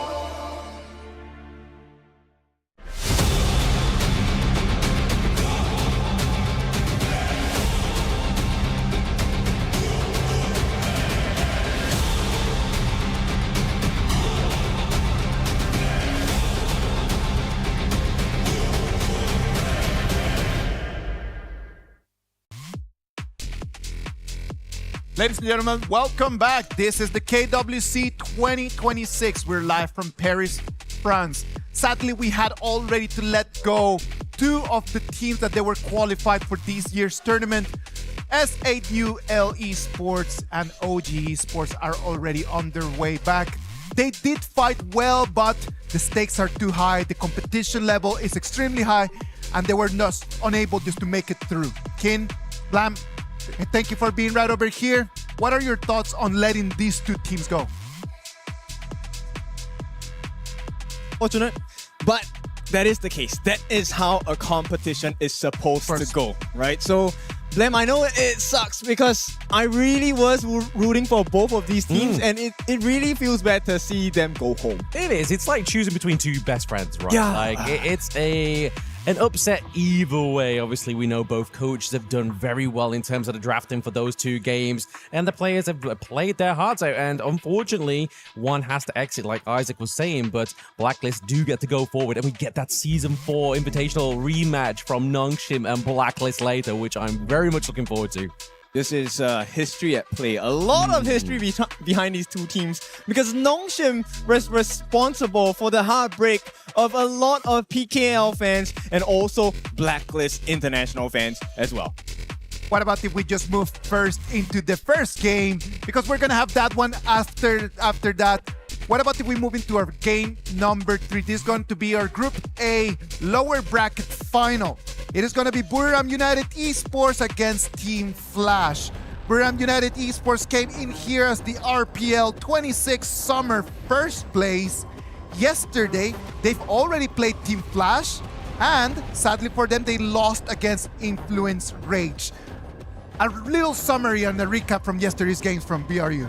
So BRU is a very strong team, and the AOV style, this is why I like their gameplay, right? They like to take huge risk, but the reward is well worth it if you do well, right? Early game, the first 4 minutes, you don't really see like Tempest game. It's going to be a 12, 13, maybe even 8 to 9 minutes if they're really quick enough.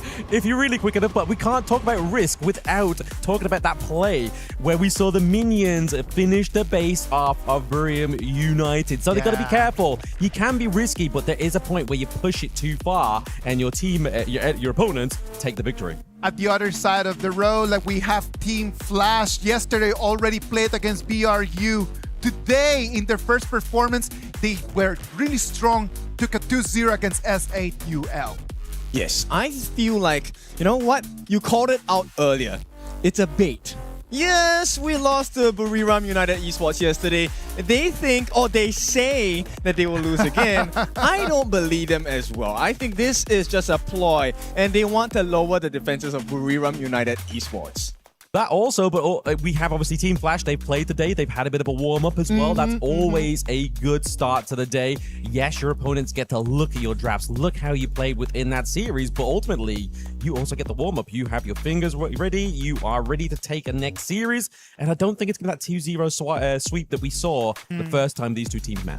Yeah, I definitely think there's a couple of changes in the Flash lineup. Specifically, I want to talk about Tofu's performance on that roam. Well, okay, maybe he's a distant cousin of mine, but this guy is playing really well. Well, I hope that he can continue playing like that, because if he does not do that, then the issue is going to be that their dreams and their keys are going to be crushed together. Sadly, today we already had to see how S8UL key was crushed, and right now on your screens we can see the moment in which OG Esports says goodbye to our KWC 2026. This one must be a very satisfying experience, not just for the PKL fans, but also for Chammy himself, because they were playing so well in that particular series. We were sitting on the sidelines, and when that last Tremor Smash came in with the Radiance, I was like, no! But you know what? This is the competition. This is why the stakes are so high. If you don't do well, your key will be crushed. Your ticket will be booked. You will be going home. Yeah, you were sharing, obviously, your sentiments with Seb right next to you, you know? Like, definitely not the person you really want to be sat to when they lose the game there. But on my behalf, I was cheering there for Blacklist International, so I feel like you win some, you lose some, right? Yeah. This game right now that we have in front of us is going to have two very different game styles that they're going to be clashing against each other. Buriram United Esports and Team Flash, they do play two different things. Yes. I do believe that Buriram United, from what we saw yesterday, they are very focused just on trying to destroy turrets and try to push forward. I do not see them that comfortable in the fights though. I fully agree. I think Team Flash, the way that they drafted yesterday, especially with a butterfly lineup with the Aoyan, the whole game plan was we're going to start with a small trigger. We get the first kill, and then the butterfly goes insane because with every reset, the defense damage reduction just continues over and over again. You can have a 1v5 situation, but they never allowed that to happen because Julius was always the first to fall. Absolutely. You can't pull a trigger without a flash, right? So if they're going to go for the kill shot, it's definitely now they want to do it because this is the rematch where they get to prove themselves going up against Buriram United. But just to kind of like hark on their play style is if you look towards the draft, they love to put a early to mid game jungler for the side of Team Buriram United. So maybe this draft ban those out, pay Agudo. Let's see what happens then. Yeah, definitely. I think you want to blunt their knife. That's the most important part. But the second thing that really stood out during the Buriram game with Flash was also the Lorion play. My goodness, he set the standard. Nunu is the guy we're talking about. Nunu is an absolute menace if you are not a Buriram fan because he's going to be scary today. From Team Flash today, what I really liked a lot was just the compositions where the jungler and the support were working together as a pair. When you already have like that composition, you actually can get Tofu and get Julius. Just getting in there, just communicating, that made them look very strong today against SA2L. Yes, and I think, okay, while that combination is really good, I still want to just nitpick a little bit on Julius. Even in the game just now, where they won over SA2L, it felt like Julius was overzealous. He was still diving very early and giving a couple of first few deaths, which I felt wasn't necessary. It wasn't necessary, but like clearly it didn't really amount to much, right? Obviously, yes, if you're playing against a team that knows what they are doing, not to say obviously Solar Esports knows not what they're doing, but if they go against somebody like Team Flash here or Buriram United, you're basically giving them the fuel for the fire for them to take the game. Yes, and this is a very important part because we've seen how Buriram United Esports play. If you give them a lead, they like it structured. They like to take turrets one by one. They don't force the team fights. They allow you to make the mistake and overstep before they punish you. This is going to be their grand final. These two teams, they have the dream of still being alive tomorrow. So I'm telling you that right now, all the nerves that you can have, they're right over, they're all packed on that stage. Yeah, and I feel like while we were talking about the steadiness, the stability on the side of Team Buriram, I also have like a gut feel that today is where Buriram might just let it loose a little bit more.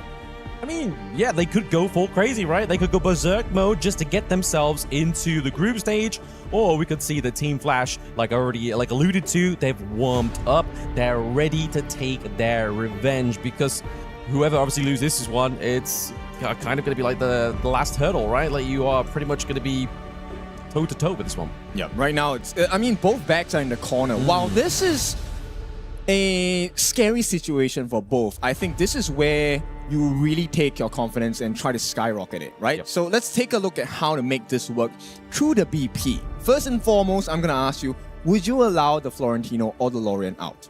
I mean, Lorian, no. Obviously, because obviously we've seen Buriram United, right? You literally just spoke about it. Nunu had a superb performance on this hero. So I feel like if you are Flash, you either kind of try and get it for yourself, depending on which side you decide to go on, blue or red. And then obviously for the rest of the series, you ban that out. Or it's literally just going to be not gracing the Gorge at all within the series. Right, so we were talking about this in our back room, right? Yeah. We had a discussion with Sagi about this.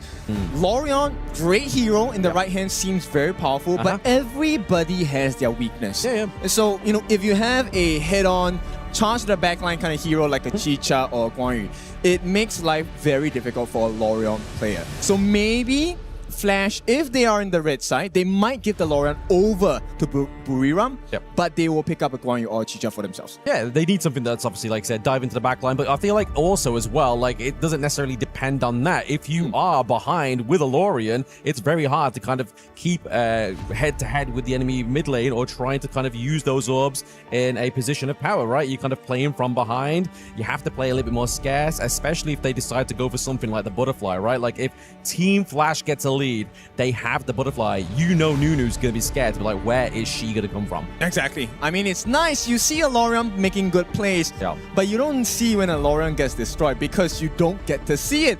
When he gets hit, Lorian disappears from the game straight away. He's a squishy. He's gonna be taken out immediately. Yeah, and I don't think like any kind of amount of defense items is going to change that. Like you may sacrifice damage at one point if you're playing from behind just to try and like keep him alive ever so slightly, but then I feel like you have to rely on your common skill as well, right? Like if that burns out, you know that it's green light go for the enemy team to full jump onto Nunu. And we saw it with Influence Rage. Within that series, I was like, right, okay, game one, they clapped us with Nunu. We need to put pressure on into the mid lane. And that's how I feel like was the key to success there for Influence Rage. Exactly. Nunu is definitely one of the star players on the side of Buriram United Esports. The entire team, on their side, the organization, the bosses are here. Yep. The talents are here. The influencers are here as well. They're cheering their team on. Team Flash is seated on the other side, and we've heard how loud both sides can be. I mean, I was entering the venue at that point, and I was like, Team Flash, I was like, whoa, what's going on? Like a completely different vibe from yesterday. Yes. So we need your help as well. Before we step into the BP, the band pick phase, you know, we have a voting system in the game. If you are using our game app to watch the series, you can actually vote for your favorite team. That scoreboard is going to be shown on the Overlord's pit. And if you win that vote, your team logo will be showcased. Exactly. It's just a little bit more kind of like a gratitude to the fans at home, cheering for these teams, a little bit of like an ode to them within the game, and maybe just to spur on their favorite teams, right? We're going to be getting into the draft very soon here between these two teams. Buriram United, obviously, we look towards them. They're the only team to actually pick up Miura in this competition, right? Like, that's something that maybe Team Flash want to try and mitigate or try and draft against. I mean, this goes back into the mindset of the AOV players, right? Yeah. Buriram United Esports said it themselves. It's more individual gameplay for their side, and Miura fits that bill perfectly. Yeah. But the question here is, now that they have experienced the teams from HOK, do you want to take a page out of the HOK book and just ignore the 1v1s? Let's play the Power Ranger card 5v1. Yeah.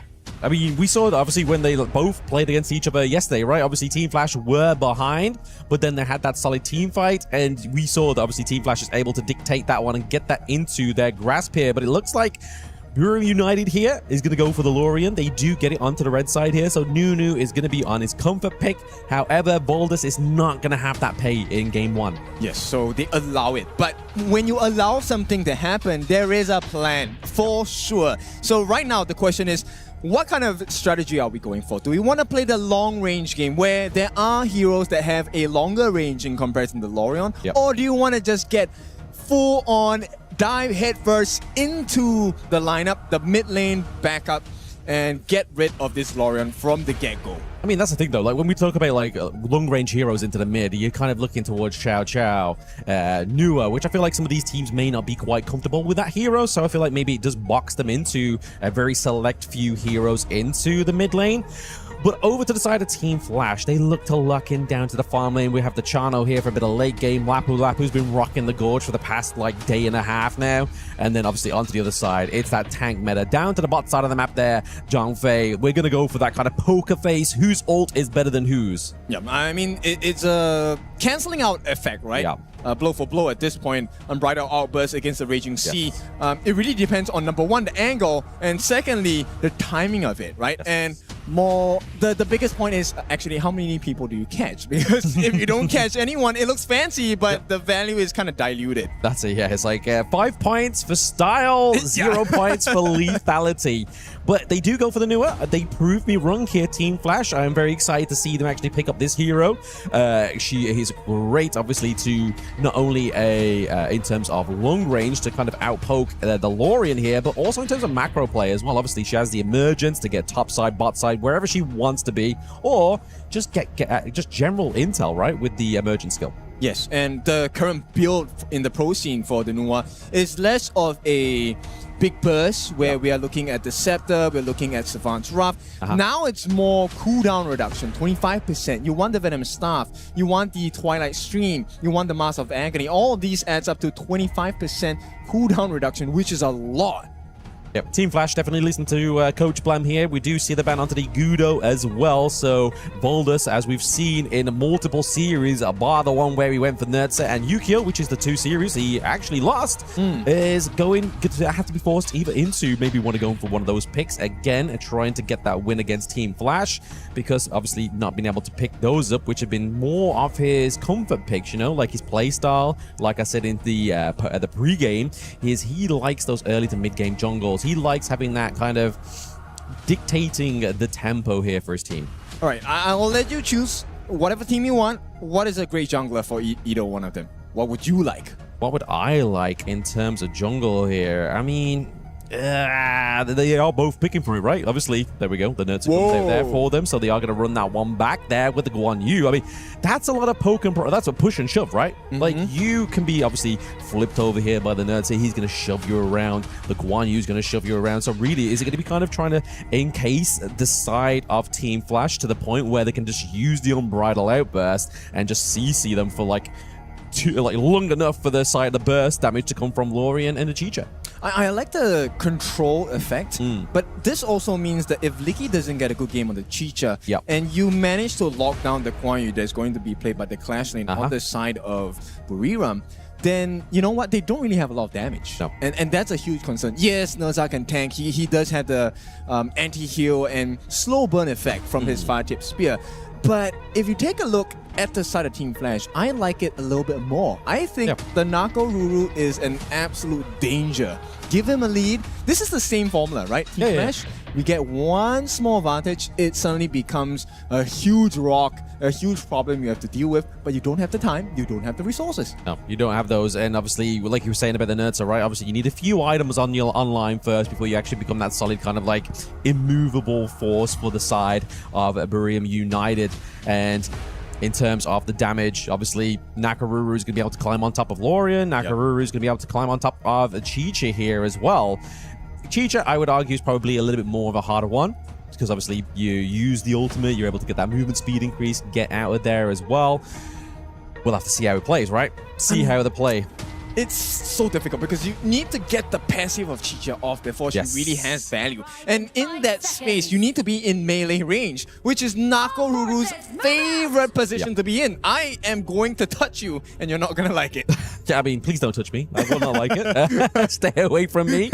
We are a few feet apart on the broadcast desk here, ladies and gentlemen, but we're getting into game number 1 here. And make sure you are following us on HOK Esports on all social media. But if you're looking towards, obviously, Team Flash's comp here, there's a lot of late game scaling, right, in terms of that damage. Obviously, you have the Nuance quite late game and Chano as well. So I feel like we're not going to see like a 10-minute game finisher here for the side of Team Flash. I feel like with Team Flash, you don't know, though. They are pretty greedy at some points of the game. But yes, I agree. This is a very greedy and expensive draft here. You can see Buriram understands this. They are already trying to steal things away from the jungle side of Team Flash, and they are successful. Very successful here. I mean, this is what they were doing yesterday as well, right? Obviously, it was Team Flash who gave them this gesture in game number 2, right? Obviously, Buriram United definitely had a more of a stellar game 1 against them. As you can see here, for the votes into the pit, they look like they are winning with this one. Whoa, that's a lot for Buriram here. BRU fans, we see you. Where are the Flash fans, though? They'll come in the Flash. They're a bit too late. There may have been a little bit delayed. There may have been a bit of lag there with the Flash vote for Team Flash. But yes, as you say, Buriram United definitely takes that one. But will they take these neutral objectives? Will the team emblem shine for Team Flash? Yeah, well, I'm expecting to see like a big engage here. Here comes a wrap around Yishong. What a push! Julius, he needs to run away. He might not make it. And Nunu, of all people, he secures the first blood. He is sucking up these kills, isn't he? Just like the little vacuum in Teletubbies. He is claiming kills left, right, and center there with these orbs, you know? Like, he is playing this one to a T. And I feel like this is already kind of the mistake that we said in the pregame, right? If you give Nunu this Lorian, you kind of playing a bad gambit, you know? And Julius is behind. This is a huge problem, right? Yes. Valdez, while he did not get that kill, he got the assist. This is valuable EXP and gold. And you know what? This is all happening while they're leaving the farm lanes in a 1v1. And this is going to be a stalemate for a very long time. Specifically for Licky, he doesn't want to go too hard on the side of Rin until he gets that first or second core item. Yeah, or if they're able to actually try and get, obviously, the T1 takedown, right? Obviously, put a bit of pressure onto the blue side of Team Flash here, so it means that it's just going to be a little bit more harder for Nakaruru to do the Nakaruru thing she needs to do. Cooldown reduction gets taken down, mana becomes a bit more of an issue here for them. But Team Flash here, is just trying to get some kind of resemblance of that neutral objective to enable that rotation here. But it looks like it's going to get contested here by Burium. I just want to highlight the point that you made, which is a very clear pattern right now, right? You said that Nunu has been like the focal point for the side of Buriram. Yeah. And right now, they really place prio on him. They're protecting this mid lane. Every wave has been farmed here in quick succession. But as I say that, this is the first time Buriram is not taking prio in mid. No, maybe this is the reaction that we needed from the side of Team Flash, right? Team Flash need to react a lot quicker than they did yesterday here. Nunu's obviously going for a bit of a roam here, just throwing his orbs out, making sure he gets it back to clear out that minion wave, just to mitigating any kind of priority here into the mid lane or bot side as this neutral objective spawns in 20 seconds. Yep. It's starting to get a little bit more difficult, right? Flash, yes, they're trying to make amends, trying to get some camps away, but it's not working because the rotations coming in from the side of BRU have been quite a bit more effective, and simply because Julius is behind, this risk cannot be taken too far. Yeah, I mean, to be honest, it's quite a display here for the side of Buriram United, right? They're playing a much slower, kind of clear jungle, and the fact is Julius is behind, obviously all thanks to that first blood, served up by Nunu here. Voldus and the rest of Buriram United are looking to go for the Tyrant there. Obviously, we did see the newer ultimate trying to go for the steal, but into the backline. Tao's here! He gets the Stampede! Hueyduk goes down. They're still into the pit of the side of Team Flash. The damage went through onto Voldus, gets taken down, but Licky is licking up some kills. 4-1. This is a huge start for the side of BRU, and they're not done just yet. Quite a bit of damage on the T1 in the mid. And Team Flash, they need to figure something out. This is not the kind of gap they need to see now. 1,000 may not be a lot, but it's about the control of the game, and BRU has it all. Yeah, control of the game, control of your own jungle, right? We just saw that Buriram United are not afraid to go into the enemy jungle behind territory lines here. As you see, perfect Stampede followed up by Voldus here, just keeping Tofu in play so he can't really get any kind of access onto Lecky or even Nunu at that point. And then just that cone of damage from Chicha is just so impaling. I think it's a very clean and clever movement from the side of BRU, right? They allowed Valor to be the main target. Nunu was far away. They wanted Julius to jump onto Valor. They didn't mind giving his life because Licky was actually hiding in the brush. That was a huge big difference that he made because it was Licky that got the last 2 kills. Yeah, and I feel like that's obviously down to the fact that we're able to lock down Tofu, right? Because Tofu's meant to be the guy that gets you the intel onto these squishy heroes. So there was no means, which meant there was going to be no reward there for the Cyber Team Flash, but maybe a reward here, but it's going to be the Unbridled Outburst. Knocks onto 2 here just to keep Towers alive. Licky coming in with the ulti as well as Nunu. There it is. Tofu goes down. We mentioned the name once again. He falls, and then we just see there Yuseong into the back with this Guan Yu, just keeping the Byron, keeping Hueyduk away from the rest of Buriram United. Yeah, but the price is well worth it. They get the Azure Golem. This is a very important one for the side of Julius. He needs mana because he eats it all for breakfast, lunch, and dinner. And right now, without that stat available. Wait, one more for Yuseong. Clear engage there into the backline, but it means they're able to store enough time to get the T1 takedown. Beautiful snipe from Licky into the backline and melting down on this Byron. You're dead for 15 more seconds. I mean, Hueyduk here, he needs a lot more time. We talked about this. This is a very expensive draft, and Flash is paying the price, but not the kind of price they were looking to pay. I mean, they're just trying to get the buy one, get one free, right? They wanted to get a bargain here, got up against Buriram United in this best of 3. Currently, it's not converting into what they wanted. Yep, I'm so curious about the gold on the side of Licky specifically. This guy is 2-0-3, hasn't used the Frenzy too many times in this game. And Valdez, 7 minutes in, he already has the Dragon Rage. This is going to amp up his damage. So he's not just a tank anymore, he's going to be able to hurt you in the team fights. I mean, if you look more towards obviously the side, they're predominantly quite squishy, right? Like as long as Valdez can get onto back line here and not obviously face the wrath of Tofu, which honestly hasn't really been the solid tank we've been needing him to be here for Team Flash. He's been getting melted down pretty early, and I think that's obviously down to obviously the fact of Nunu and Licky just being so far ahead in terms of the gold. Yeah, like look, Tofu. A whole 1K here, down here. Oh, okay, 1,000 is a lot individually on a 1v1 comparison, right? But one of the things why they picked Tofu on this Lapu Lapu was also because of the passive. But that has been negated entirely because it's a 4,000 gold lead at this point going to the side of Buriram United Esports. And there is very little room for Flash to explore to try and turn this around. Very much little room for them to explore on the Gorge as well, right? Obviously, we've seen the minion waves crashing into all 3 lanes here. Top side of the map is going to get taken down here by Lecky. We see a little bit of a brawl, or at least a scouting here, potentially for Tao's. Nice phase check there from Rin, just to make sure that he's not going to get ganked here by Yusong. Yeah, I mean, Yusong, this guy, pretty clean so far. I like the flanks coming in from this Guan Yu. And BRU, they have been banking on those blind flanks from the side of from the class laner, and it has helped them secure what is now a 7-1 kill difference. Exactly. I mean, we always see this with the AOV teams as well, right? Like, they're not very scrappy, especially Buriram United. So for the fact that them to have quite a 7 kills is quite a lot, considering they've all been low kill games, other than when they forced against Influence Rage. That was quite scrappy against going against the Chuck BR region. But this time around, we're starting to see Buriram United have actually composed these team fights into their favor. Actually, when I watch their competitions at home, they like the fight. And you know what? I feel like both teams, as more towards BRU at this point, they feel at home.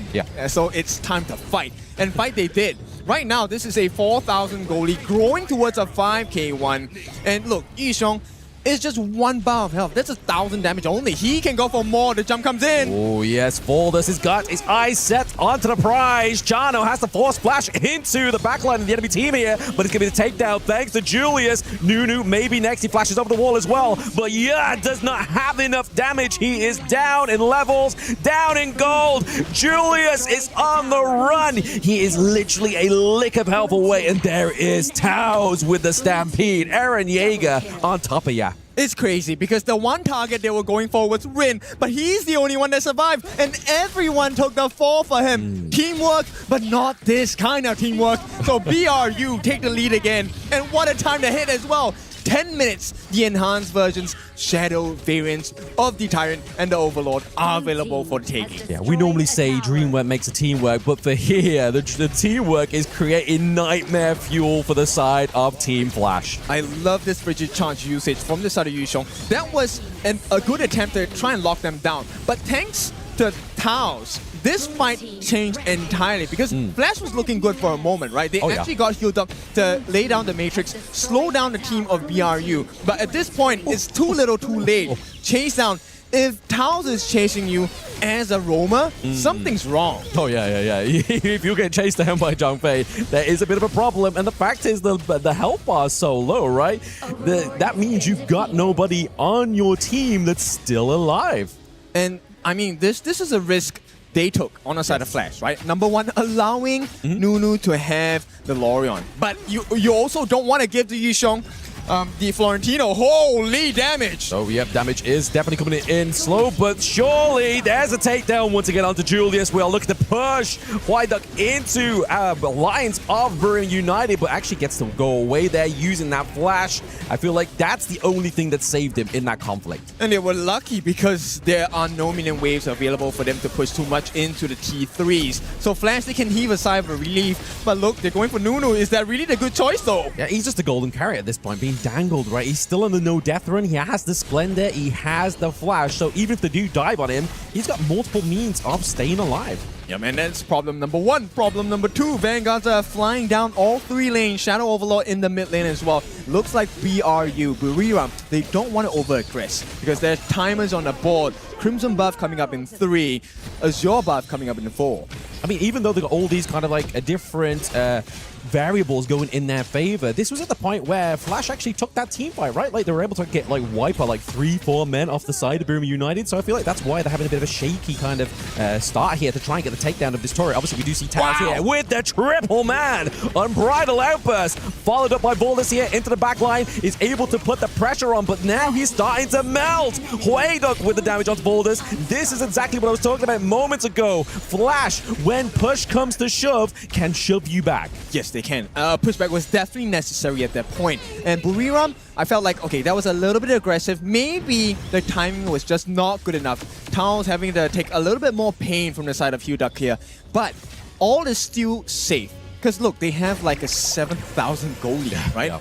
Buriram, it's hard to throw away 7k unless you really make a huge mistake. Yeah. And so far, the T3s, they've been the ones that have been punished the most. I don't know. I think there's a few people in Las Vegas who'll be able to tell you that, you know. It'll be pretty easy.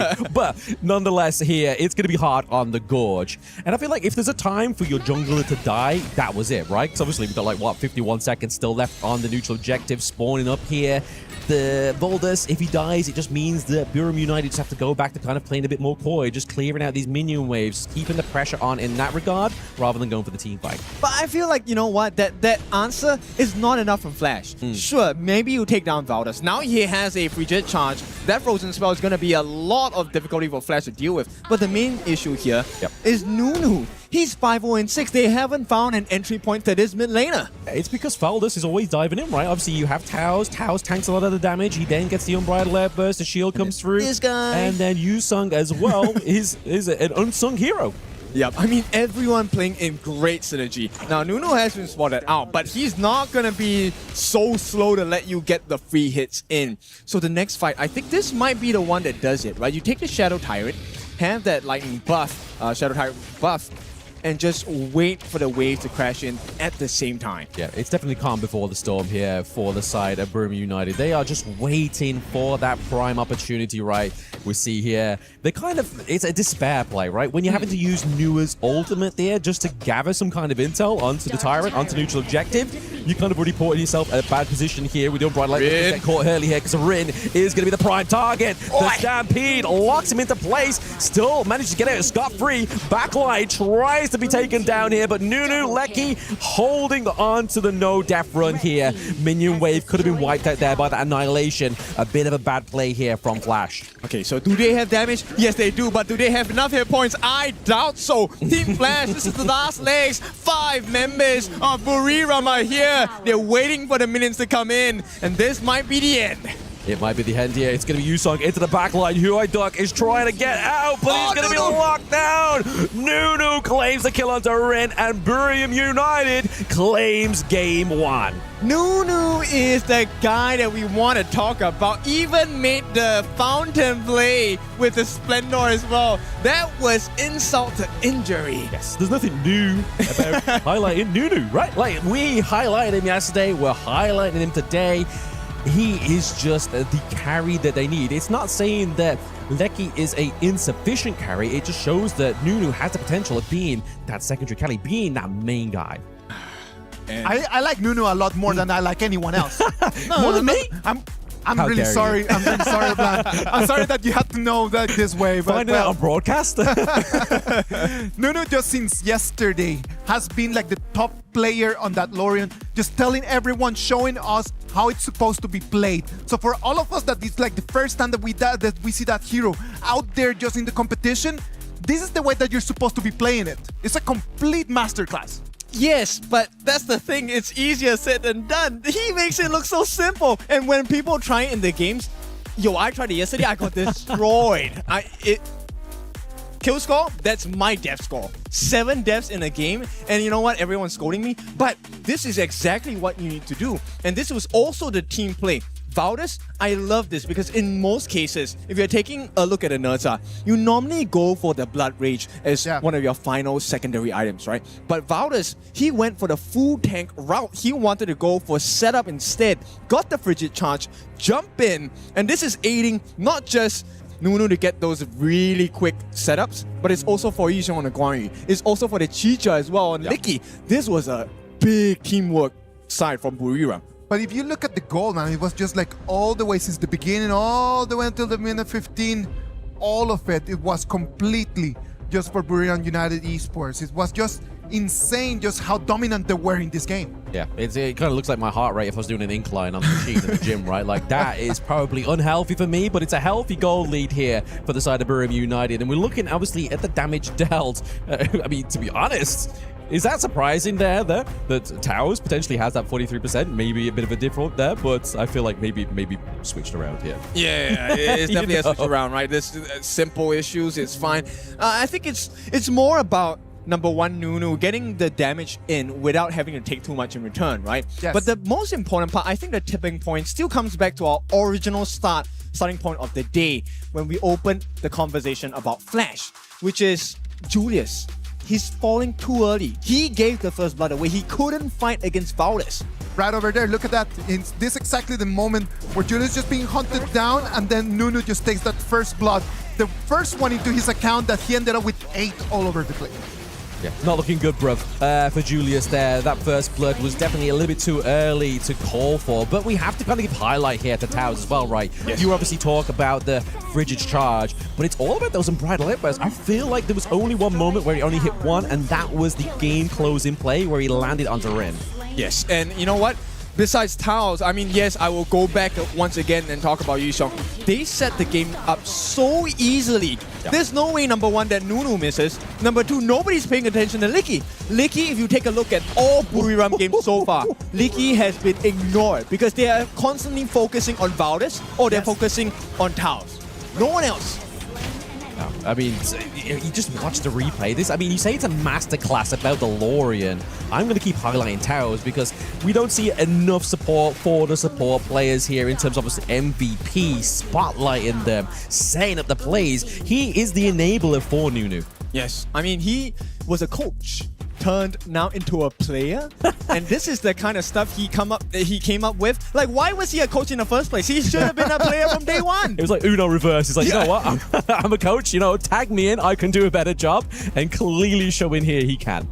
Sometimes just coaches just want to just be able to share a little bit of the experience, right? Yes. Like, and he just realized, you know what? I think it's just going to be easier if I just go and show you and how it's supposed to be done. All right. Buriram United right now, it's just one more game away from the group stage. Let's go to a quick break, and when we come back, we're going to have that decisive game number 2.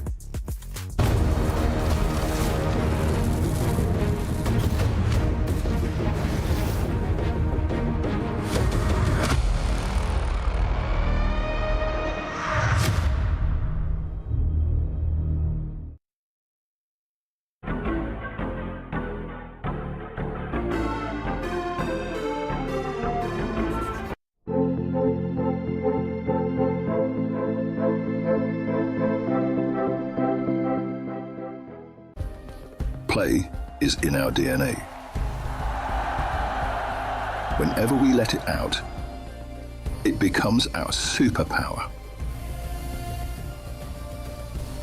Now imagine an entire city being built to supercharge it. Kadir City, powered by play.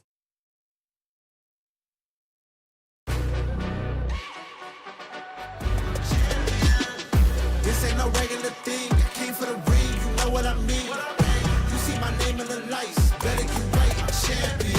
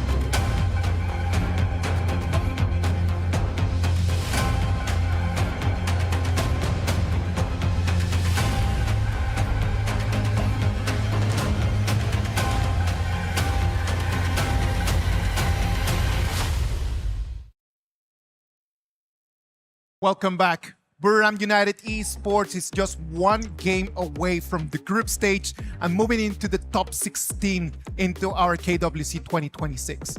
Now, I really want to just highlight a little bit more, like we've been talking a lot about the mid lane. Let's just move into the farm lane, because both in there, like the matchup in there was a very interesting one to see as well. It definitely was, right? And going up against a Chano is not an easy task. And I want to say this about Rin. I feel like Rin plays really well, but he was not allowed to play the game at all. This was a big brother giving a fake controller to the younger brother and say, here's the game to play. Because there was no chance. Everyone was going for Rin.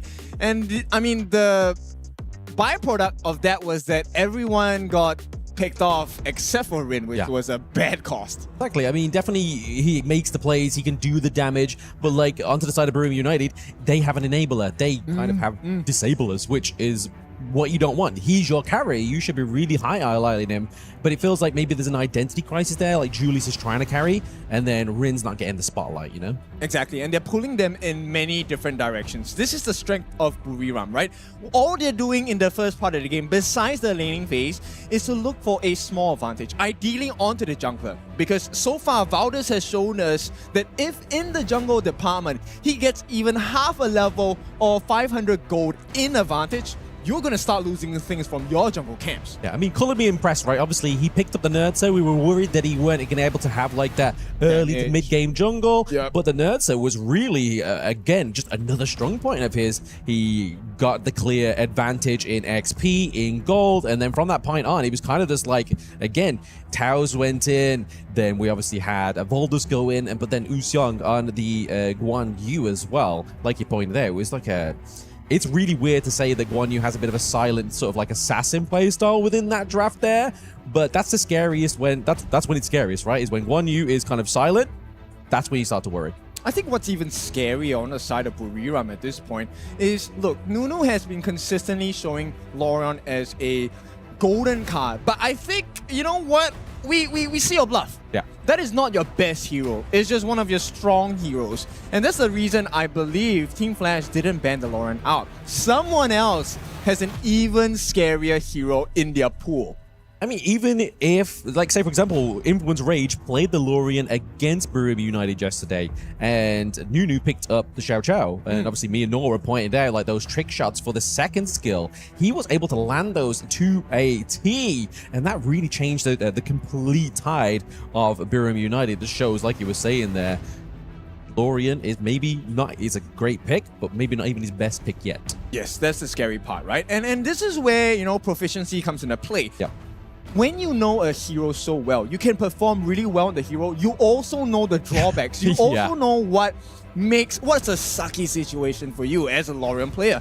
And when you do that against Nunu, I think what BRU is looking for is, come on, Team Flash, pick up the Lorion. I'm going to show you what his weaknesses are. Yeah, take it. I dare you. I've played it against it before. I'm not afraid. But if we look at obviously all the other mid lanes we've seen him play so far in KWC here, he's played the Hu Huan as well, obviously pairing that up with the likes of Dharma as well as the Zhang Fei as well, just kind of like opening up that more of a utility mid lane rather than trying to carry on that hero and just throwing overall the carry potential to the likes of Lecky on the Flowball Marksman.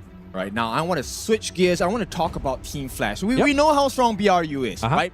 Team Flash, I think they should change the style of jungling. Yeah. Let's get rid of the assassin jungles. Let's win this game first, get it to a tie, and then we can start exploring, okay, how do we play a snowball hero, right? Yeah. Because I think Ogren is one of the good picks that Team Flash can offer. Yes. You know, there's a lot more tanks available for them to try.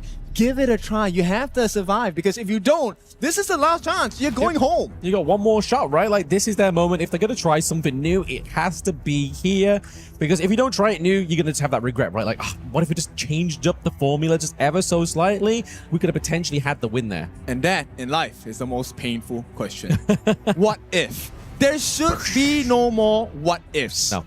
Do it. Take the risk. Team Flash, you just need to win once. We can do the homework later. We can do the anxiety later. Yep. Win this game, come back into the series, and we'll figure out how do we get the uppercut onto the chin of BRU. I reckon like coach for Team Flash should just go on stage and start doing the Shia LaBeouf like, just do it! You know? Do it! Yesterday you said tomorrow, just do it. Make a change to the formula, make a change to the draft here. Because, I mean, Flash, we know obviously they played against Solar Esports. Solar Esports have a lot of learning to do. Yep. I felt like that match was a lot closer than I expected when they went up against Seoul Esports. So that's what made me kind of worry for Team Flash in this series, is the fact that Seoul Esports kind of like, if anything, they either learned quickly overnight or they were kind of always at this level, but it was just the teams were just a little bit ahead of them. Yeah, fully agree. I think that was a very scary moment for the side of Team Flash. For us as talents as well, right? Because technically, it was meant to be their first international, and it is their first international, and they're pulling on the punches. Now, for Team Flash, this roster, they need to figure out things really quickly, and they don't really have a lot of time, right? So, BP is number one. You have to give yourself the best possible draft, and then it comes into composure and execution. So, let's take a look at what they have in mind. They are going for blue side. They get prio pick here. Prio pick out to the blue side. I mean, obviously, I feel like if Lorien survives this picking phase here, ban phase for these two teams, then we potentially see it. Obviously, we did see the ban of the Mai Shirunoi for the side of Buriram United last game, then locked in the Lorien here. They ban out the Pei here, so they can't give it over to Julius. Because Julius, again, there was glimmers of hope, weren't they, with the Nakamura play. We want the carry into the jungle, but they're going to go once again with a more late game orientated carry for the side of Rin. Okay, Rin did perform well on his long game, right? His outing game against S8UL Esports. So I feel like, okay, this might be a confidence booster. But at the same time, Buriram, I think they have purposefully left the Lorien open. I am 200% sure they want Team Flash to pick the Lorien. Look at the pick, Xiao Xiao. We've already seen it. You talked about it just now. Yep, lane counter with the Ali, and then obviously mid lane counter as well. We've seen that Nunu can land the trick shots. What's he going to be waiting for is when we start to see the come down of the infinite vastness. You get the knock up and then flash in and get that burst damage through for Ali or whoever else is going to be on the team. But there we go. It's that same matchup we saw against Influence Rage here. Buriram United go Xiao Xiao against the Lorien. Nunu the Master is looking to dismantle Huayduck in the mid lane. Okay, so Nunu is going to help the team out now. He's going to pick up the Lapu Lapu. This is a pretty even matchup in the farm lane, right? Both tanks, they have high physical defense on the side of the Lapu Lapu for BRU because of the passive for Lapu Lapu. At the same time, you have the Leaping Savior. Extra shield power coming in from the Zhang Fei to help Rin survive a little bit more. But Tofu, the stats aren't looking too good for him. He had one game as a Zhang Fei, only 3 unbridled outbursts. He needs to be more active, and he did show us today against S8UL. But this is a newcomer team. This is BRU. They are champions of their region. You have to play better. Yeah, I mean, for me though, like we Zhang Fei, like we've always seen it with like obviously Tao's there. They were playing ahead, so they had the kind of privilege when that rage was built up. They could just, right, okay, I've got my ultimate. Let's try and find something. Let's try and find a team fight. But like you were saying there, he's a little bit more conservative on the side of Team Flash. Tofu's kind of like, should I use it? Should I not use it? And I feel like that's all based on, are you ahead or behind in these games? Yeah, and you know, at this point, to wrestle that gold advantage to your side, I feel like Fatih is definitely one of the considerations here. The Charlotte being banned out, the Guan Yu being banned out. You want to dive on the backline? Okay, you know what? Fatih's scary, but Dharma's even scary. It's an AoE catch with the Truth Mantra. Slam you against the wall, and for this game, the Truth is going to hurt because the Truth might be that you're going home. Yeah, there's so much CC here on the side of Team Buriram United. I don't think there's like any hero so far here that hasn't got one single bit of CC towards their kit. So you know for a fact Huayduck is going to be careful. A lot of that CC can be used to obviously enforce out the infinite vastness as well, and you've seen that already with multiple teams within KWC and other international tournaments so far. It's all about trying to get that infinite vastness off before you go for a team fight, before you go for a neutral objective. Yes, I feel like one of the best junglers to do that at this point could be the Ying as well. And we are going to have it. This is going to be the Lam and the Ata. So I like this. Lam, instant access into the backlines. It can force out very unpredictable moments for the RD as well because you're in a frenzy. You need to get out in time. And you know what? It gets rid of the Xiao Xiao more or less, right? One there from below, bye-bye, shark bite. Yeah, you've got to kind of make sure that you're not burning that flash before you know for the fact that Lamb's dead and there's not going to be any big play here from Julius. But I feel like maybe the Lamb's just to be like, okay, they can't pick the Gudo, right? Like if they go for the Gudo, it's kind of like, it's not really going to work here. It's going to be a lot harder for Valdez to switch this around. But it goes back to your point here. We wanted Flash to go for something like the Orgrin there, Julius to go for the Orgrin, but instead Valdez is like, all right, bet. We need a bit of a raid boss. We need somebody to lead the charge. Let me do that for you. I'm actually pretty concerned for the Arta pick here coming in. I feel like it's a double-edged sword because Dharma relies on walls. Yes. The ghost ship is a wall.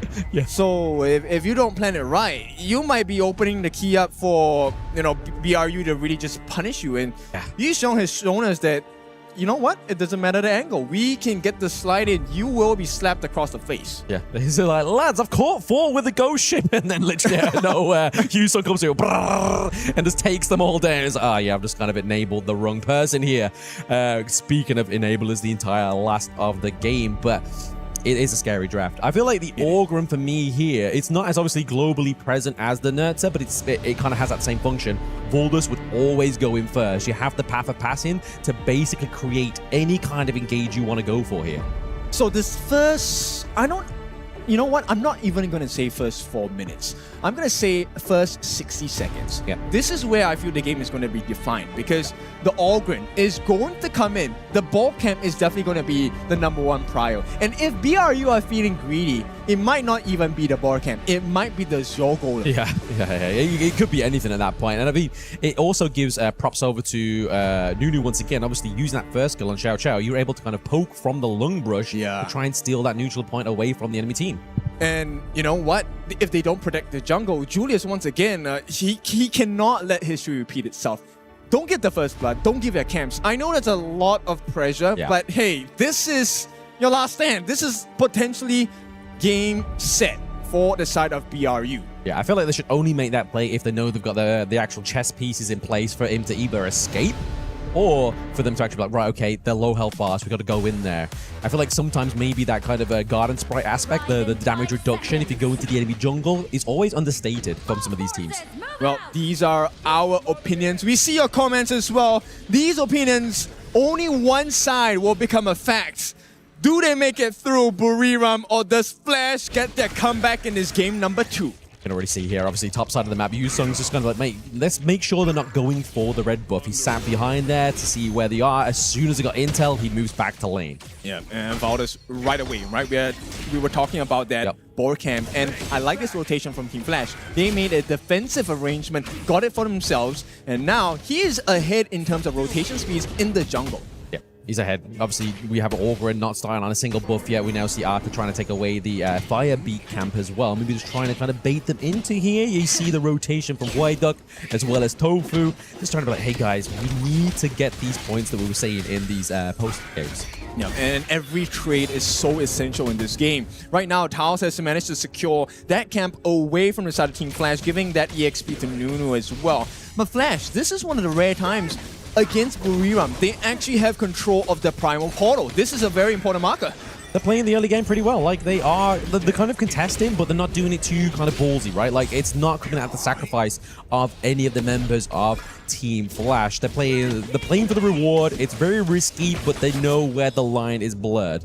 And I think we can speak from experience of Team Flash's series so far. Yeah. When it is important, Team Flash can show up. Maybe the pressure wasn't enough. They needed this to be like at death's door before they woke up. They need the awakening, right? They need the reawakening per se from anything like that. Just like, hey, we need to make sure we got our heads into the game for this one. And sometimes, obviously, you get that kind of flash of light, right? Like, it is the tournament life flashes before the eyes of Team Flash here, and now they know what they need to do. But I feel like already that goal lead that they were already sort of surmising here has left their airport. We have obviously Buriram United at 6.4k right now.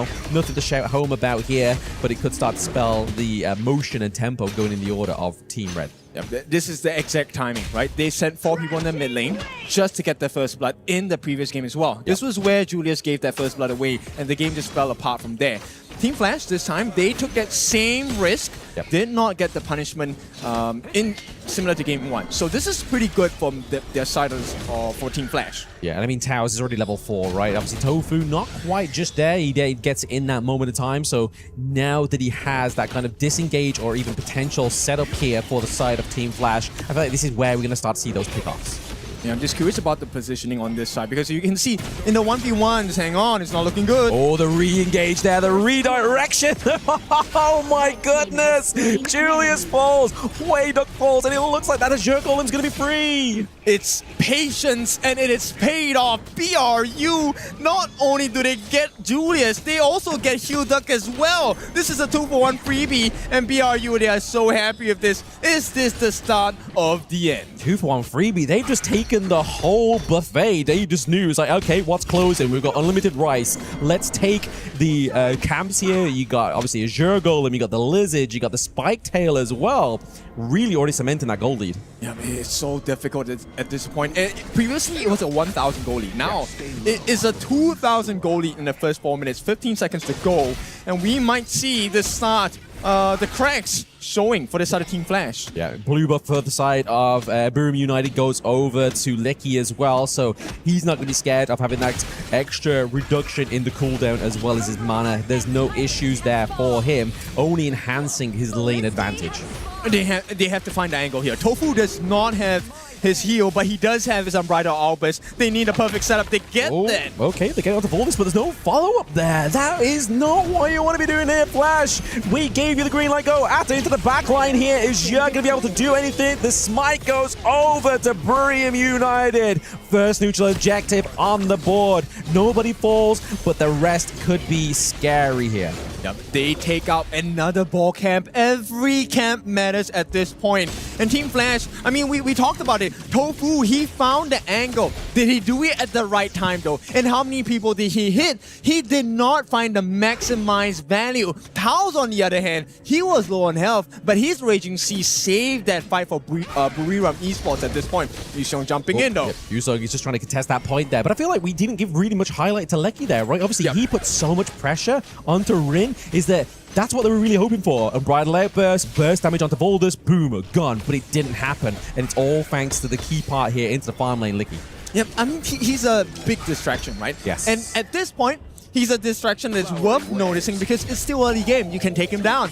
But later on, Licky is not going to be as easy to catch anymore. And in fact, he might be the ones making the 1v5 plays. Yeah, and the scariest part is the fact you can see a clear XP advantage. So you know that gold advantage is just following behind as well, right? And obviously, we don't get that early game activation of the Ali just yet because it's going to be burning down here into the clash lane already. Yep, it forced out the ghost ship at this point and they're looking for more. Oh no, 1v1. Licky forces out the infinite vastness. Team Flash once again, we're not left with a lot of options. Nunu, if he gets this knockup, it's the end. I don't know whether it knows or not. Oh, look at that clear goal lead into the jungle here as well. That's really going to make the difference. Voldus, Nunu are searching for a prey here. Lecky's like, guys, let me be the glowing light on that fish, on the angular fish here for the side of Buriram United. He gets the knockup. We were talking about it. Nunu with the trick shots. It's going to be Julius trying to keep Voldus away. They get the Unbridled Outburst onto Voldus, but can they get the follow-up here as well? He still is able to maintain his health, but Hueduck with the play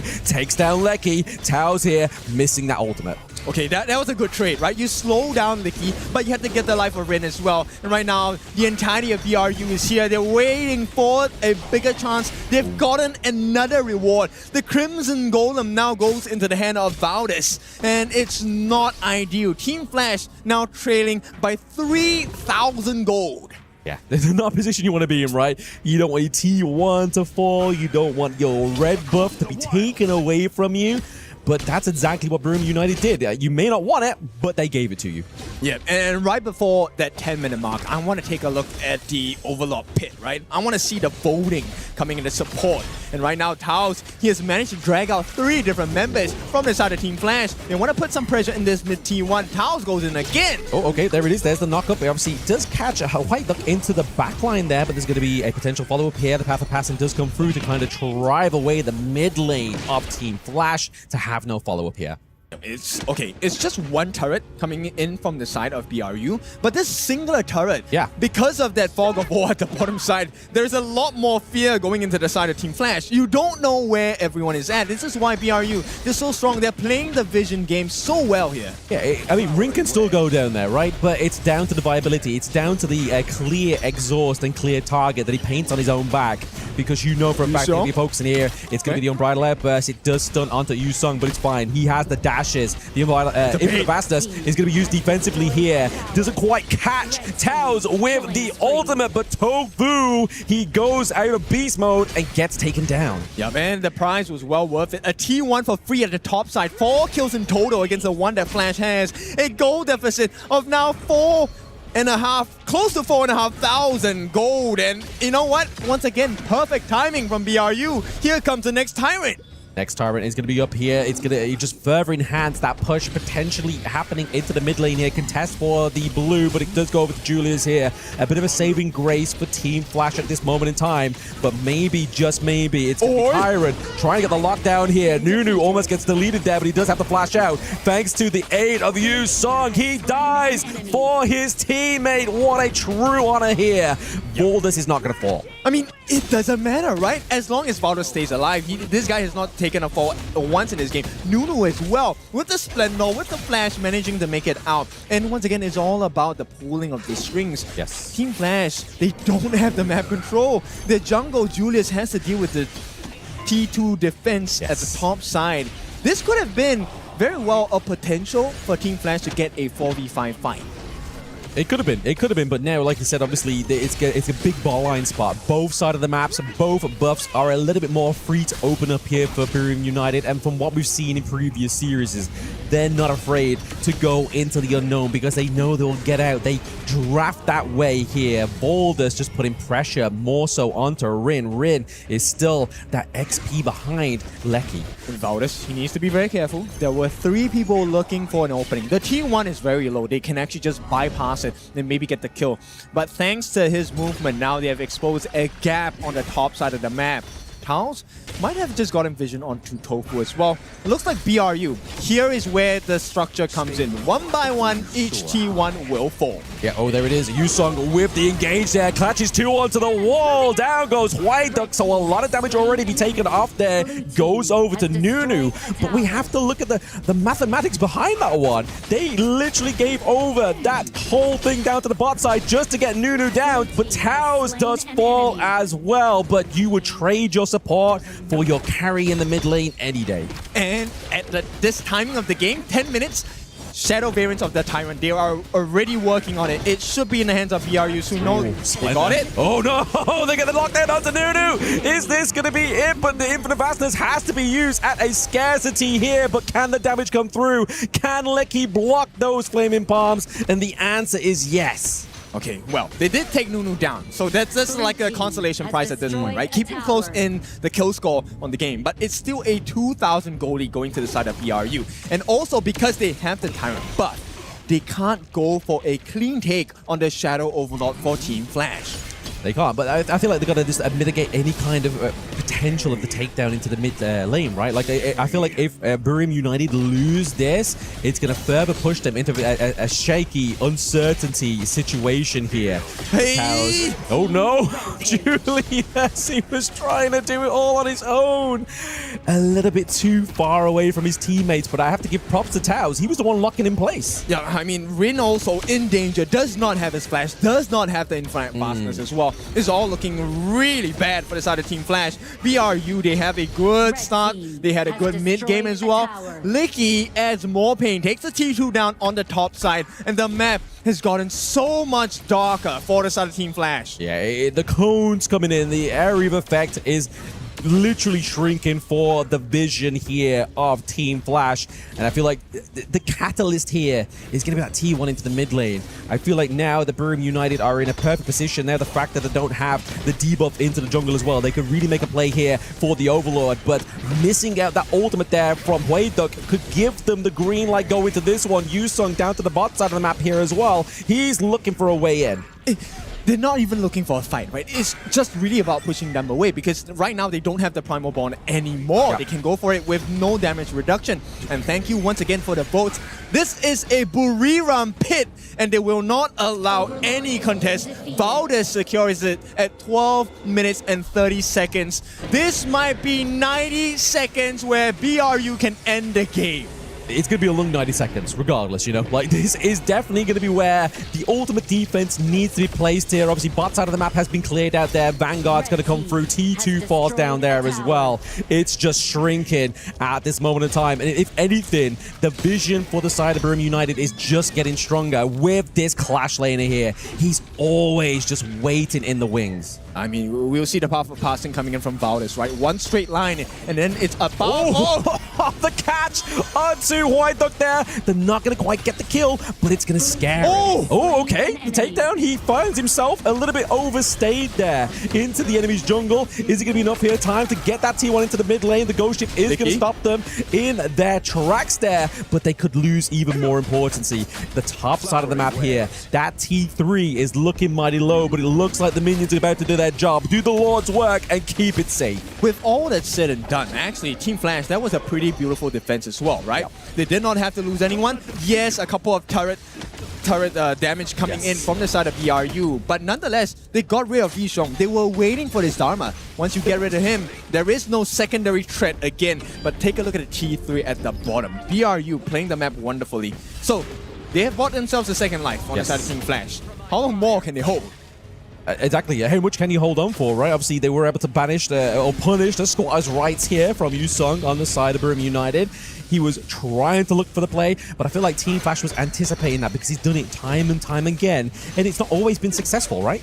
Yes, and you know what? Expectations are high. They know that Yusung is here. Julius wants to get the catch. There he is. He's just trying to bring towers, trying to force out that ultimate. He does actually use the ultimate and lands onto Hyde, but there is no follow-up here just yet for Buriram United. They're able to get this tyrant here without any contention. They are just playing to their strengths. Yeah, they can't do it. Freeze coming in, but it's not going to be enough. Oh, the Unbridled Air Burst does connect onto towers. They may lose their jungler here. There it is, the takedown once again. We see here, White is just trying to launch these orbs, trying to just bring down the health bars of Boulders and maybe even open up the T1 here into the mid lane. They get it ever so slightly. Is this the glimmer of hope, the flash of hope that they need? Okay, I'm getting shivers right now. The winds of change may have arrived at this point. And you know, Buriram, yes, the Overlord's pit is there, but it's 15 minutes into the game. We might be getting one of the... Is this our first Tempest game ever? No. We've had the Tempest game already. Okay, we've had one. This is one critical Tempest game, because if you get the Tempest here, you might win. But Julius! Oh no, Julius! He uses the death from below, but it's gonna be enough to escape here. He does get the rotation here from his teammates. Rin finally shining like the diamond we were saying in that pre-game and post-game of the last series. And they're shaking it up. Flash looking a little bit more lively at this point. 15 minutes, closing in at 16. This might be the turnaround they've been waiting for. Goldie cut down to 1,000 gold to the side of BRU. As Tofu and Tao, they're picking up pillows to fight at this point. They just want to keep each other at bay. Yusong here cannot fall. Yu wants to look for an opening, right? Yeah. And you know what? They're not taking the bait. Valdez was actually caught there. Valdez is a pretty strange situation, right? Obviously, there's a big wall between him and Taos. They've got to be careful here. It looks like the Overlord maybe uses a bit of a bait, right? Because if they're able to bait this, get a team fight in their favor, they're already playing at a disadvantage. A 5v4 for the side of Team Flash. They get it down so low. They reset it again. It is a bait. Yeah, I mean, at this point of the game, you can't give the Shadow Overlord away. This is the enhanced one. You can summon the Shadow Overlord to fight for you. And with the position that Flash are in now, if they get this, they can turn the game all around. In fact, they might be even the team to get the first T3 down.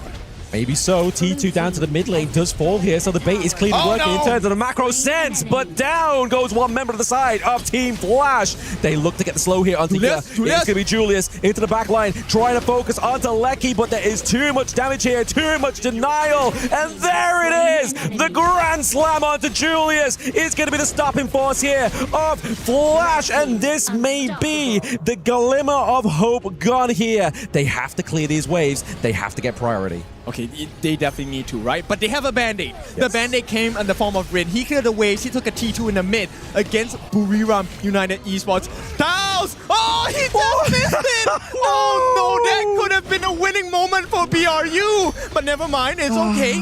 We keep calm because Valdez is working hard on this Shadow Overlord. This could be the one that changes it for them. They do secure it. Let's talk about this team fight. Julius, I thought he was going to make the biggest play of his life, but Nunu had already planned it. Even the frigid charge could not change the flow of the game. The only thing that was saving them was this split push by Rin. I mean, how do you stop a shark? You get it to swim in frozen water, right? Like, he's going nowhere, especially now into this mid lane.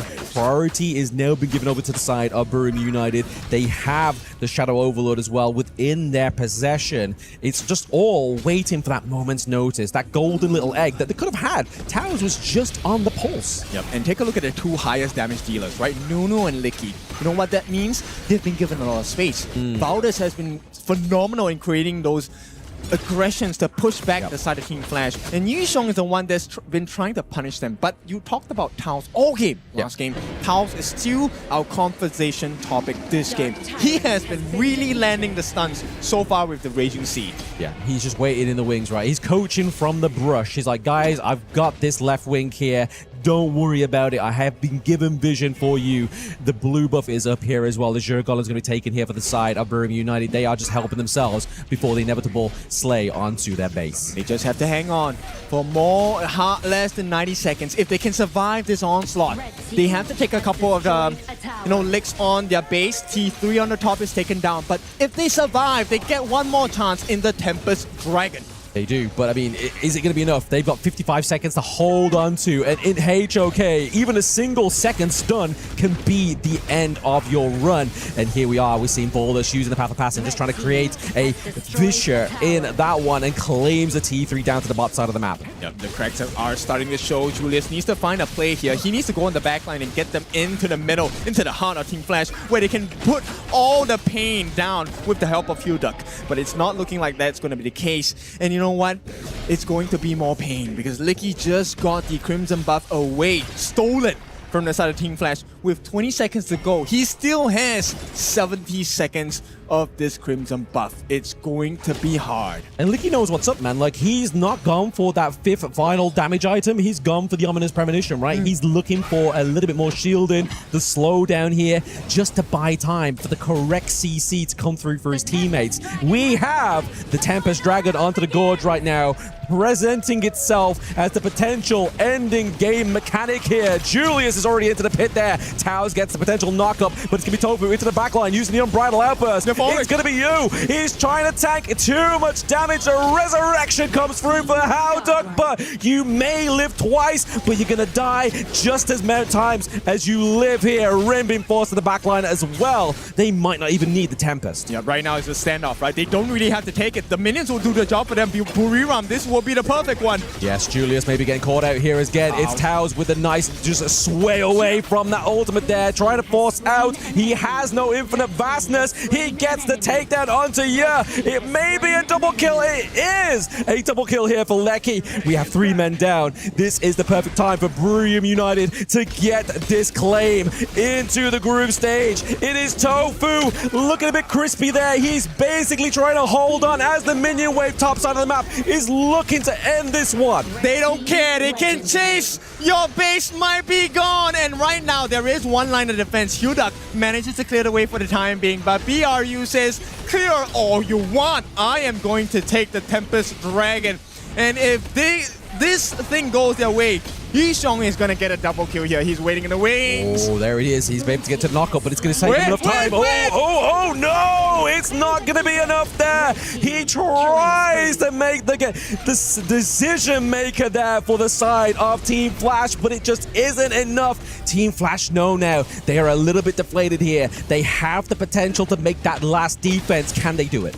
I think it's going to be really difficult with the spike meal being used by Valdez as well. And take a look at it. This is the time where the spike meals, the Sage's Sanctuaries come out. 10 lives to play with for the side of BRU. Team Flash, you might have some firepower, but do you have enough to take down 10 members in total? Time is the only great teller here for these ones. Julius into the back line, trying to put the pressure onto Lecky, but he has the Sage's Sanctuary. He's just baiting him here. He falls down thanks to Nunu with the double kill. Serving up the victory here for Buriram United. They have the vanguards here. It's just a matter of time. They are throwing everything at the wall. Team Flash will not be making it out here. It's gonna be Buriram United to go into the group stage. Well done. We have our second AOV team marching into the group stages, and BRU, it is well deserved. Very well deserved here from this team. I mean, it was so close. That was, like, I said it yesterday after the stream. These play-in matches aren't play-in matches. This is like group stage playoff material. It's so good. Yes, I mean, this is high quality, right? From the teams that need to forge a way into the group stages. Yeah. If this is what we consider as simple games, then it's going to be exciting. It is not only that is high quality, it's high energy. For everyone that is right there at home, you guys cannot hear how right now over here, all of the players from Buriram United Esports, how happy they were about this victory. This is literally just one of the most interesting games that they have had in a while. It puts them right now in the top 16 of our KWC 2026. Yes, as a champion, when you lift that trophy at home, it feels great. But right now, they have gotten themselves another shot to try and lift a trophy internationally. And right here in Paris, that is a huge achievement. But of course, we take it one step at a time. You know, they beat their rivals here in Team Flash. They did it in such a brutal fashion. This was a Tempest Dragon win. Of course, yesterday it was a 2-0. Today, another 2-0. It just shows that Buriram United Esports, they did their homework and they were completely ready to come and take on Team Flash. Yeah, absolutely. I mean, to be honest, we were speaking about it just briefly. If this is the level of entry to get into the group stage, I'm so excited for this competition. I was already more excited, but let's break through this before we talk into that. It's such a close game. The kills were high, but only because the time just kept going and going. Yep, the last part of the fight, if you take a look at the itemization before we, eventually change the screen, Team Flash, they were grasping at straws the entire game. Look at the goalie on the side of BRU. They were in total control. But this is what's impressive. Even with all the lead, all the fighting prowess that they had on the side of BRU, Team Flash held on. And they held on for a long time. It was a really difficult game for them, right? But Julius in there just trying to do whatever that he could just to keep the light of hope alive for a little bit longer, just to keep their opportunity to move forward in there for a couple minutes more. But at the end of the day, he forced it all the way until the Tempest Dragon. Yeah, I mean, to be honest, you have to give props over to all these teams, right? Team Flash just have so much sportsmanship. It's like, even at 15 minutes, it's like, it's not over. We are going to try and get that goal lead, as you saw on that graph there. But looking at these highlights, you have to give it to them. They've been invited onto the gorge, and they fought with honor. Yeah, but you know what? It's still the same story.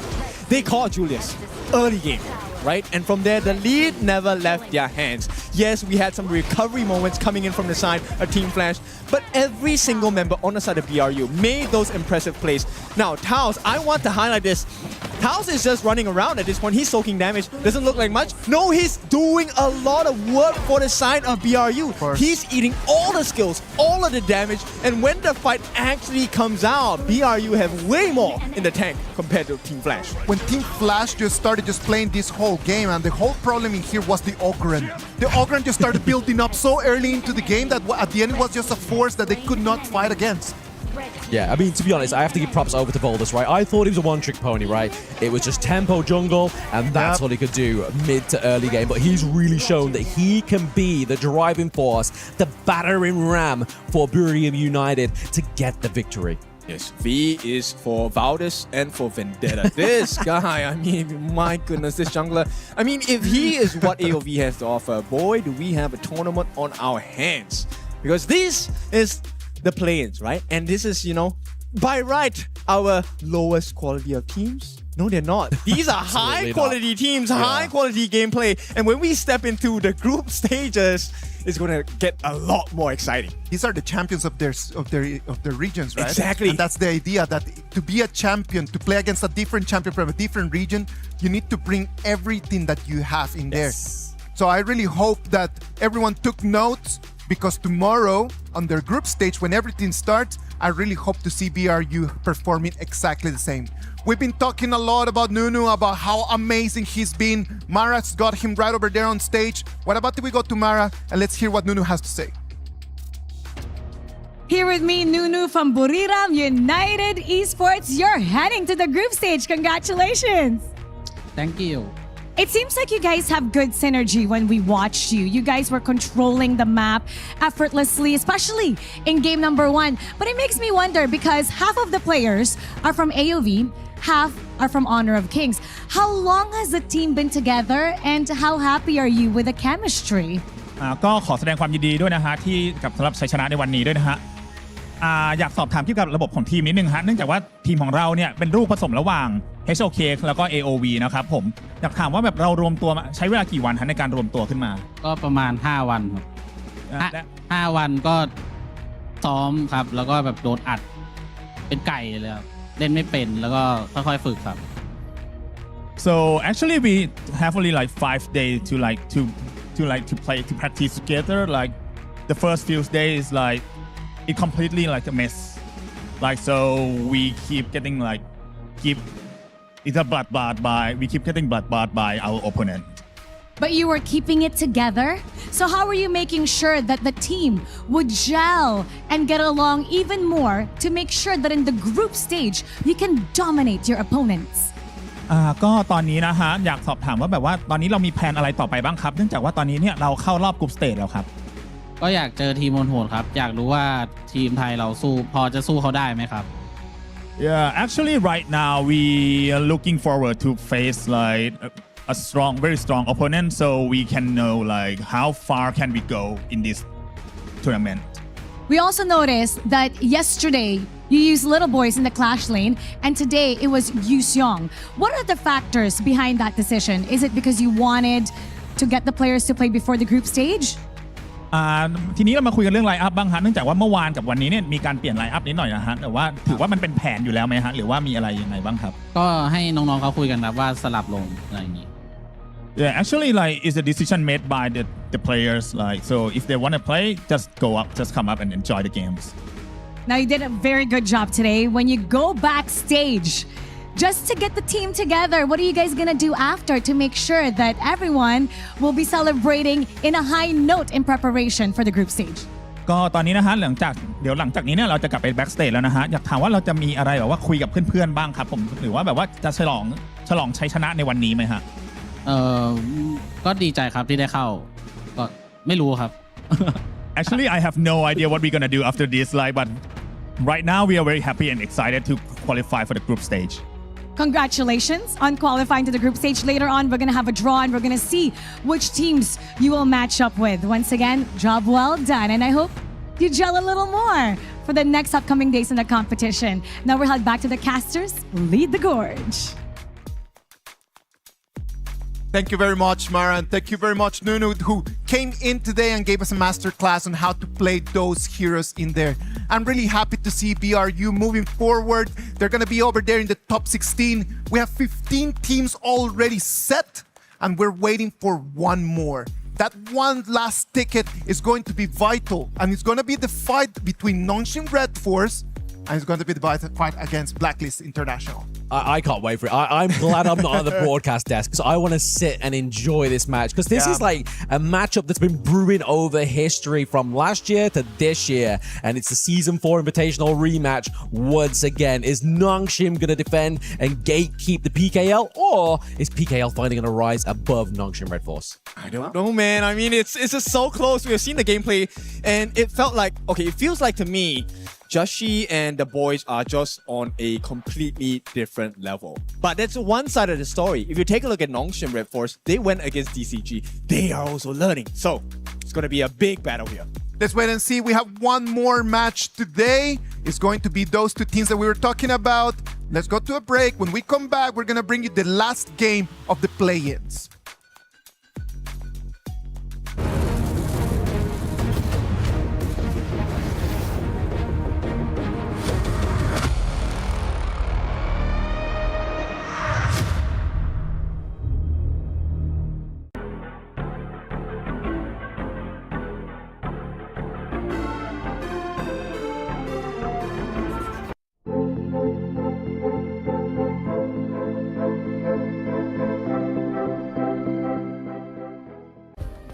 Play is in our DNA.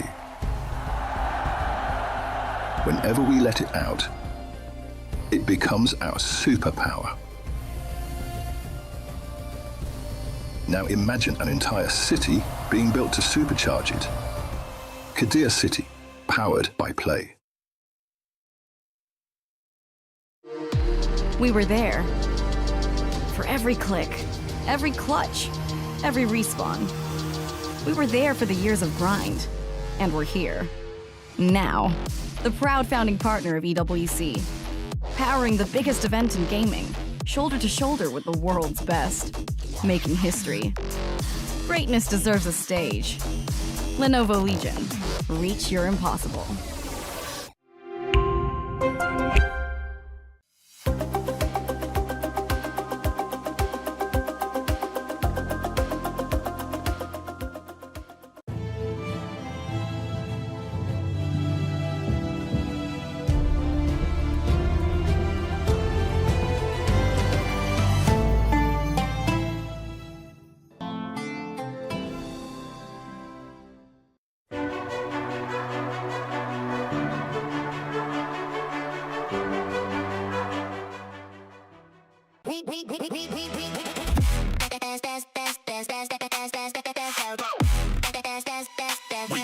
Esports World Cup.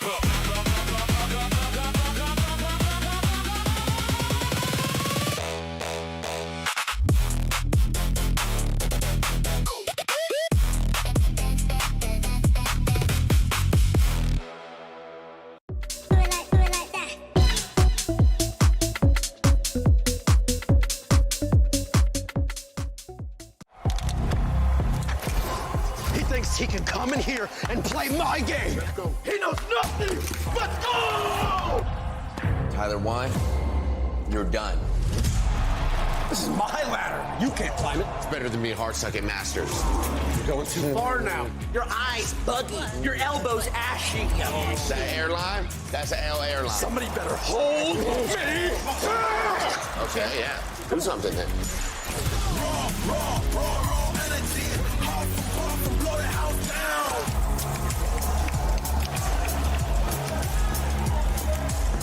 You look nervous. You look short. Everything's good? Mm-hmm. Fight.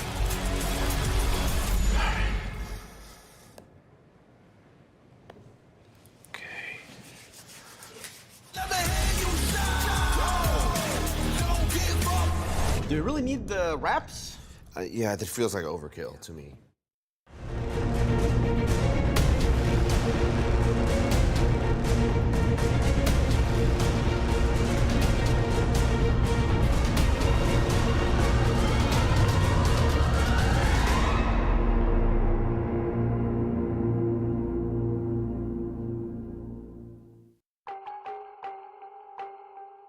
$15 names are in. We have spot for one more.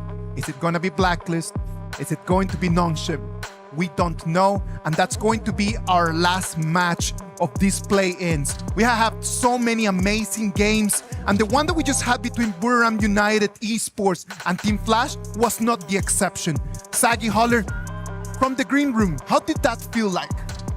It felt like, what happened? Did you just have a growth spurt in between? Okay, all right, back to normal. Here we go. But going into this one, I mean, if we're talking about that series, it was actually pretty electric, right? I know. I think going in, there was a lot of questions as of who would come out of Group A, and BRU, it looked like they were the top dog here.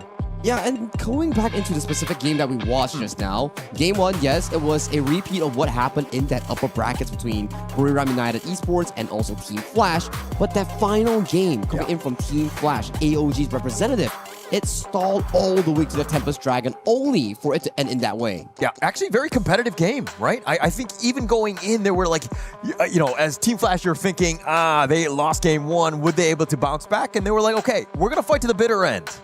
I am really looking forward just to see more and more and more about Team Flash, Buriram United Esports, as our ecosystem just keeps getting richer and richer and richer. I'm really looking forward to hear a lot more news about them, to see exactly how they're going to develop, how their future is going to look like. I mean, specifically for me, right, it's a pretty good showing considering that compared to the original roster that has participated in the AOV, this is a rather new one. As in Buriram, you have more players from the original roster, so it's very different in terms of experience and also players itself. Well, what about if we just move forward into our last match of the play-ins? Nongshim Red Force against Blacklist International. One of these two teams is going to head all the way to the Charles de Gaulle, and then they're gonna leave and go back all the way home. The other one is gonna stay here for the draw that we're gonna have right after this and see exactly what's gonna be their spot on the group stage. I mean, the team that survives here has got to be counting their blessings. I think going into Group B, so many questions. Who would come out on top? These two, I mean, some were saying that they were the favorites going in, but now they're fighting for the final slot here. I think a lot of the casters were saying that, oh, Blacklist OG, Blacklist Nongshim. Yep. Everybody counted DCG out, and DCG was the first team coming in from Group B to make it into the main stage of the group stage here, and then the final of this specific lower bracket here. What more can you ask for here? Nongshim Red Force, historically known to gatekeep Philippines from the main event, from the playoffs, and right now, once again, against them, Blacklist International, who have so much history in Honor of Kings. Blacklist International, the PKO Spring 3rd place, right? Like, they want to keep their story going after their performances today. We are really looking towards a very interesting match. Yeah, very interesting. But my question here is that was a very emotional game taking down OG. Yeah. 2-1, it went to the wire, and the way that they did it, obviously that would have been great. But then all of a sudden you have a bit of a break in terms of the series, but now you have the final one, and you got to go up against a well-rested Nongshim Red Force. That is incredibly scary. It is incredibly scary, right? Considering the fact that both teams has had their way going up against DCG. But if we were to refer it back to recency bias here, Nongshim won 0 games against the side of D-Cross Gaming. Blacklist International won game 1 very convincingly and almost got it in game 2 and game 3. So if you base it on that metric, does Blacklist have an edge over Nongshim?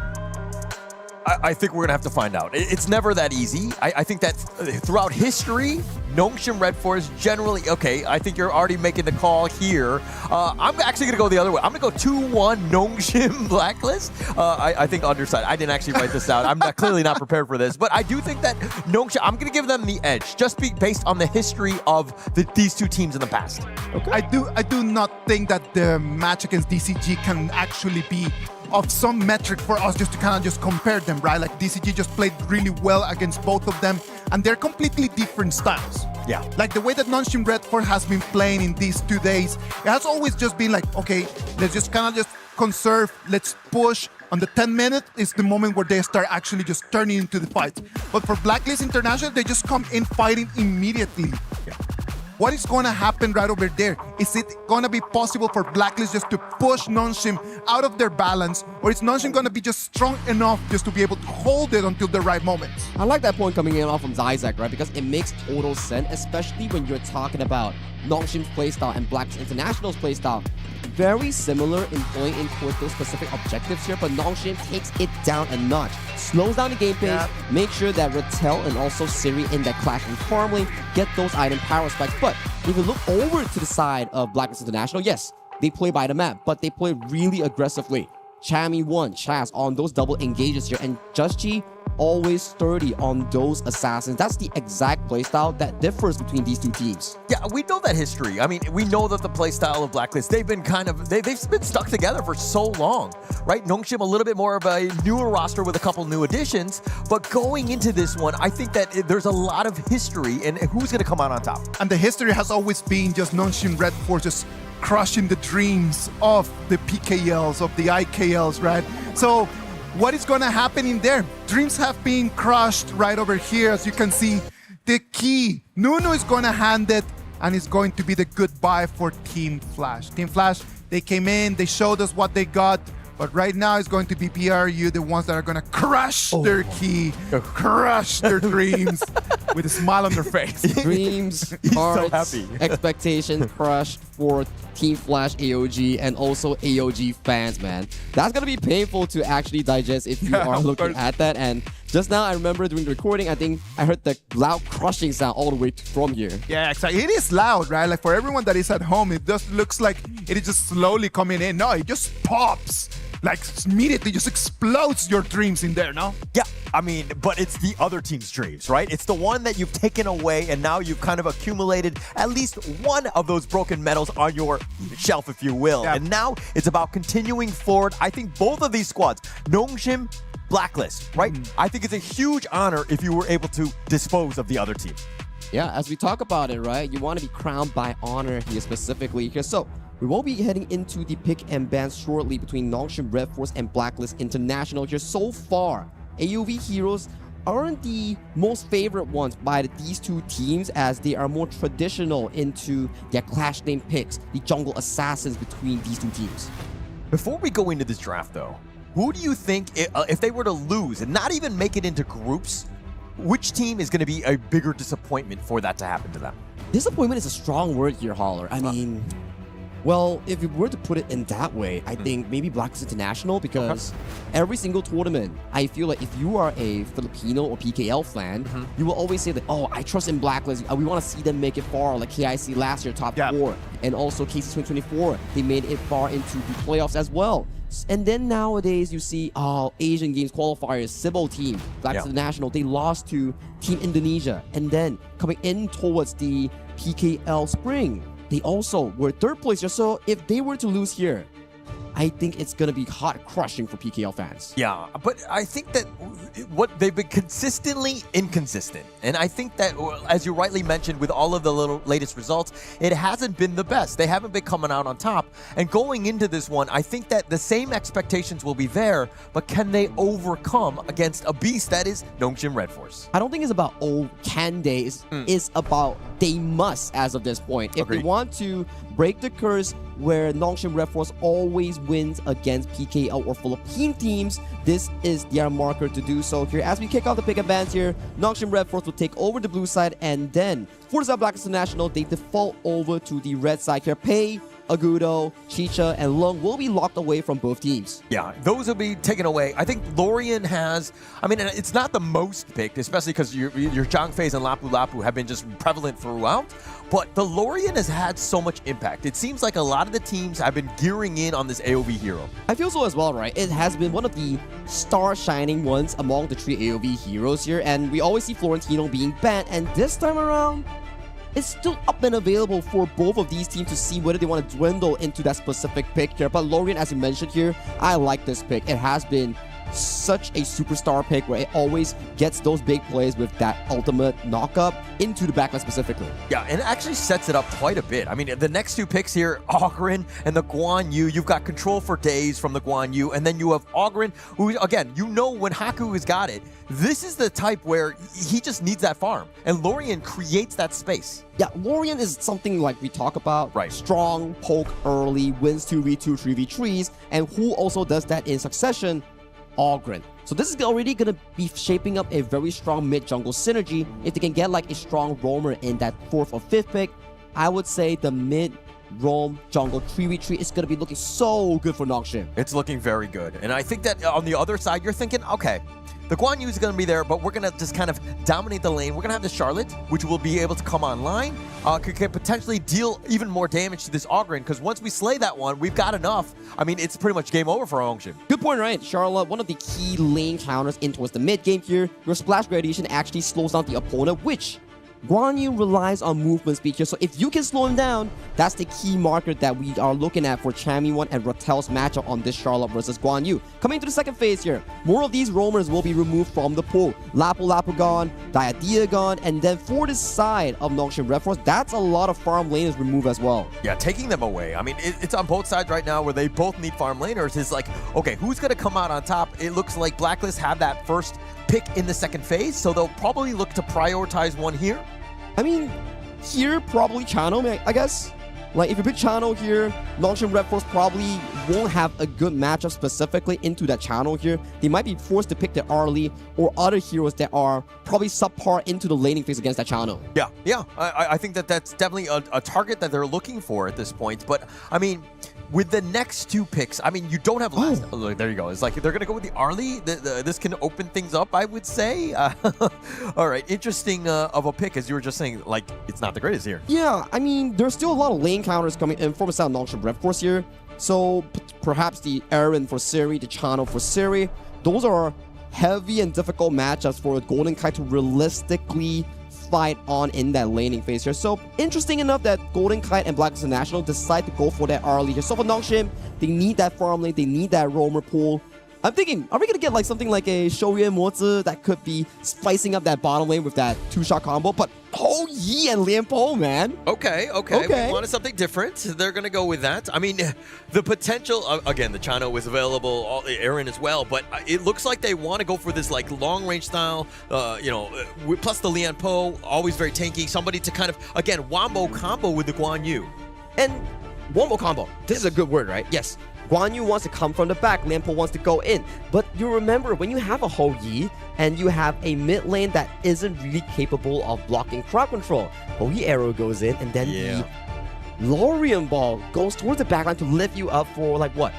Maybe a solid 5-6 second crowd control. Yeah. So this specific game, Golden Kite on the early, that Maple Dance, the skill that can remove projectiles, is gonna be so crucial. If he misuses it and gets hit by a Burning Sun arrow, it's going to be GG. Yeah. Assuming he's able to hit that arrow, I mean, it should be funneled into exactly where you need it, right? That's the power of the Guan Yu. Assuming Rattel is able to find that perfect angle. But again, it comes down to execution. If we're talking about this draft here, who are you giving the edge to? Oh my, it's such a difficult question here. I think Nongshim Red Force thus far, I sort of had to give it to Nongshim, right? They have so much tools, so much early to late game power to actually overpower the draft coming in from the side of Blackest International. Yes, Ho Yi may be an outbot and spams the Burning Sun arrow in the early game, but it's one of those late game farm lanes that can actually counter out the early with that heavier DPS in towards the late game.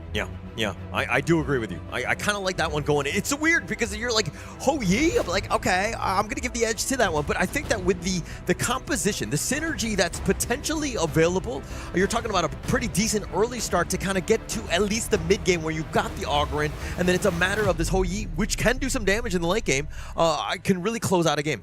Especially when, if you were to zoom out and go into the Blacklist International draft, you only potentially have the Zhang Fei and also the Charlotte in proactively diving in towards the backline here. So that's not the easiest of the tasks, considering there is multitude levels of crowd control coming in from Nongshim Red Force to potentially protect that Ho Yi pick that you talked about.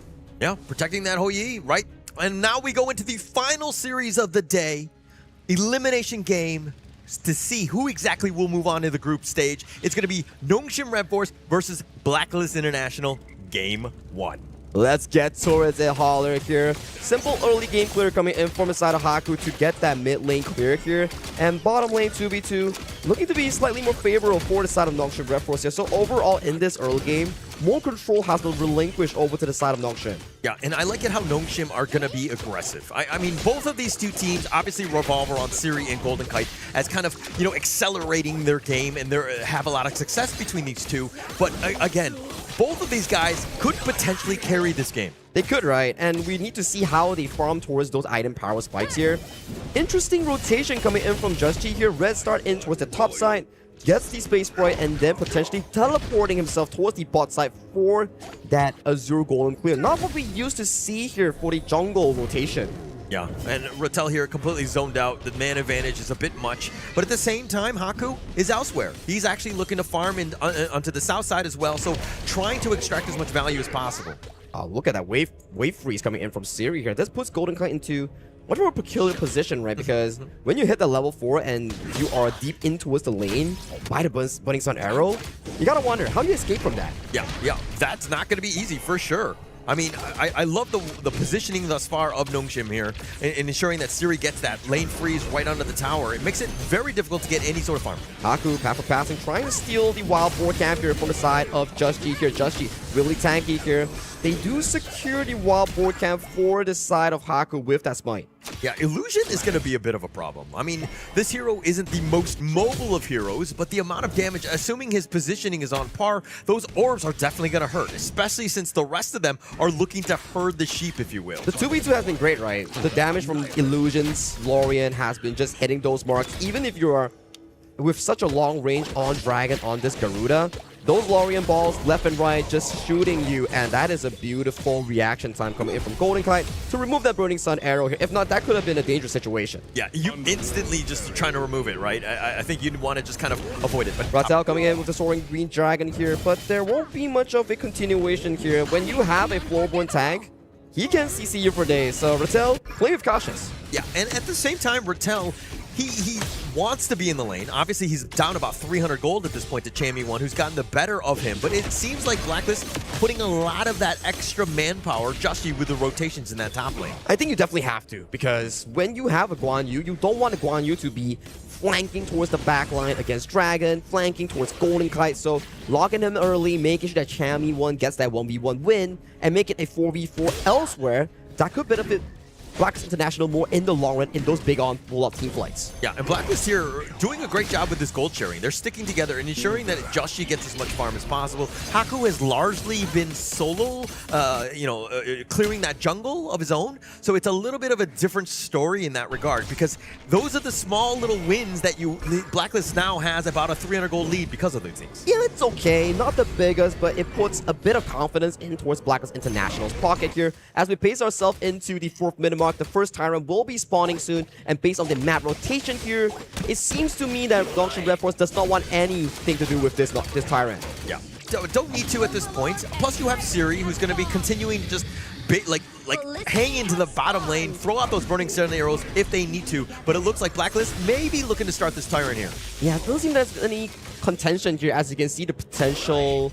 risks coming in for a team fight loss. So Rattel, Haku minding their own business here for the side of Blacklist International. It's about waves first, then objectives here. Chammy1 having to attempt towards that top side here, so we are at a timer difference in benefit of Nongshim Red Force. Yeah, a lot of CC from Joshi in this one. But, I mean, you kind of saw that Nongshim were putting a little bit of the eyes and ears on the Tyrant. If they were looking to go, Rattel was in the top lane. He's like, okay, I'll put a little even more pressure on the top T1. But now they're looking to go.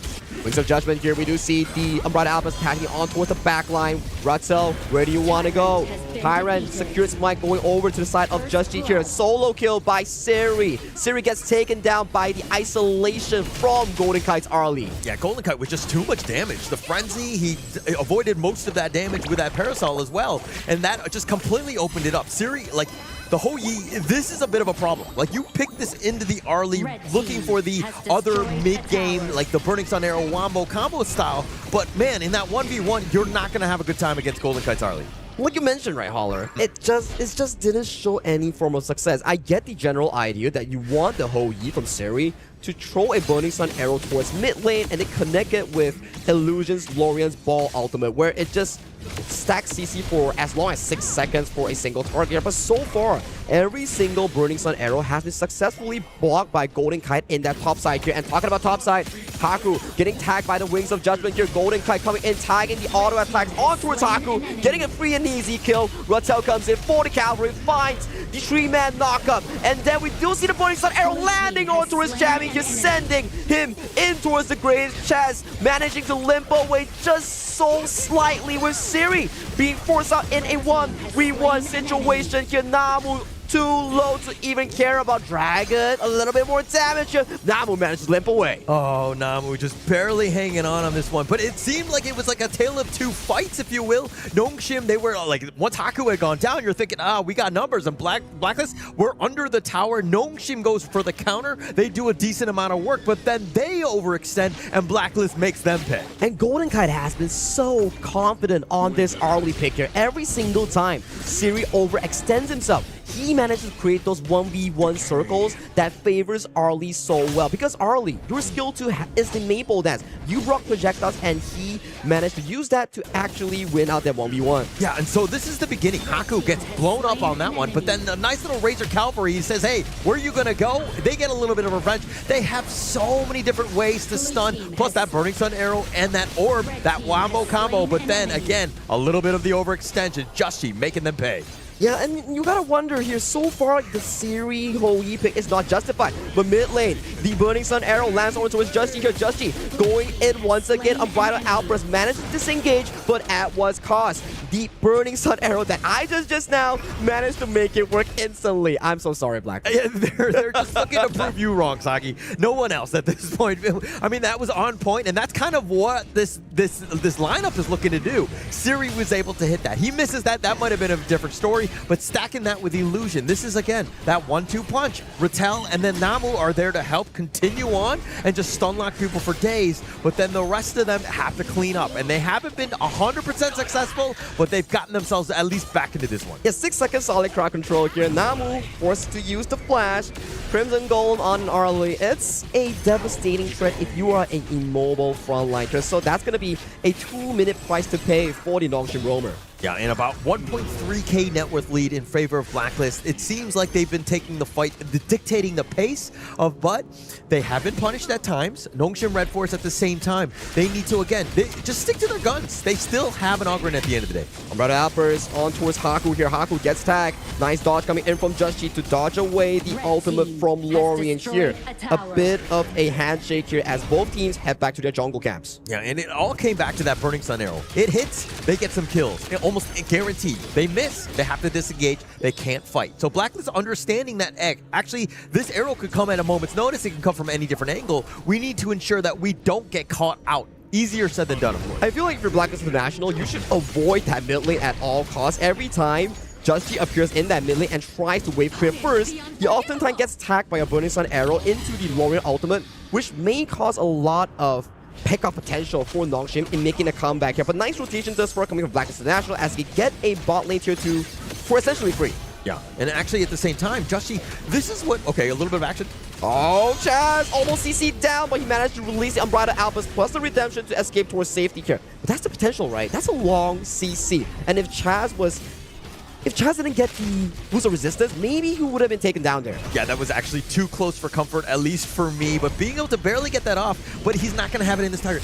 Yeah, Tyrant take here. Seems easy here. Chammy coming in towards the back like your Siri has no flash. Splash gradation. Chammy 1 for days. Haku, where are you going here? Covered by 4. Papo passing towards safety, but he does manage to get it out. But still a 1-4-0 trade before the Shadow Tyrant at 10-minute mark. I got so many questions, and all of them are revolving around this Siri pick, right? The Hou-Yi, just the value. Like, we understand, but why in a best of 3? You've already died 3 times. This is a terrible spot to be putting your team in at the 10-minute mark. It goes back to our conversation every single day that we talk about the priority in the marksman pool, that you need to prioritize the strong 4 farm lanes. Chano, Chicha, and then Floorborn, and also Lung.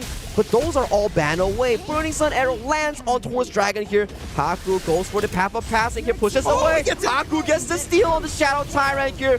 Blacklist International with low health bars has to back off. But man, that was a good smite coming from Haku. Oh my gosh, Haku, if he doesn't hit that smite, that steal, this game could just go out of control. Blacklist, unfortunately for them, it did seem like they had the stuns proper for Haku, and you let him kind of get too close. I mean, that 50-50 is never what you want when you're looking to take over this map. I felt like just gave it over to the side of Haku, right? It's like, here you go, a free Shadow Tyrant when you are in the losing position here. So at the very least for Blacklist International, they need to hold their grounds before they can start this Shadow Overlord here. Midwave goes in. We do see Justy engaging on towards Haku here. Path of passing towards safety. Chammy 1 coming in. Splash gradation catching on towards Haku. Haku dangerously low. Uses the ultimate. Gets a bit of health back. Chammy 1 on towards the side link here. But Justy left in no man's land. In the back line here. Chaz gets taken down by Siri. Siri still shooting here. And forces out the flash coming in from Dragon. But Rattel, that is too deep. You went too far in and it resulted into a 1-for-1 trade back in favor of Blacklist International. Oh, it was looking fine when Haku was a little bit low, baiting it all out. He was so tanky. He took a ton of damage, but the fact that he was able to survive was great.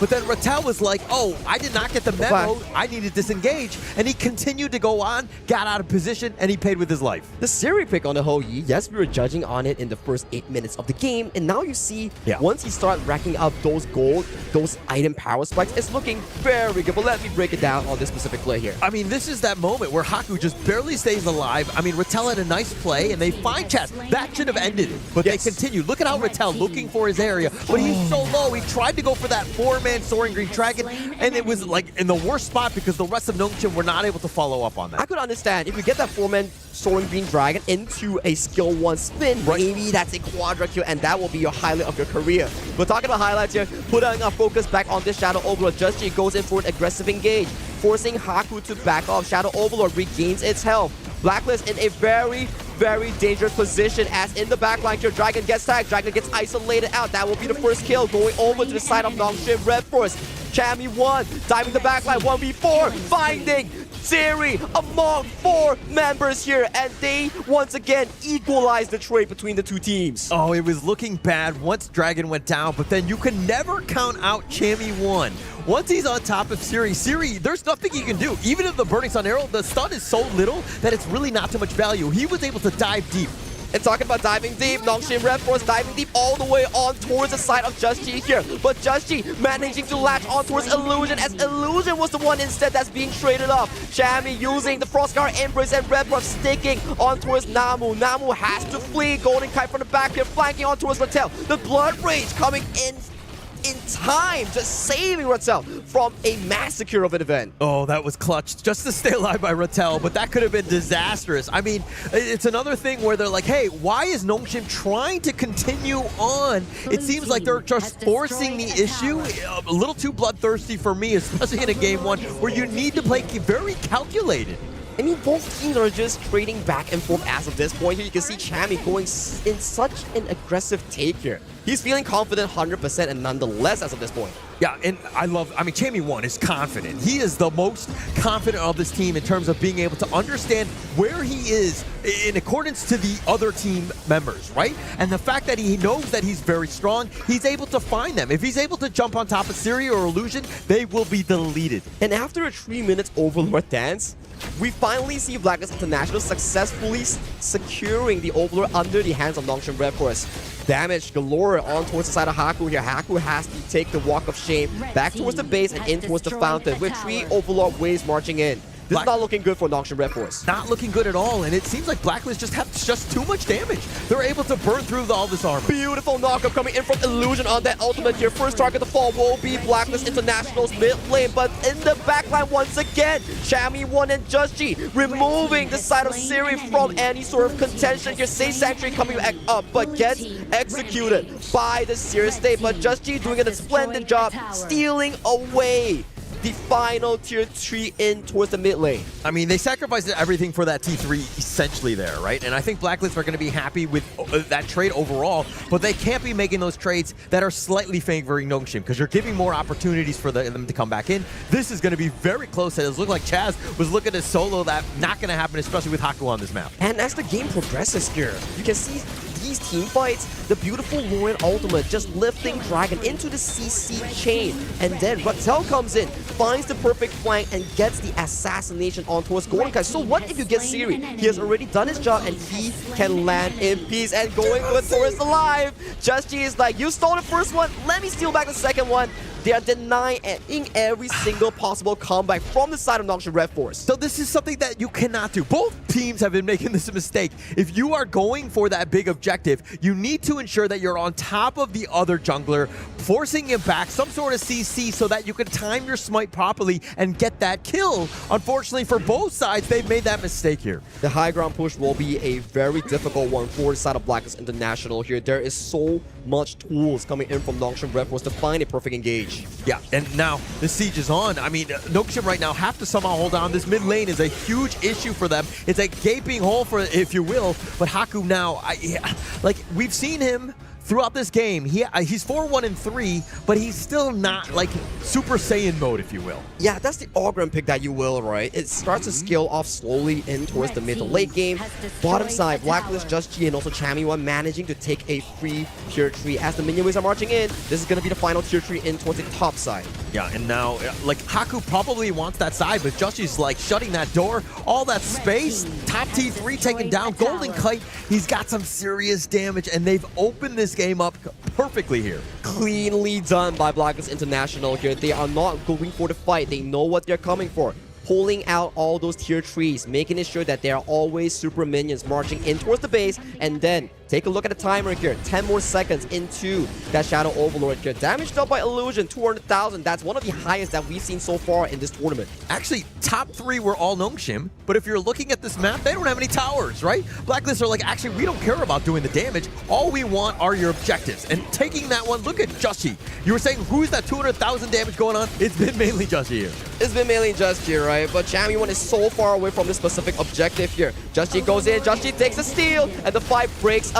Papa passing towards the back line. Haku, you are in no man's land. Chaz, pop the ultimate, and in towards the back line here, we see Chammy1 finding the position on towards Siri, and that's Siri's first life. Siri coming in from Say Sanctuary, does not have the destiny, gets taken down, as it's already a triple kill going in from the side of Golden Kite as they are finding the last member of Nongshim Red Force. They want to win this game number 1 and push it to match point for the qualifications to the group stage with their PKL friends. And it looks like they're going to take game number 1 here. Blacklist International, just with that amazing team fight, understanding how to, dismantle Nongshim as they were throwing bodies at the situation, tried to even go to the back lines and to take down some of the cores, not able to do so here. Amazing game coming in from both teams here. Multiple levels of steal between two teams, and in the end, Just G coming up with a very crucial steal on one Shadow Tyrant and one Shadow Overlord, leading to a game win. And let's not forget about Chammy1. He was in it in that game. Yeah, absolutely in control, right? Chammy1 is the guy. At any moment, he's just like, okay, I need to show up for my team. He's going to be there, right? And he showed up in that game, almost taking it over here. Blacklist International played really well. I'm actually very surprised of how Nongshim Red Force, through that BP, through the picks and the composition, allowed key elements to Blacklist just to take this game. Let's talk about the Hoey pick. Like, why are we going with this Hoey pick when you have so many people from the Blacklist International team that can actually jump in? You have the Charlotte, you have the Flowborn, you have the Arlie. Like, what is going on? Like, how do we get Siri in a good position? My understanding is Siri's Hoey, yes, a very late game pick that you can actually do consistent DPS if you're given the room to do so. But the main idea of this specific Hoey pick is for the Hoey to throw the Burning Sun arrow and connect it with Illusion's ultimate on that Lorien for a solid 5 to 6 second crowd control during the mid lane 3v3. That's why in towards the mid game, where you can start to see Blacklist International, they are having control. But every time Just G goes towards the mid lane, it's an arrow into a Lorien ultimate, making sure that Nongshim Red Force manages to get a bit of a comeback in towards that goal lead. So I like that idea, right? Like, just to use the Hoey's ulti just to initiate on the fight. What is the other option that they have to initiate, right? Like, it would be with Lianpo, right? Yep. They could actually use the Lianpo just to initiate right over there. If Lianpo jumps in to initiate, who is going to defend the Hoey? Yeah, no one. And that's exactly what happened in every single fight in this game. It seemed like almost all of the fights, though, were dictated by Blacklist. They were the ones initiating. They were forcing it down. And that's a huge advantage because you know, okay, we're taking the fight. We're already together. We're able to take this one when we want to. On the other side, very reactive. They had to use the Burning Sun arrow, not as an initiator, but as more of like just to keep somebody alive potentially. Correct. And I think from the Nongshim Red Force draft, it's good on paper, but when it comes down to execution, it was really difficult because you can start to see Golden Kite singling out Siri in back-to-back replays here.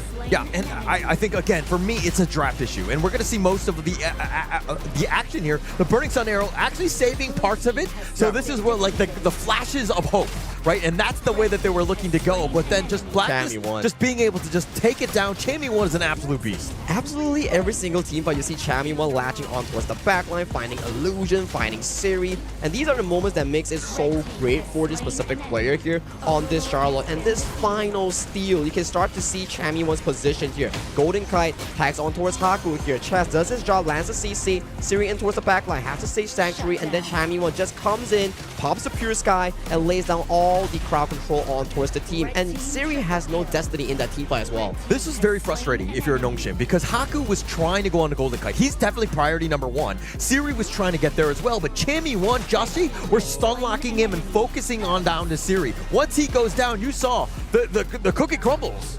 It crumbled indeed. There was just no consistent DPS coming in from the side of Nongshim Red Force if Siri falls. But that's the interesting part. If Siri falls, no damage, but your composition doesn't really build around that Hou Yi. Definitely not. Right now, it is crumbling apart for Nongshim Red Force after this Game 1 loss. Right now, Blacklist International, they have half a ticket into the group stage in their hands. They want to cash out the second half of that ticket and be the last team into our top 16. Let's hope for a break, and then when we come back, it's going to be our game number 2 of our last match of play-ins.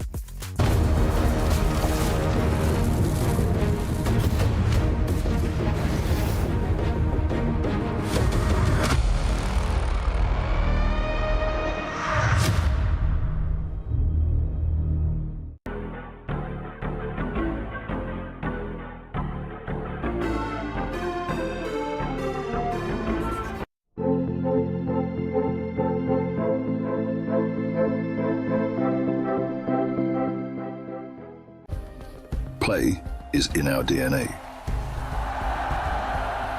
Whenever we let it out, it becomes our superpower. Now imagine an entire city being built to supercharge it. Kadir City, powered by play. We were there. For every click, every clutch, every respawn. We were there for the years of grind, and we're here. Now, the proud founding partner of EWC, powering the biggest event in gaming, shoulder to shoulder with the world's best, making history. Greatness deserves a stage. Lenovo Legion, reach your impossible.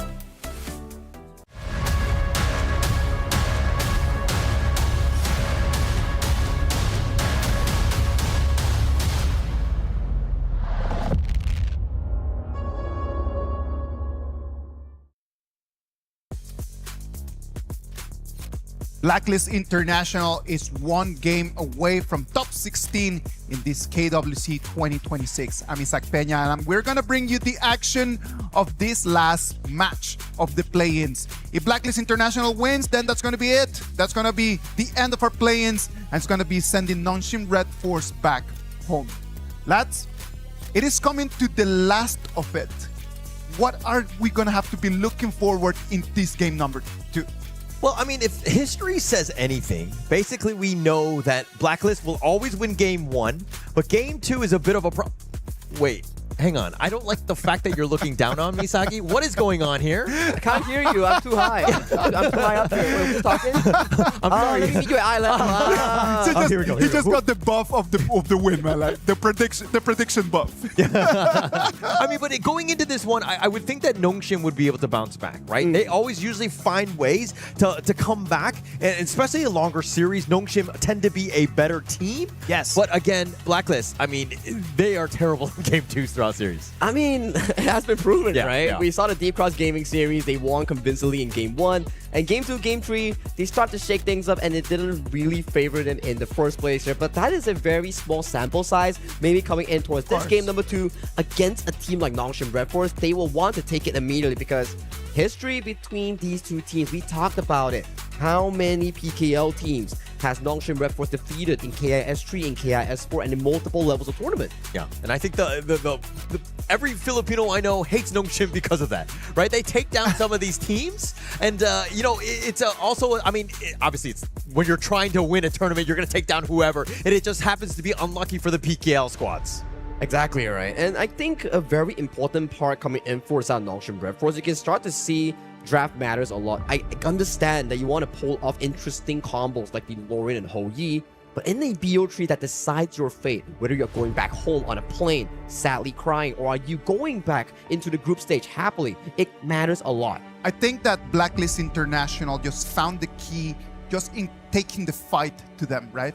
Like when Blacklist International just came in and they did not let Nongshim Red Force just to find their ground, like they really looked a lot superior. So if they can completely keep riding that wave, they might have the key to just really just succeed in this game. Yeah, but I'm also thinking that like if Ho Yi was replaced by any other, you know, laner, the farm laner, like yeah, like I think you would have just had a much better chance. I agree. I think that you're putting your team in a worse off position because of this draft here. Well, that's all in the past right now. And in the present here, we once again see Nongshim Red Force in the blue side banning Ukyo Tachibana and also the Lorian, with the side of Blacklist International locking away picks like the Zhang Fei and also the Pei. And going into this one, I think that, you know, like how you bounce back from that. I think that the Loong, you gotta let Siri get his heroes. It looks like they're gonna prioritize it here. They're gonna pick the Aoyan or the Loong here. There are several counters, right? You can always go for like a Byron and Chano, Byron and a tank roam. As long as you have 2 tanks going up against the Loong, he probably has a pretty tough time because we know for a fact that, okay, Loong has amazing laning phase, amazing burst damage, he has the ultimate getaway button, but when it comes down to burning down tanks, Loong sort of suffers pretty hard. True. And it looks like they're going to go the other way. Blacklist, understanding the power of this Haya. I think the Haya has completely just like changed the meta, especially since whenever she's like been released, she's had so much of an impact really controlling some of the team fights because again, that isolation is key. It is indeed key, right? You just want to use Dragon on this specific Haya pick, force out that 1v1, and then gather up both teams to go for that full-on fleshed out 5v5. And interestingly enough, we see a Mozi plus a Garuda. Very long-range setup here coming in from Nongshim Red Force. So once again, going back to the 3v3 control in that mid lane is what Nongshim Red Force specifically wants for their gameplay. So one thing I don't like is the fact that, like, I mean, they're ranged. Obviously, they have a team composition in mind, but this is all very incredibly squishy. Like, yes. the next 2 obviously have to be some sort of frontliners to protect those guys, but you got some glaring weaknesses on your team, and you need to shore them up very quickly. Now, if we go through the available pool of tank junglers in this patch, Ogron is used by the side of Nongshim Red Force. So you have things like the Floorborn tank, you have the Yangjian semi-tank bruiser, Nilita is available, Ying is also okay, but you're in the second phase panic stage and immediately, right off the bat, Floorborn tank removed. This allows Just Chi to actually go in for more of those aggressive jungle assassin picks. Yeah, right now it seems like, and we kind of like the red side, obviously you get to counter, right? You're kind of second and third, so they have a little bit of an edge because you've got that information. But going into this one, it seems like thus far, I would give the edge to Blacklist just based on these 3 picks alone. I fully agree with you. Strong laning phase, strong control, and then you have a lot of the active presets where you have to Lianpo, have to hire to go for those big full-on engages here. But Nongshim Red Forest in that mid 2v2 control still looks pretty good in the sense where you have the Garuda and Mozi, where anytime someone appears in that mid lane, that 3v3 oftentimes favors the side of Nongshim. Yeah, and it's kind of like the Angela Moats pick, right? Yes. With the Cannon Blast, you got the Stun Lock and the Wings of Judgment to potentially just take them down, but you don't have the Chaos Cinder. So it's like, it looks good on paper. If they're able to put it off, that would be amazing. But still, there are definitely some weaknesses in this 1-2 combination that they got. Yeah, it's like, it doesn't guarantee you a kill, but it guarantees you a lot of health bar coming in from your opponents here. But as long as you get the health bar, you can potentially win out the map because you're too low to actually respond to you in specific places. And judging from the bans, we might see another Yang Jian coming in from the side of Just Chi in that jungle, and we may see a Florentino as well coming from Chami. Has that potential, right? And I think that, I mean, just kind of want to talk about the fact that, yes, the Nongshim side definitely have some weaknesses, but they're all ranged. They're all trying to stay away from this Haya as much as possible. But this Jing pick gets to the back line. It doesn't care how it's going to get there. It's going to get there. Oh, I love the Jing pick coming in from the side of Just G here. Although we don't see him play this specific pick in competitive a lot, but he's known to be one of the better Jing players coming in from PKL alongside with Boom's Carl. And you got to wonder here, Nongshim Red Force, what kind of jungle pick is there left? You still have the Luna, you have the Ying, which we have seen Haku favor a lot back in KME and also KML days. And also, if you're looking at this one, the fact that the Jing is there, the Cannon Blast, not easy to hit, right? So they need to find a way to lock this guy down somehow. Plus, you have the Wolves that could potentially block that as well. It seems like going into this one, it looks like they're going to try with the Charlotte and the Dune on this Haku. You're talking about a tank jungler. Well, there you go. I'm feeling Florentino. I'm 100% guaranteed I'm feeling Florentino right here, right now. For Chami 1, or at the very least Davara. I feel like those two picks work really well. I'll at the very least go for a Fatih pick that could be pretty beneficial for their composition here. But we have to wait what is the exact selection coming in from that boy wonder in the Clash League. And it's the Florentino, man. The third of our tournament here. Almost 100% pick and ban in every single tournament, and we are getting it from Chami 1 this game. Finally, we get to see exactly how the Florentino, I mean, it hasn't had the greatest of successes thus far. I believe it's 0-2 with Ehans on that one. The other teams haven't been exploring on it. Question to you, Holler. Yeah. Since Florentino is heavily banned, but it's 0-2, is it a Ehans problem or is it a Florentino problem?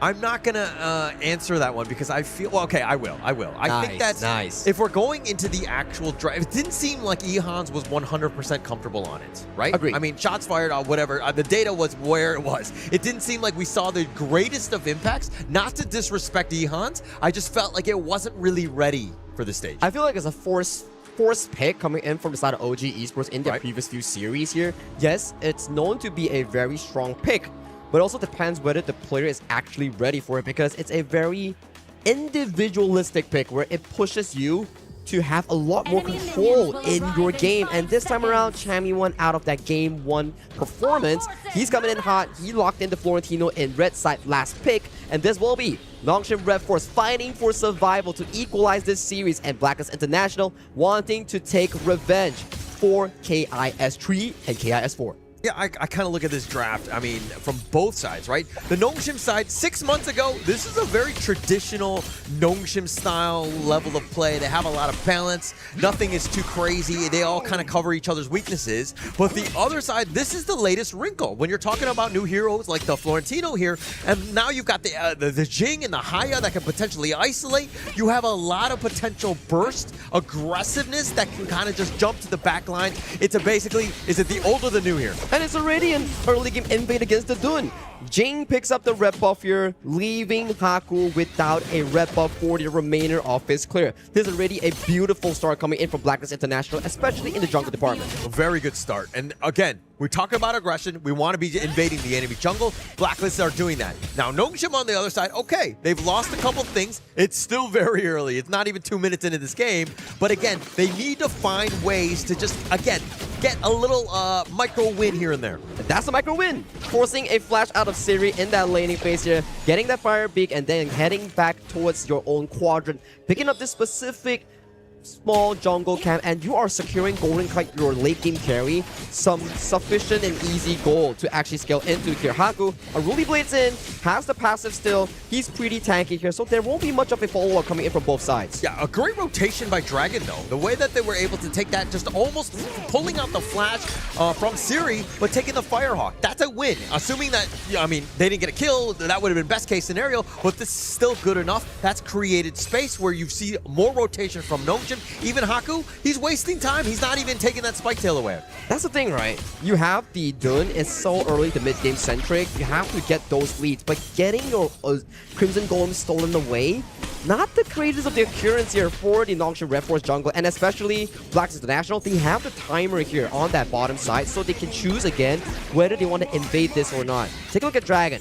Slowly pacing this top side, potentially forcing a fight against Rattel. Yeah, and at the same time, I'm kind of not liking how Nongshim are playing. They're playing within their own map, on their side of the river, if you will. They know that the Jing is there. Jushi's going to be a problem.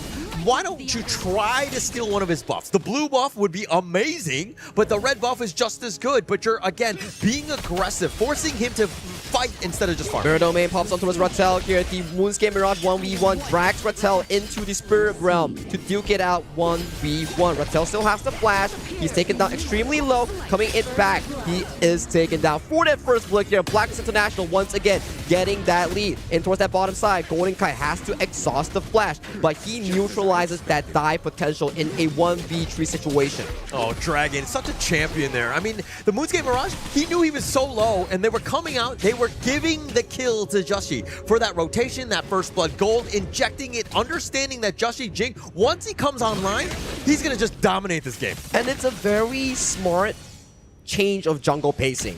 Normally, you'll be like, oh, Justy is probably doing Crimson Golem after his Azure Golem, but what he did was like, hey, let's catch this timing. Let's skip the Crimson Golem, immediately go for that gank, and that's how they got Rattel. Setting up Jammy 1, setting up Justy for more leads going on for their respective lane. Look at the goal lead here. Chammy winning 600, Justy winning 400 here. That's the entirety of the goal lead for the side of Blacklist. Yeah. Almost all of them have gone in their favor, right? And I think that Blacklist, their decision-making, the way that they're rotating has been on point. They look like a well-oiled machine at this stage of the game. Tyrant starting off by the side of Noxious Red Force here. Tremor Smash towards the backline, finds Illusion, pop to reduce the flash. But they do can over the Tyrant over to the side of Noxious Red Force here, so it's flash for flash exchange. But winning in terms of the side of the common spell, I would say, Champ, they got pretty much of a flash. 2 flashes. Yeah, 2 flashes on this one, but I mean, they lost the Tyrant, which is the biggest takeaway from that one. I think Nongshim, if they lose that Tyrant to start things off, it would have been disastrous for them. Oh my god, Justy. He got steal. That's the power of the Jing, right? The double smite mechanic that actually allows you to outsmite your opponent here. Justy right now, just doing an exceptional job in making sure that Haku doesn't get to play the game in the jungle department. Yeah, this is why I'm not a jungler myself, right? It's having somebody steal my buff from me right in front of me. I would have been like, oh my god, Smite Battle won or lost for me. I'm going to give him full props, but I'm going to feel so bad. Towards the mid lane here, Dragon brings Haku in towards that 1v1, but Dragon very behind on gold here, so it's just an abduction to save himself towards safety here. A Unruly Blade towards the backline here to disengage towards safety, and at the top side, Free Tower goes into Blacklist International without any answer from the side of Nongshim. Yeah, I like it how you said abduction. I mean, Haku right there felt like he got a little probed on this one. Dragon just testing it out, but they were looking to potentially jump in. There was no follow-up, and plus, Dune, probably the hardest target to take down in this game. I agree, especially when you're talking about Dragon. He's on more of a contribution side. Yes, Blacklist is winning, but check out Dragon's goal here. He's giving it so much over to the side of Chammy, giving it over to the side of Justy, making sure that these carries get more farm for their respective self. And to be honest, I kind of liked it if Dragon were to get some of the farm himself, especially in that Mirage, and he's able to potentially solo someone. But again, it's all about setup. Justy, Golden Kite, and Chammy one, they all need farm, which could be a little bit of an issue because too many mouths to feed. Yeah, I think that's a very good point, right? Like, yes, high up with gold, amazing, but if you can allow that gold to flow into other people's pocket, that is amazing. And you can start to see the slow choke coming in for Nongshim here. Top turret down, bottom turret down. So far, no answer whatsoever for the remaining play. Good damage on towards Golden Kite, but what's next? Tower has already been taken down. There is no follow-up here. A lead blade going toward the backline here. Justy just using the mirror to swap himself towards safety. Yeah, we'll get on back. I mean, it's so hard to lock him down. If you're looking at the rest of Nongshim, they have to be lucky with like an errant cannon blast or like a wind slash that he just happened to not dodge. It's really up to Joshi. He's able to outplay them. And this is why this Jing pick is so good, because Nongshim don't really have that hard lockdown to really kind of blow up this glass cannon. And that's only the Jing pick. When you pan over to the side of Chammy on the Florentino, he's left unattended here. And as of this point, you have to bring a whole team of 2 to 3 people to actually catch him in that side lane push. So far, Rattel is always on the reactive end, and he's really difficult in making sure that he gets the priority here. And towards the bottom side here, Just G forces out Infinite Vastus here, making Siri rather uncomfortable for the next 60 seconds. That's going to be very uncomfortable indeed. I mean, without that dragon, now you see that Joshi, he's just like on another level at this point. If we're talking about the gold diff, he's up about 1.3 over Haku, right? And Siri is also far behind as well. Joshi is starting to get out of control. He's going to do some serious damage to these squishies in the back line. And if we were to tune back a few minutes, right, Siri had so much help coming in from the side of his own team to win out the laning phase 1v4 against Golden Kite, but Golden Kite held his ground so well, and he's only trailing about 200 gold behind Siri under so much pressure here. So yes, it's only 0-0-0 for Golden Kite, but his mastery over his lane, his ability to take on the pressure and play weak side is just amazing for this player. Yeah, we've been talking about almost everybody else, and I like that you address the fact that Golden Kite is still on the map. He's been quiet, hasn't died, he's slowly farming so that you know that, hey, oh, Joshi's a problem, Dragon with these Moonscape Mirages, but at the end of the day, Golden Kite will get them the finish in this one. Yeah, Rattel going dangerously low. Just G finding a bit of a poke. He does take his Pure Sky, so that's going to be 90 seconds of cooldown removed from the pool coming in from Rattel for that fateful fight later on in the 10th minute mark. Yeah, and I mean, if you're an Nongshim fan, you got to start being a little bit worried. This is the moment where you're kind of like, okay, where are we in this game? Are we able to come back? Because Blacklist right now are coming out with the edge in terms of all of the team fights as well as that big neutral there. That's my primary worry here, Holler. Nongshim Red Force, their late game is not as strong compared to Blacklist International here. Good damage coming from Wisdom Judgment here, but it doesn't really follow up with any sort of jungle invasion or objective take. As we look into the specific draft, the only late game marker is Charlotte that could potentially go for the backline here. Other than that, Series long went for the Bruiser build. That doesn't really do too well into multi-tank or Bruiser lineups like Shammy 1 or Chaz. So it's going to be rather difficult for the side of Nongshim to catch them up in the late game. Yeah, definitely Rattel, right, on this Charlotte, assuming he's able to go. Beautiful dive coming in from the side of Just G, catching Illusion, disallowing him for any sort of reaction in that play. Still has Flash, but that Mirror Domain just crystal clear with his target. Like, how do you even react to that? Joshi was on top of you so quickly there. No real chance to even react to that one. And they also get on a 0 golem here, so even if it's 2-0, even there is no kills happening across the gorge, they're just winning in every single small exchange, and that's another one going in. Siri, very low. He held onto the Infinite Vastus for a long time. And in towards the backline here, Chammy forced to use the ultimate to escape towards safety here. Has the CC immunity. How did he approach this specific Tyrant here? Just G still has no smite, but Haku, he needs to make a play. He needs to find something under the nose of Blacklist International. I mean, they're going to try to go for this Tyrant here. Siri, though, hanging on an Infinite Vastus, but now they're going in. They are going in indeed. Siri finding the 3 flames on towards Dragon here. Dragon pulling into a 1v1. In towards the black line here. Chaz taken down. Overdive, Illusion, Flash to reposition. Chammy using the Blossom, resetting for his life. But Rattel snipes the backline, finds Golden Kite, and through a losing position, it's Nongshim Red Force coming up at the crucial 10th minute mark. So Blacklist was trying to get on top of Siri, right? And they were actually doing a good job with just Chaz, but the rest of them were not in position to follow up with that. Siri was able to just dodge his way around. He was never really in danger, and he turned that fight around. Once Siri's dies, though, they got a chance, and Blacklist really botched that one in that. And Golden Kite, he was farming, he has the gold, but when Just G and Golden Kite simultaneously falls, all the gold goes in vain. Yeah, so it's Chaz in the bottom, right? Gets the perfect Tremor Smash, but with that Infinite Mass, he seizes up. The rest of Blacklist are now coming in. Just G gets killed because they were able to focus him down. He's very squishy, and then pretty much the wheels fall off on that one with Golden Kite going down for the first time. It's such an important fight for Nongshim Red Force to win. We talk about how reliant they are in this mid lane segment, and when the item power spikes are up, They go for the aggressive fight. Rattel holding on to its grounds, finding GoldenKite, and right now, with this Shadow Tyrant, they are back to equal grounds. Yeah, and they've just got themselves back in this game. I mean, the net worth is still in favor of Blacklist, but opening up the game with that mid T1, it looks like this is the way Nongshim like to play. They're fine from this position, and finding Siri really hitting his footing with these team fights has put them in a great spot. Haku goes in with the Unruly Blade, gets adopted into the 1v1. Meanwhile, in towards the bottom side, we do see Illusion being exploded by the multitudes level of CC. Siri coming down from his infinite vast is forced to back away. Dragon, meanwhile, looking at Haku dead in the eye. But this is what I like about Dragon here.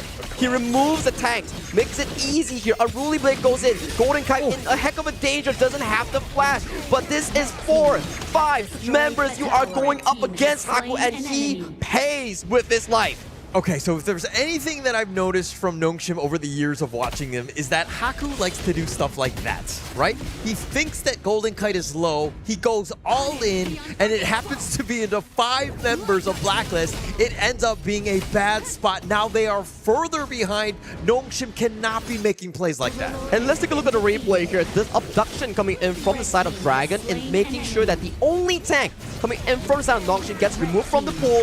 And unfortunately, Haku does not find the pick, coming back towards live. Rattel already being taken down by Chammy1 towards the backside here. Escapes from 2 towers, and Namu is forced to fall as well. They do get Dragon, but the damage has already been done. Siri soaring up towards the sky. Where does he land? Does he go for an aggressive one? He finds Justy and forces him away. Forcing him away, but Siri is very low himself. But they lose the mid T2. The bottom T3 was down as well, but GoldenKite still standing. This is a problem for Nongshim. Yeah, you have Haku. Yeah, he's tanky, but he's got that armor-piercing shot, and GoldenKite will take you down at this stage. Wow. And the late game from Blacklist is currently active right now. Nongshim Red Force, yes, amazing draft that you can actually play the early to mid, but the early to mid, due to the smart jungle rotation coming in from Just penalizing Rattel, just makes them so fierce in the late game with these item power spikes. And this is why Just is so scary. He's not afraid to just dive in, go for the burst, and get himself on out. He's been able to survive, and that's the huge difference between a good jungler and a great one. It's one thing to know the opportunity and to go in at the right time, but to stay alive. And to your point, Chammy1 also dived towards the backline here, getting the isolation kill on towards Rattel, and then backing away from the range of 2 towers here. Shadow Tyrant started off by the side of Nongshim Red Force here. They're positioned in towards the L bush, in towards the bottom side. Immediate flash engage towards the backline here by the side of Chaz. He's Just stole away the Shadow Tyrant. That's immediately crucial here. 2 already fall for the side of Blacklist International. The hope is diminishing from the side of the boys in red. They fall down. They are currently 3-man down, and you know what's down as well? Their potential crystal that Blacklist International is eyeing as they are looking to break the curse of Nongshim Red Force. I mean, right now it's all Blacklist as they're marching down this mid lane looking to end. The curse. The curse has been broken by the side of PKL's third seed. The nightmare that has haunted them for 2 full years at the biggest stage in Paris, France. They take down Nongshim Red Force with 2-0. They send them home and they advance to the group stage. Blacklist right now are like, okay, we'll play every single team in the EWC right now because they are on fire. They are taking down every single team. This is they are like the momentum is completely in their favor, and yes, they exercise the demons, finally taking down Nongshim Red Force. What a storyline coming in for the side of Blacklist International here. They fall to the lower bracket. They had to go through IKL, which is their rivals of OG Esports, and then coming into the final slot in towards the group stage, they beat their nightmare. And this is Blacklist International, the boys coming in from PKL third seed, securing the final slot. There were some questions going in. They answered every single one. They say, hey, we might have been third place in the VKL, but we're going to make our way through the play-ins. We're going to grow up. We're going to level up, if you will, and we will make sure that we're in the group stage. Really well played by Blacklist International. Congratulations to Blacklist International sealing that last spot into our group stage. With that, the 16 names in the group stage are all written down, and we're gonna be moving into the next moments of our tournament. Let's look at the game just really quickly. First time that Florentino takes the dub in this whole 2 days of play-ins, right? Yeah, it took us a while to get there, but we finally got there, and Cammy 1 proves to be, hey, this is how you play Florentino here, as he was 3-0-5. I'm telling you, when I was looking at drafts, like, that Dune and Charlotte pretty weak in the laning phase. Dune is a pretty big tank that this specific Florentino pick can actually cut down. Then I was like, whoa, isn't this the perfect Florentino angle for Cammy 1? Yeah. Boom, they lock it in, and he had a fantastic performance. But top jungle, beautifully played. They won Ratzel. But Golden Kite, despite being left alone all the way in towards that bottom side, he came out clutch with a 7-1-1 score. Yeah, I think Golden Kite right now is like, Ismore what? You know, because he was like showing up. He's like, never again will I be subbed out. I am not gonna let anyone just put my name on the dirt no more. So, well, I think that Holler just mentioned something very interesting while we were in the middle of the game, right? It was just the way that non-stream Red Force was playing instead of the way that Blacklist was just answered back. Blacklist International was very aggressive, and non-stream Red Force, instead of trying to gamble and try to be a little bit more aggressive, you take my red buff, I'm gonna go and try to steal yours. I think that non-stream Red Force was a little bit too careful in that area. Too passive. Yeah. You cannot do that, right? You're giving so much space to Justy, too much mobility, too much damage. He's going to out-farm you, and you see exactly why, because Justy was able to dive onto the back line. It's like, yeah, you've got your Dragon Series, but how many times can you go on before I eventually take you down? I think careful is one word, but also being not ready. Yeah. Because in terms of game plan, we did see that, yes, Haku started mid lane before he started the buff. So that gave information to the side of Black International. It's like, okay, he's probably going to have to either one of his buffs. So the moment he does that, he's going to use Smite, and we're going to immediately invade his buff. So even, let's say, they go for the counter invade, it's going to look really bad because you don't have Smite on Haku. Don't have Smite. I mean, it seemed like, again, going back to this draft with this Dune, it was like the old school Nongshim. We've seen this time and time again. It hasn't had, like, you need to evolve. I think that the heroes now are proving that we're much faster. We need to kind of constantly have different things. And the Haya, the Florentino, all of these heroes have really changed things up where Nongshim, it seemed, again, they were like in the past, if you will. I think that the Jing had an amazing performance today, right? Like, I think that the Jing just being that assassin, just moving around, the mobility, the damage that it can deal, it was one of the factors that allowed Blacklist International to take this victory. Joshi over there on stage with Mara are going to share a little bit of their thoughts on this game. Mara, take. And now we're here with Joshi from Blacklist International. Joshi, congratulations, you've made it to the group stage. Thank you, madam.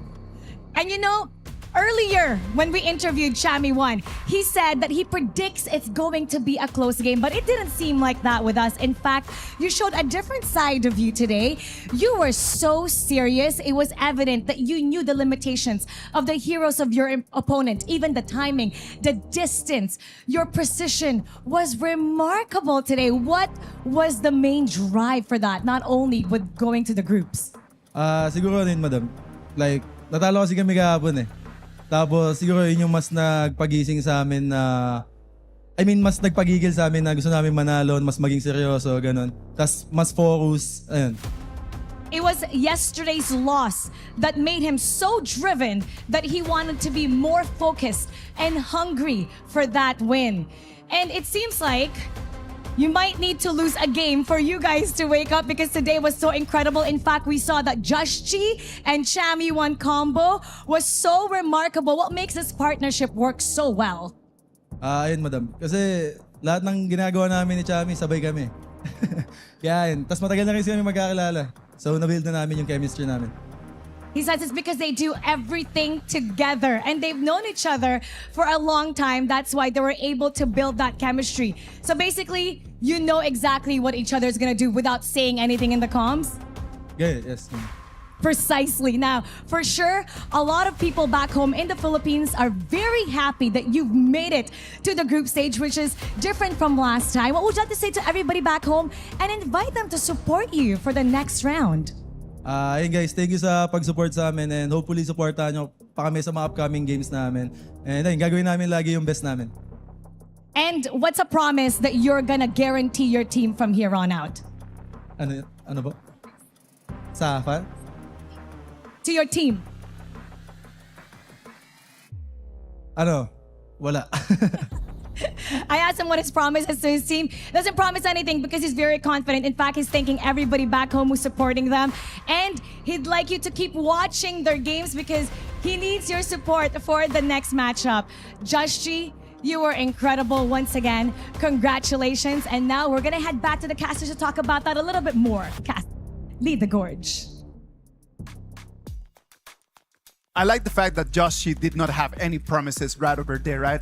I do believe that words count for nothing. You need to show with your actions. And Joshi today, the way that he played demonstrates that Blacklist International is not going to be an easy team to face in our group stage. Yeah, for me, my takeaway was the fact that, Chammy and Joshi was like, how do they build that synergy? They do everything together. Sagi, I think you and I will start doing everything together from here on out. But as you called it, no, you did not. You said 2-1. Boy, you said 2-1. Why you're changing right now? That's cheating. That is cheating.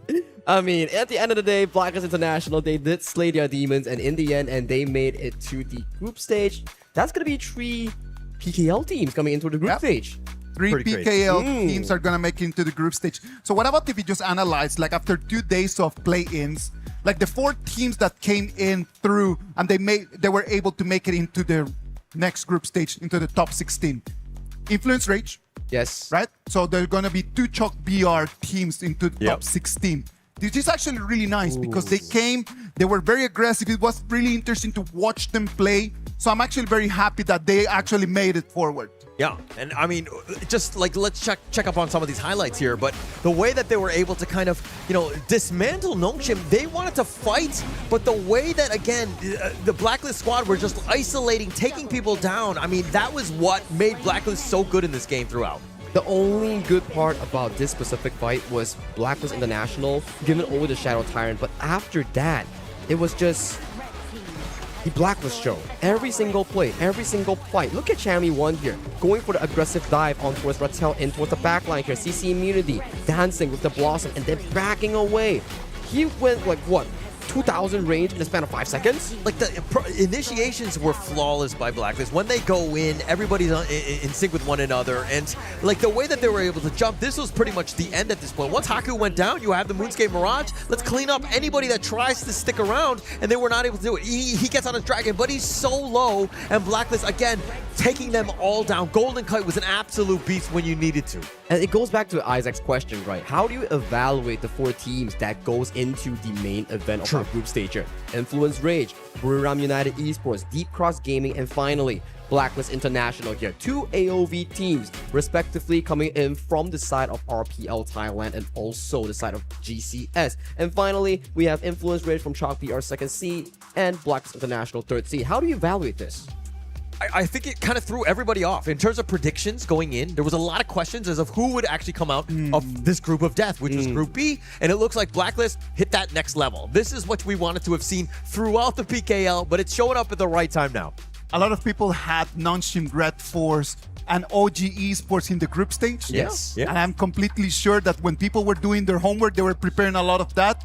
But look at that, Blacklist International came in and they were able just to seal that ticket into the top 16. I'm actually very happy that we have a variety of teams coming in. The 2 AOB teams that we're gonna have in the top 16, they're gonna make this tournament a lot more richer. Yeah, and actually that's what makes it fun, right? We have a representation from almost all the regions, all the different times, and this is that moment. Now we're talking about the group stage. The stakes are much higher. The teams, the level of play you're going to see is much higher as well. Everything, it just levels up. Can these teams, though, overcome and finally hit that mark as well? Well, what about we talk a little bit about the play-ins? We've had 2 days of play-ins, right? Like we had the Group A, we had the Group B. Which were the moments like that you guys believe have been the highlights of these 2 days here in Paris, France? Oh, I gotta think about this. I think maybe not the highlights, but the team that surprised you the most was Deep Cross Gaming. Okay. I think Deep Cross Gaming, from what I heard and from what I've seen, they definitely grew really, really rapid. And if we were to see Deep Cross Gaming being drawn to Pool 4 and go in against some of these Pool 3, Pool 2 teams, they could be a potential dark horse in disrupting the entire tournament flow. Yeah, that's definitely a good one. I think that we were all kind of surprised as of like how they would fit in with everything, but it looks like they've shown up. But for me, it was Blacklist International because I had a lot of questions going in. How would they be on the international stage? Again, are they going to be consistent enough to overcome some of the adversity that they were able to face? They showed up to all day today. All right, so Blacklist International, Deep Cross Gaming. I sincerely really like Deep Cross Gaming. I do. I sincerely believe that the composition that they had, the way that they just went out there, just found the players that they needed exactly for this roster, that is going to make a very difficult team in the group stage. True. So I believe that Deep Cross Gaming might be the factor that creates a group of death that for sure we're going to have. Yeah, actually that could be the biggest surprise, right? I think the group draw is going to be super exciting to see where these teams end up placing because that could be win or lose depending on where you end up being placed. I mean, if we're willing to look into like a teaser, a bit of the group stage draw, like format and everything, you have Pool 1, Pool 2, Pool 3, Pool 4. Pool 1 is already locked with teams like AGAL, Aurora, Kuaishou Gaming, and also DK Esports, right? Yep. And then Pool 2 is the region's first placers. Now, Pool 3 is the other teams. Pool 4 is the teams that freshly came out of play-ins here. And you can say like maybe for the side of influence rate, they don't look that good. But you take a look at DCG and Blacklist in Pool 4, and they could potentially join in into a group with ROC, another team, and then a KPL team, and then Blacklist with DCG. Oh, that's going to be a dangerous group, my friend. I'm telling you, man, since it's going to be a double elimination format, the teams are going to have an opportunity to, if you get to lose one game, you can always just come back, right? Yes. Remember that the two teams that are going to be at the top of their group are going to move directly into the playoffs over there in the main stage. So even more pressure. The pressure never ends. Let's be very honest. More best of threes ahead of you. So again, we're going to see a lot of the style that we saw, which is much faster. Yes. A lot in terms of like not looking to pick some of those deeper hero pools, but just to pull out the W, if you will. I think right now, right, the main goal for these teams, okay, we made it to the play-ins. Now it's time to make it to the playoffs. Top 16 to top 8 is a long road. You need to eliminate 8 more teams from all the respective groups. And back to Isaac's topic, format still doesn't change. Still BO3, still double elimination. Every game counts. You make one mistake, you wake up a wrong day on the wrong side of the bed, it really diminishes your win rate in that specific BO3. I am really looking forward for the group stage, man. I know that we're going to have the 4 teams that are already seated over there in the groups A, B, C, and D, which are like top of the top right out there. Yeah. And I really hope to see them coming in and jumping into our competition. Now, we are moving to the group stage, but before we do that, one final thing about play-ins that I want to ask you fine gentlemen. Who do you think is the best player out of the play-ins? Out of the play-ins? Yes. Whew. I think everybody has their time to shine. For me, I'm gonna go like Deep Cross Gaming. I just loved Sun's play. Okay. Because going into this one, there were a lot of questions in terms of like how he would kind of respond on this new team. Would he gel with one another? But I think that he showed up when he needed to, and he's been as consistent of a farm laner as almost any other farm laner could be. Now, for me, I think it's always going to be my boy Chammy 1. He's been performing really well. And you can start to see Group A, Influence Rage, first team advancing towards the group stage. And for Buriram United Esports, advancing towards the group stage as well as a representative coming in from Group A. Yeah, and I actually going into Group A, this is one where, again, a lot of questions. How would they do, right? Buriram United, it looks like they've got Team Flash's number, and that's what kind of springboarded them into that second slot. But on the other side, Influence Rage showed up when they needed to, right? They were able to take down BRU as well as SAUL Esports here. I think as we're talking a little bit about favorite players, right? Yes. I would say Nunu was the biggest surprise for me. In the whole 2 days. Nunu, the way that he played right over there in the mid lane. I would dare to say, for me, my favorite in these 2 days. I don't know if he's going to continue being my favorite after, depending on the group that he's going to be seated in, though. Yeah, I think that's too early to say, right? Like, sometimes it's not about you doing bad, it's about your opponent being maybe too good for you. And talking about too good, Group B ends up in something with not what we expected. In my predictions, I put Blacklist International and Nongshim Red Force making it out. So that's a 50% error rate coming from me, as D-Cross Gaming definitely defied all expectations I had. Yeah, and for me, I mean, T-Cross, just like totally impressed. Yes. I think that is a team, even the other guys that are like, in their ivory tower, if you will, are looking down upon and they're like, actually, kind of scary. We need to be a little bit careful. We need more intel because it seems like they're shocking some of the other teams as well. We started with 20 teams and we're down to 16. Sadly, 4 teams were already gone, and we need to go and check how that last one, Nonshin Red Force, how their key was crushed in that last minute. As we were just talking right over here, look at that. The Nonshin Red Force key being given by Joshi and being crushed, sealing their ticket back home. It's a very interesting storyline. Like how we always put Nongshim Red Force being the gatekeeper of Philippines in the majority of these tournaments. KIS3 back to back, and now coming in towards the side of KWC, it's Blacklist International, the team that has the most international appearances for the side of Philippines, crushing their Nightmares key. Yeah, and actually this is like that one part where you're like, okay, finally overcame. How much further can they go? Because they've exercised that one demon that was gatekeeping them quite a bit, and now they have that moment. Well, lads, we're coming to the end of the play-ins. One final thoughts over here for these 2 days. What do you think was the best thing in these last 2 days? Honor of Kings. Honor of Kings? For me, I love the format. The way that the teams were able to just like we had it so competitive even to the very end where every game really mattered. I do believe that the best thing for me was just the quality of the games, that there were never just games that were complete stomps. I do believe that every single team that came here fought till the end just to be crowned by honor. Ladies and gentlemen, thank you very much for being here with us. We're going to bring you the live draw, the group stage draw coming in a little bit, but by now you can go and have a little rest. Thank you very much for being here. This was day 2 of the play-ins.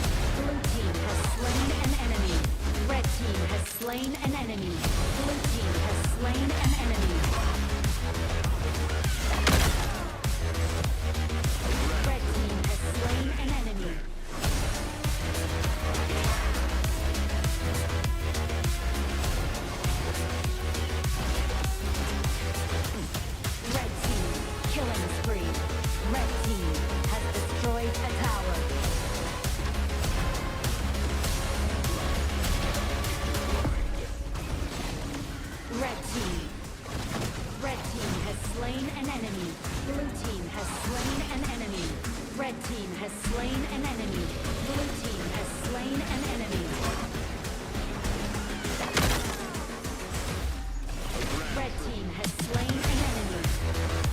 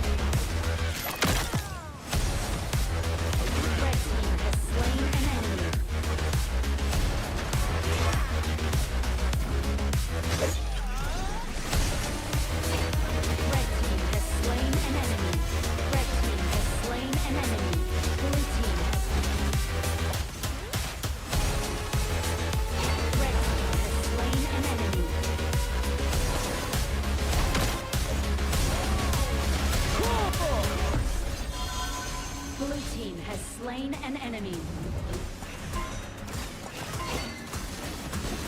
Red team has slain an enemy.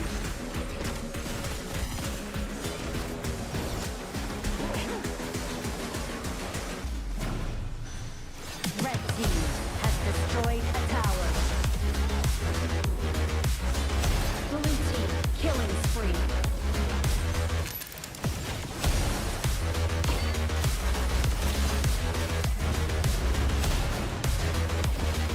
Blue team has slain an enemy. Dark Tyrant has been defeated. Cut through the sky!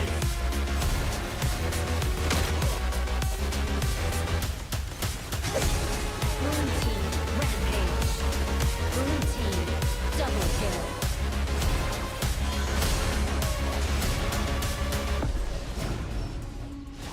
First blood. First blood. Red team has slain an enemy.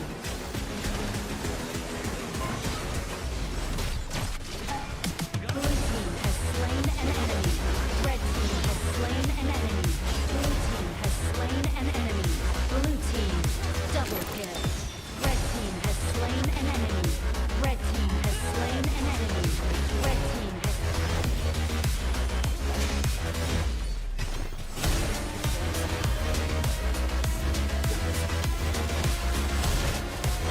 Red team has slain an enemy. Has destroyed a tower.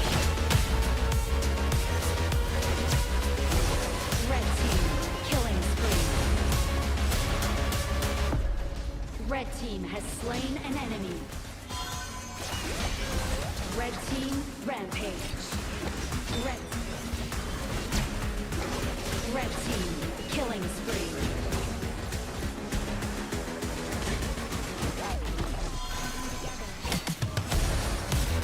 Blue team has slain an enemy. Blue team double kill. Blue team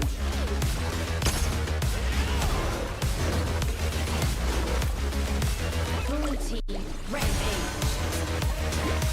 Blue team has destroyed a tower. Red team has slain.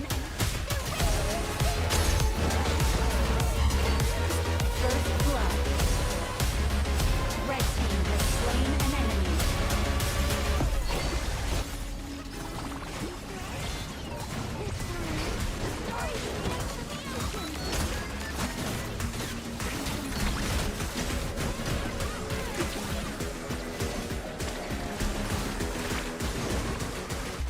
Blue team has slain an enemy. Red team killing spree.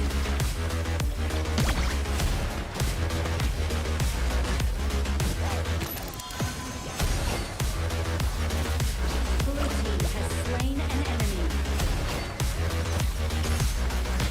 Blue team double kill. Blue team triple kill.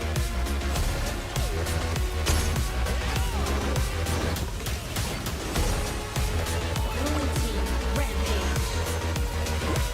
Blue team has destroyed a tower. Red team white with my reflection. First blood. And pirates have spawned. Ballistae have spawned. Blue team has slain. White with my reflection.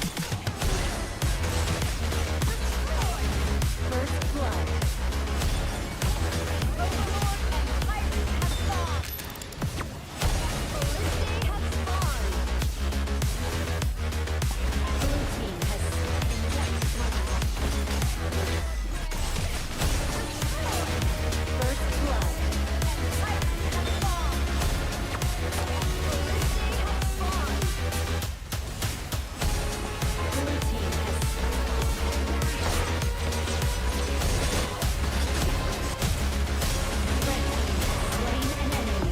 Red team has slain an enemy. Blue team has slain an enemy. Blue team double kill. Red team has slain an enemy.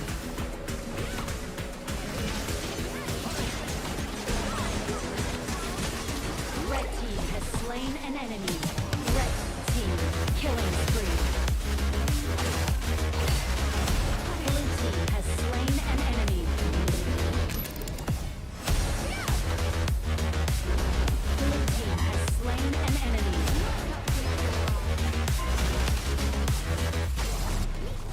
Blue team double kill. Blue team killing spree.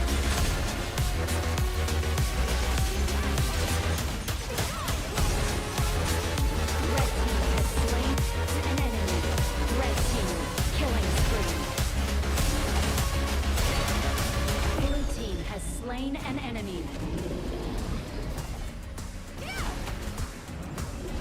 Blue team has slain an enemy.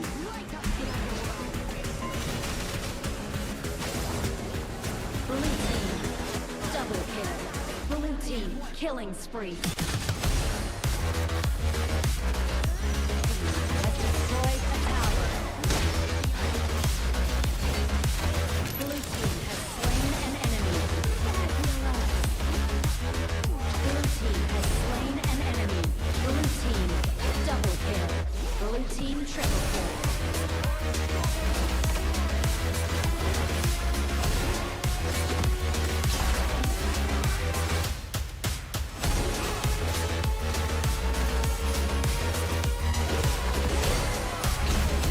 Blue team has destroyed a tower. Blue team has slain an enemy. Blue team double kill. Blue team triple kill.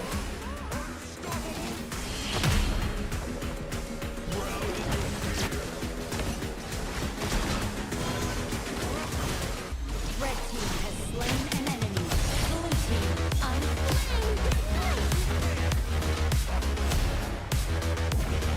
First blood.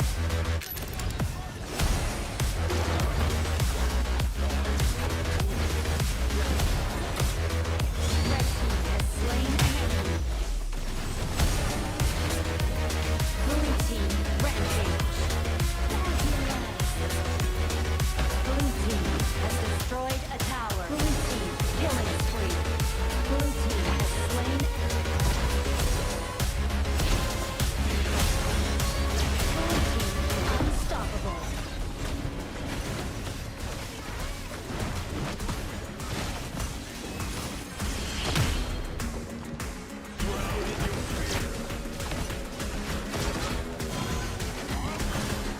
Red team has slain an enemy. Blue team unstoppable.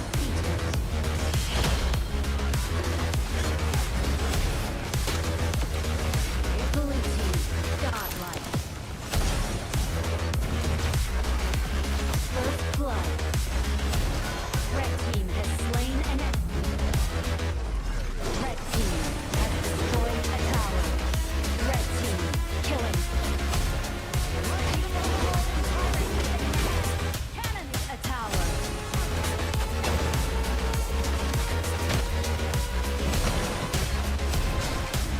Blue team has. We live and die like fleeting shadows. Blue team has slain an enemy.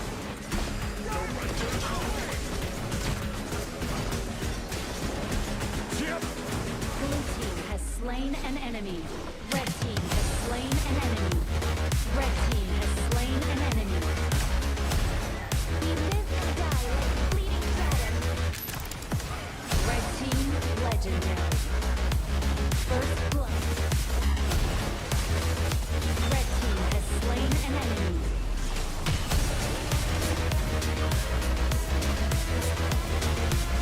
Blue team has been defeated. Red team has slain an enemy.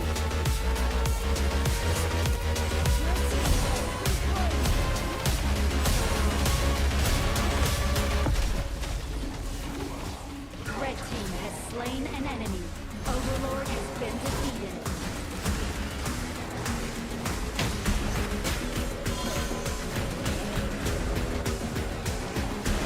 Shut down.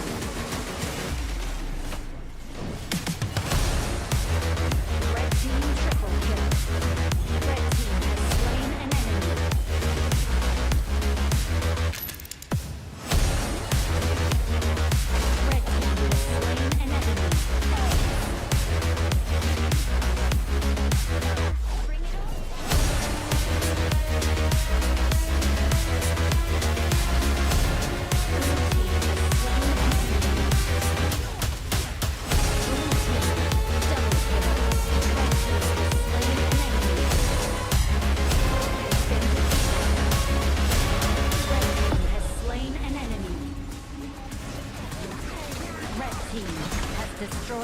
tower. Slain an enemy. Red team killing spree. Red team has slain an enemy. Red team has destroyed a tower. Dark Tyrant has been defeated. Red team killing spree. Red team has slain an enemy.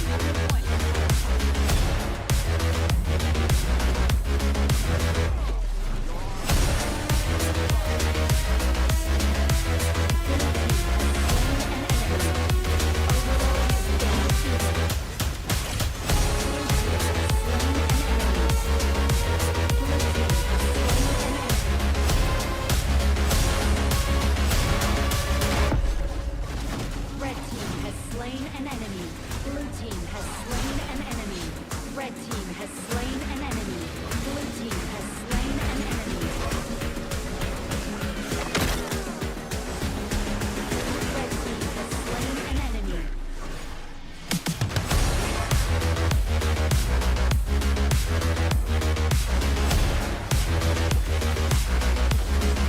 Red team killing spree. Red team has destroyed a tower.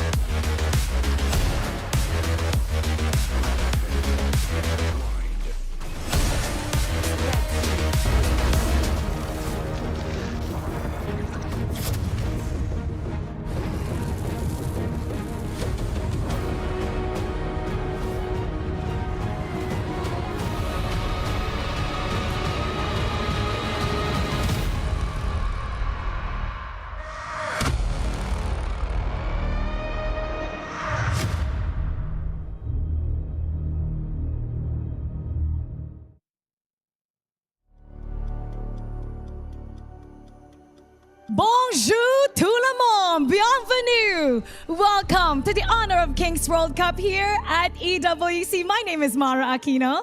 I am Isaac Peña, and welcome to the group stage draw, where the top 16 teams of our tournament are going to be seated into 4 different groups to see exactly where it's going to go this KWC 2026. We're live here in Paris, France. This is the 3rd year for KWC. This time, we're located in the 2nd host city, bringing the world's best players in Honor of Kings in one of the most iconic cities in the world, Isaac. Oh no, it's been iconic. Not only the city, but the performances of these teams in these 2 days of play-ins. We've had around 30 games, and each one of them has been electrifying, and the top 16 teams have already sealed their ticket into this draw today. Since you've been talking about what's happened in the past couple of days, how about let's take them back to the journey to see how we got here with the play-ins bracket, just to show everybody what has happened so far and exactly how they got to this moment with the play-ins bracket. So we're going to be showing them the groups and exactly what has happened and the story behind it. So it's been an amazing couple of days, and in just a little bit, the play-ins bracket will show up on the screen. No, of course, and I'm telling you that as Group A started and Group B, we had Influence Rage, Deep Cross Gaming moving in forward, Buriram United Esports, Blacklist International moving in from Group B. But as you can see in there, that's the group stage teams and its respective pools. And these are the pools. In Pool 1, there's AGAL, Kuaishou Gaming, Aurora Gaming, GK Esports. In Pool 2, there's Boom Esports, ROC Esports, Vitality, Virtus Pro. In Pool 3, there's Titan Esports Club, Team Nemesis, MIBR Lost, Revenant, X-Spark. And in Pool 4, those are the play-ins team with Deep Cross Gaming, Influence Rage, Buriram United Esports, and finally, there's Blacklist International. These are going to be the top 16 teams that they're going to be set over there in Pool 1, 2, 3, and 4. Now, remember that Pool 1 teams are already seated as the heads of their respective groups. We're going to have AGAL in Group A, Aurora Gaming in Group B, KSG on Group C, and GK Esports is going to be the head of Group D. And now, how about we have a recap of what has happened so far in KWC. So we've had the past 2 days for the play-ins. It's been an incredible play-ins. We've seen some teams crush their opponent's keys. And we had to Yeah. say goodbye to them. And the better ones, well, they got to move forward. It is part of the tournament, right? Like, we come here, everyone comes here with dreams, but only one team can become the champion. Only one team is going to be able to go home with $600,000 US. So some keys need to be crushed. At the end, 20 of them, only one team is going to go home with the trophy, with the key, and with the bag. You know what? We're ready for the draw. How about let's go behind here? Please. And let's everybody know what this is about. So we have 4 groups. Yes. And in each group, they will get a team from each pool. Of course. So as you can see right over here on stage, we've got Pool 2, Pool 3, and Pool 4. This is going to be very, very, very simple. We're going to start with Pool 2. We're going to take one team at a time. The first team is going to be right over there in Group A. Then the next team is going to be in Group B. The next one is going to be in Group C. And the last one is going to be in Group D. Clearly, the positioning of where they're going to be in their groups is going to be vital just for us to know exactly who's going to be their matchup. This is going to be a double elimination format where the 2 teams that are going to end up in the first and second place will go into the playoffs, and the bottom 2 teams are going to head back home. Now, Isaac, that we know how it's gonna work, how about let's invite our experts in to assist us with the draw. We have our game expert. Kai, please come on up. Thank you very much. You're going to be helping us out to seal the destiny of these teams. You're going to first just take one ball from here. That's going to be the team. Right after that, we're going to invite our friends right over here to tell us the positioning. So we're going to bring one more positioning fishbowl in order to know exactly what's going to be the matchup. So first, we're going to be starting off with Pool 2. Pool 2? Go Let's ahead. go. He is reaching in. And this is the first team to be drawn for today. And All right. the first team is... The first team, it's going to be Team Vitality. Team Vitality from Indonesia, the champion of IKL Spring 2026. And now we're gonna get another that bowl for Group A. Go ahead. And this is gonna be for the positions. Let us explain exactly what's going on right now, right? Team Vitality is going to be in Group A. Now, their positioning in there could be position 2, 3, or 4. Now, let's wait and see what's going to be that. That's going to be Team Vitality is going to be in position 2. Position 2. Team Vitality, Group A, position 2. And now we'll proceed once again to Pool 2. So we're gonna finish everything on Pool 2. We have Exactly. 3 more teams. Mara, this is going to be for the Group B. This is going to be for Group B. And in Group B, we're going to have Rock Esports. Rock Esports. From Malaysia. They are 3rd in MKL Spring 2026. And now we'll have the position for Group B. Group B, Rock Esports is going to be in Group B. What's going to be their positioning? Their seeding is going to define their matchup. We're going to have position 3. Position 3. Rock Esports is going to be in Group B, position 3. Rock Esports, Group B, position 3. We'll proceed once again to Pool 2. There's 2 more left. There is still Virtus Pro and Boom Esports right over here in Pool 2. This is going to go to Group C. Group C, Virtus Pro. Virtus Pro, the champion of Kings Major League Spring 2026. And now we're gonna get the bowl for Group C for the positions. All right, for Group C, Virtus Pro is going to be in which position? Is it going to be 2, 3, or 4? That's going to be position 3. Position 3. Virtus Pro is going to go into Group C, position 3. And finally, the last team that we're gonna draw in Pool 2. We already know this one. Yep. There's only 4, but we're gonna do this for formality. I think it's going to be from PKL. It's gonna be Boom Esports, the champions from the Philippine Kings League. Boom Esports is going to go into Group D. And here we go for the positions for Group D. All right, let's see the positioning for Group D. Boom Esports right over there in Group D, position 3. Position 3 for Boom Esports, our last team from pool number 2. We've been getting the position 3 now, but now we're gonna go to pool 3. Awesome. Go ahead. Pool 3 has Titan Esports Club, Team Nemesis, MIBR Loss, and Revenant X Spark. From pool 3, it will be MIBR Loss. Los Grandes, MIBR Loss, the Chuck BR Fall, first place is going to be in Group A. And now we're drawing the position for Group A. Position for Group A. Here we go. Position 3. Position 3. Position 3 for MIBR Loss is going to be position 3 in Group A. Group A, position 3, MIBR Loss. We're gonna head back to pool 3. So there's 3 more left. Here we go. Let's check out this one. The positionings, they really help the team. They see, hold on. Titan Esports Club. Titan Esports Club from the Philippines. The runner-ups for PKL Spring 2026.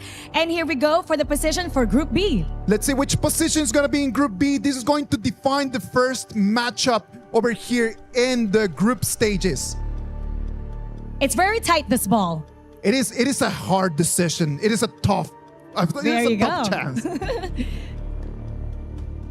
And it is position 2. Position 2. It is going to be Titan Esports is going to be in position 2 in Group B.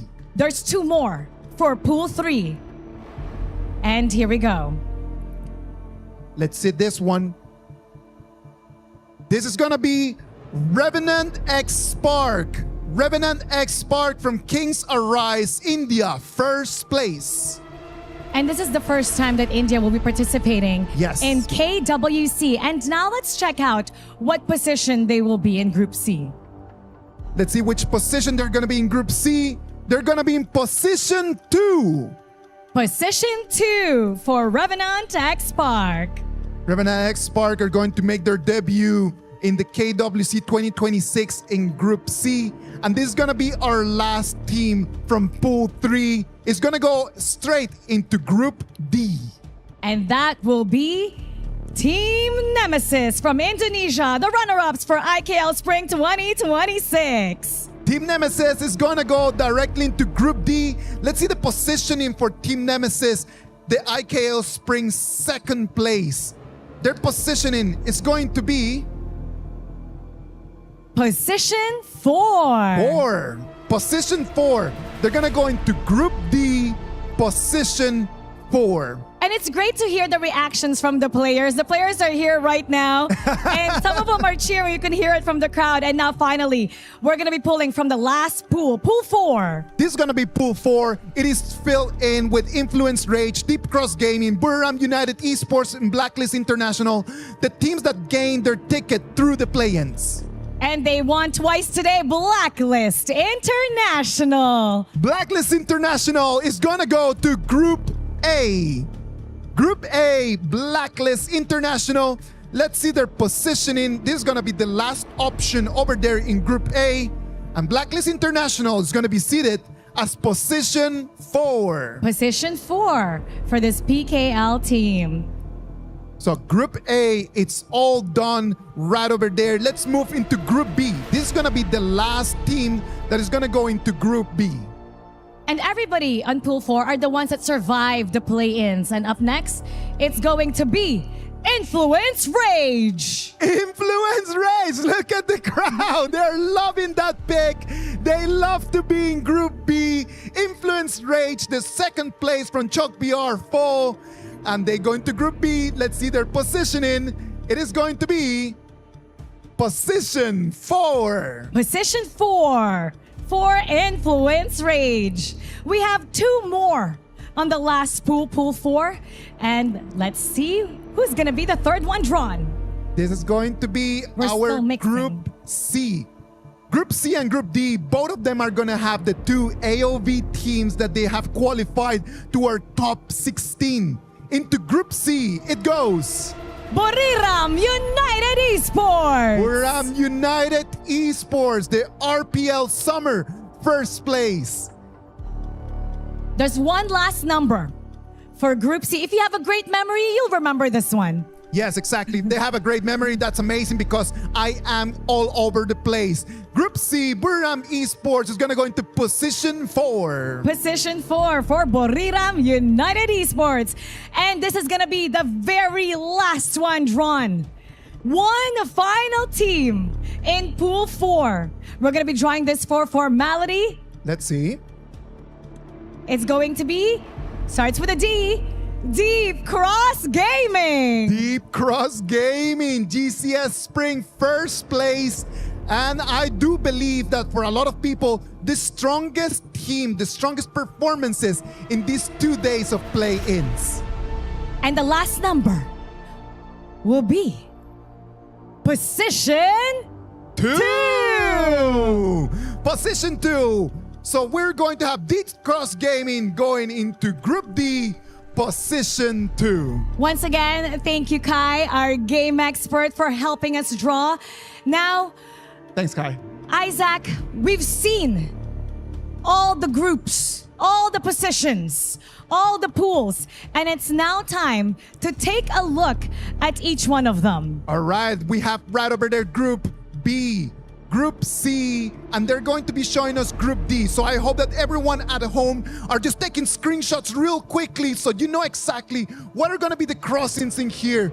From what I can see, this is going to be a really, really interesting group stage. Yeah, we want to also know what people think about the draw. Leave a comment down below because we want to see what you think about each group. And how about with that, let's take a look at the bracket showing each group. And I want to know your thoughts on this one. My thoughts? All right, let's go. Because people normally discuss about the group of death, or if there's any group that you feel, well, you know what, this team will have an easy time with that one. Okay, so I do believe that Deep Cross Gaming, for their performances in these 2 days, they're going to be the strongest team from Pool 4. So whoever that is going to be taking on that is going to be in there for a surprise. So I do believe that Group D, right now, in my instinct, it might be like the strongest group. And now we're going to be taking a look at the Group A bracket. These are the teams that will be competing. It'll be AGAL, Team Vitality, and MIBR lost with Blacklist International. And again, whoever wins that one will get to move on to the next round. How about let's check out Group B? Remember that this is going to be a double elimination format. So even if you lose your first game and you move down, you still have a chance to move forward. For Group B, it'll be Aurora Gaming, Titan Esports Club, ROC Esports, and Influence Rage. What do you think about this group, Isaac? Oh, I like the levels in this one. Every single team in here is very leveled. Group B, I can see any of these teams moving forward. And now let's take a look at Group C. All right, Group C is going to have Kwaisho Gaming against Revenant X Spark. And then the second match is going to be Virtus Pro against Buriram United Esports. What are you thinking? What are your thoughts about this group? I see KSG taking in there on the upper bracket. But on the second side, Virtus Pro, from what I have seen in the past, they are contenders to take that second spot. Now, finally, let's take a look at Group C. Group D. With Group D, we have GK Esports, Deep Cross Gaming, Boom Esports, and Team Nemesis. I'm telling you, this is the group of death. This is the group of death. Deep Cross Gaming against GK Esports. That's going to be the best game in that group stage. GK Esports and Deep Cross Gaming, both of them very strong. And I do believe that based on their performances right now, DCG could actually be the surprise. You know what's actually surprising as well? We've seen the AOV and HOK teams with the players, and they're actually merging really well. I mean, their synergy is really amazing. Now, we also want to know what the people online think. Leave us a comment down below. Are you happy with the groups? What do you guys think? Which one is the group of death for you? Which one do you think will be the easier one? I do believe that everyone right now wants the group stage matches to start immediately. If we could just have a time machine and they just start moving forward in time, I know that everyone is ready to have the best of the KWC 2026. Now that we've seen the road ahead and what teams the players are matched up with, we expect you to support your favorite teams, and also you can vote in the in-game app. It's gonna be an exciting group stage and I can't wait for that, Isaac. I'm telling you, Mara, we're up there for amazing performances coming in for all of the teams. So everyone at home, I hope that everyone's going to be online. I am going to be talking to the casters. I'm going to be talking to the predictions. And then we're going to try to break down all of the action of this KWC 2026 live from Paris, France. From everybody here, merci beaucoup. We thank you a lot and we expect to see you tomorrow for the start of the group stage. Keep it good vibes, everybody, and we'll see you tomorrow.